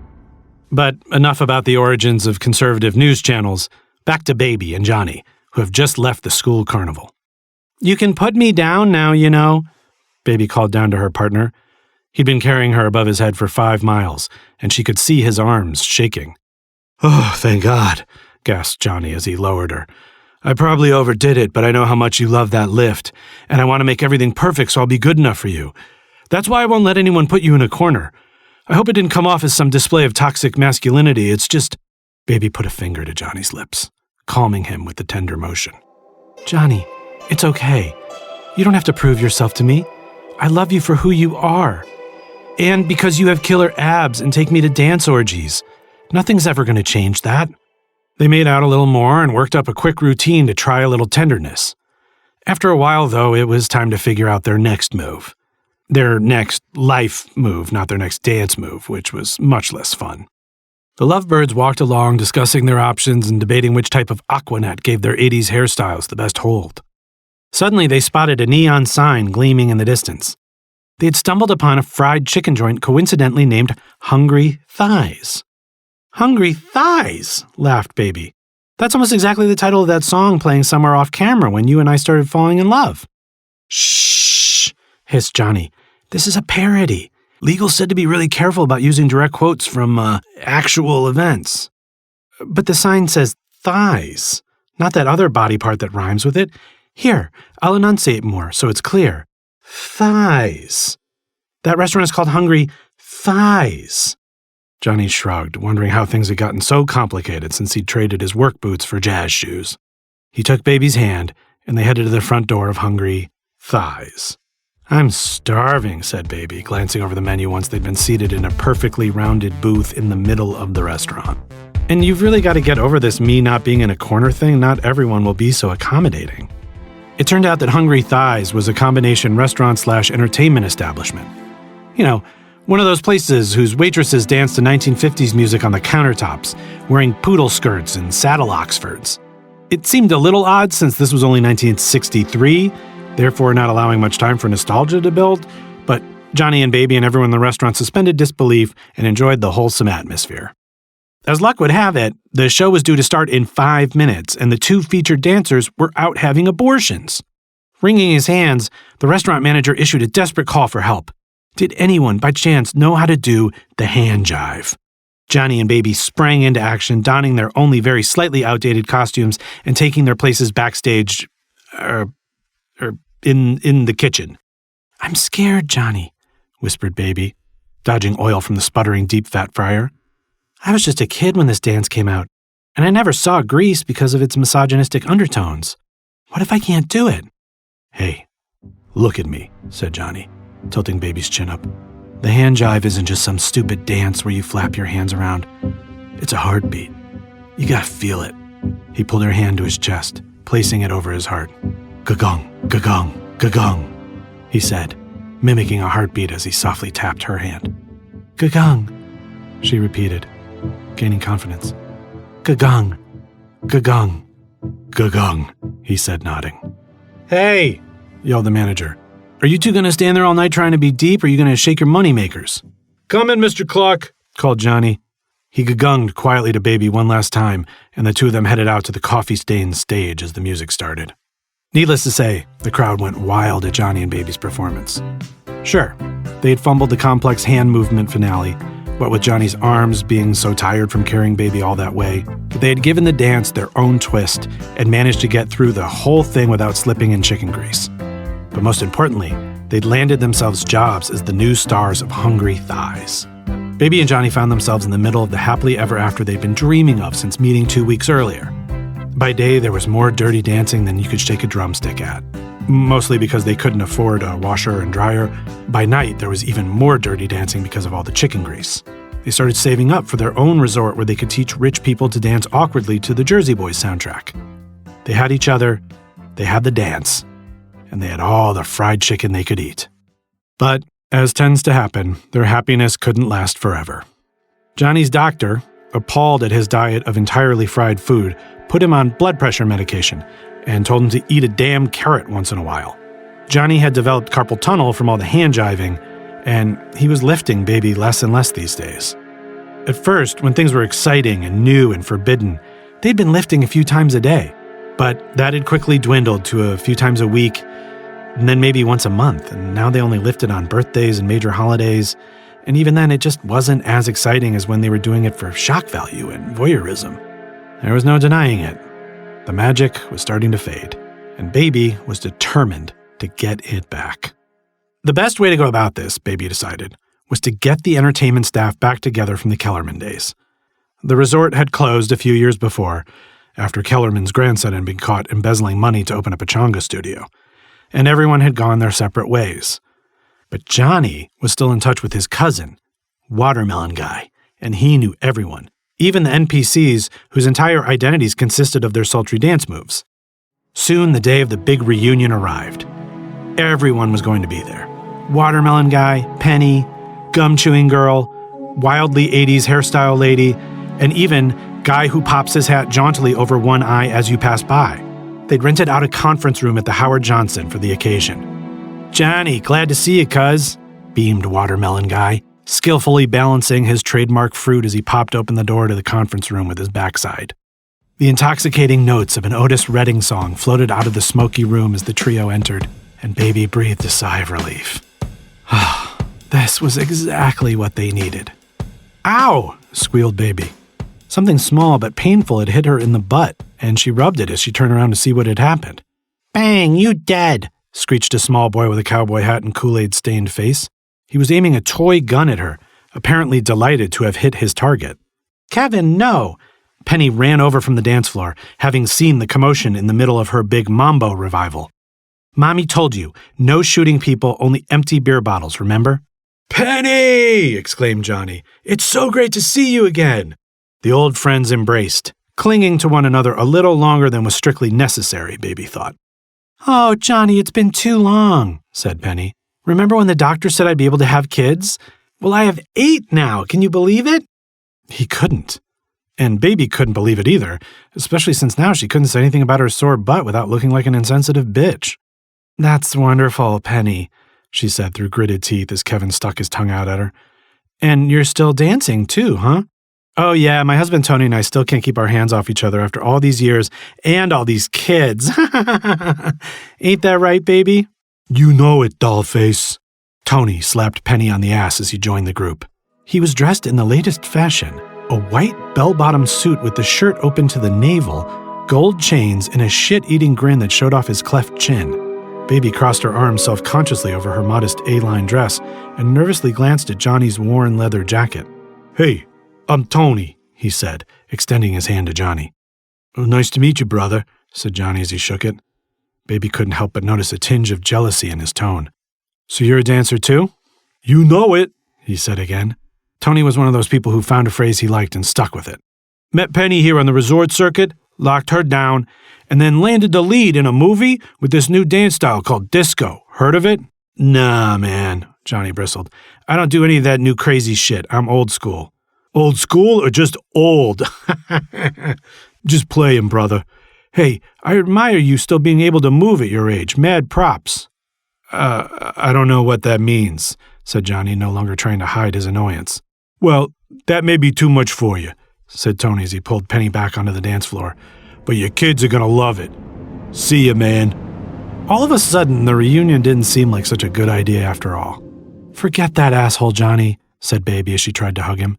You've still got the best moves, and Dirty Dancing holds up on film much better than disco. Give it a few years and that guy's gonna look ridiculous. They glanced over at Tony, who had accumulated a large following on the dance floor. He was teaching everyone how to point in the air while sticking their hips out at a sassy angle as Stayin' Alive pumped through the speakers. It all looked very modern and edgy. Baby was just about to ask Johnny if he wanted to head back to their place above Hungry Thighs when he took her by the hand, leading her to the dance floor. They want a show? He said, looking more sexily determined than he had in a long time. We'll give him a show. He whispered something to the DJ, who smiled and nodded knowingly, stopping the record with a screech of the needle. He pulled out a new record from under the console, and soon the air was filled with a rhythmic, electronic beat unlike anything they had ever heard. Just follow me, smiled Johnny as he and Baby started to move to the music and try to keep up. Ah, push it, began the lyrics. And Baby and Johnny did. Ah, push it. The other dancers turned their focus from Tony to the couple. Ah, push it. Baby and Johnny continued to push it. They pushed it real good, in fact. Baby wrapped her arms around Johnny's neck and threw her head back gleefully. Slowly, the people around them joined in the new, some even might say futuristic, dance, and soon the dance floor was packed with couples gyrating to the beat. Tony glowered from the corner he'd been relegated to. He tried to take over as top dog, but he'd forgotten the universal truth. Patrick Swayze was way hotter than John Travolta. For one brief moment in that Hojo conference room, the old friends weren't washed-up middle-aged, or 20-somethings in Baby's case, has-beens with bad knees and alcohol issues. They were young, horny teenagers, rebelling against the status quo, with no thought to consequences or the implications of cultural appropriation. As the final beats started to fade, Johnny raised his eyebrows at Baby, asking her the question she'd been hoping he would. She smiled and nodded, climbing onto a wobbly folding table and then leaping into Johnny's outstretched arms. Johnny's carpal tunnel seemed to melt away as he raised Baby high over his head, perfectly executing their signature lift. The crowd momentarily stopped pushing it and burst into applause as the couple slowly made their way towards the door. Johnny and Baby didn't know what the future held, but they knew there would be dancing. And it would be dirty. The Novelizers is hosted by Dave Hill with Stephen Levinson and produced by Stephen, Cole Emhoff, Graham Douglas, Kevin Carter, Christine Bullen, Dennis DeClaudio, and Rob Kuttner, and distributed by Cincinnati Public Radio. Mixed and edited by Graham Douglas, music by Cole Emhoff, art direction by Crystal Dennis, theme song written by Andrew Lynn and performed by Nick Testa. Follow The Novelizers on Threads, Instagram, Twitter, and Facebook, and support us on Patreon. The Novelizers is an unauthorized work of parody. Copyright 2025, Novelizers, LLC. Support comes from the Episcopal Church of the Redeemer and the Hyde Park Church Collective, hosting Dan McClellan, biblical scholar and author, to discuss his book, The Bible Says So, What We Got Right and Wrong About Scripture's Most Controversial Issues and How to Read the Bible Faithfully in a Modern Context. Wednesday, September 17th at 6:30 p.m. Learn more at redeemer-cincy.org.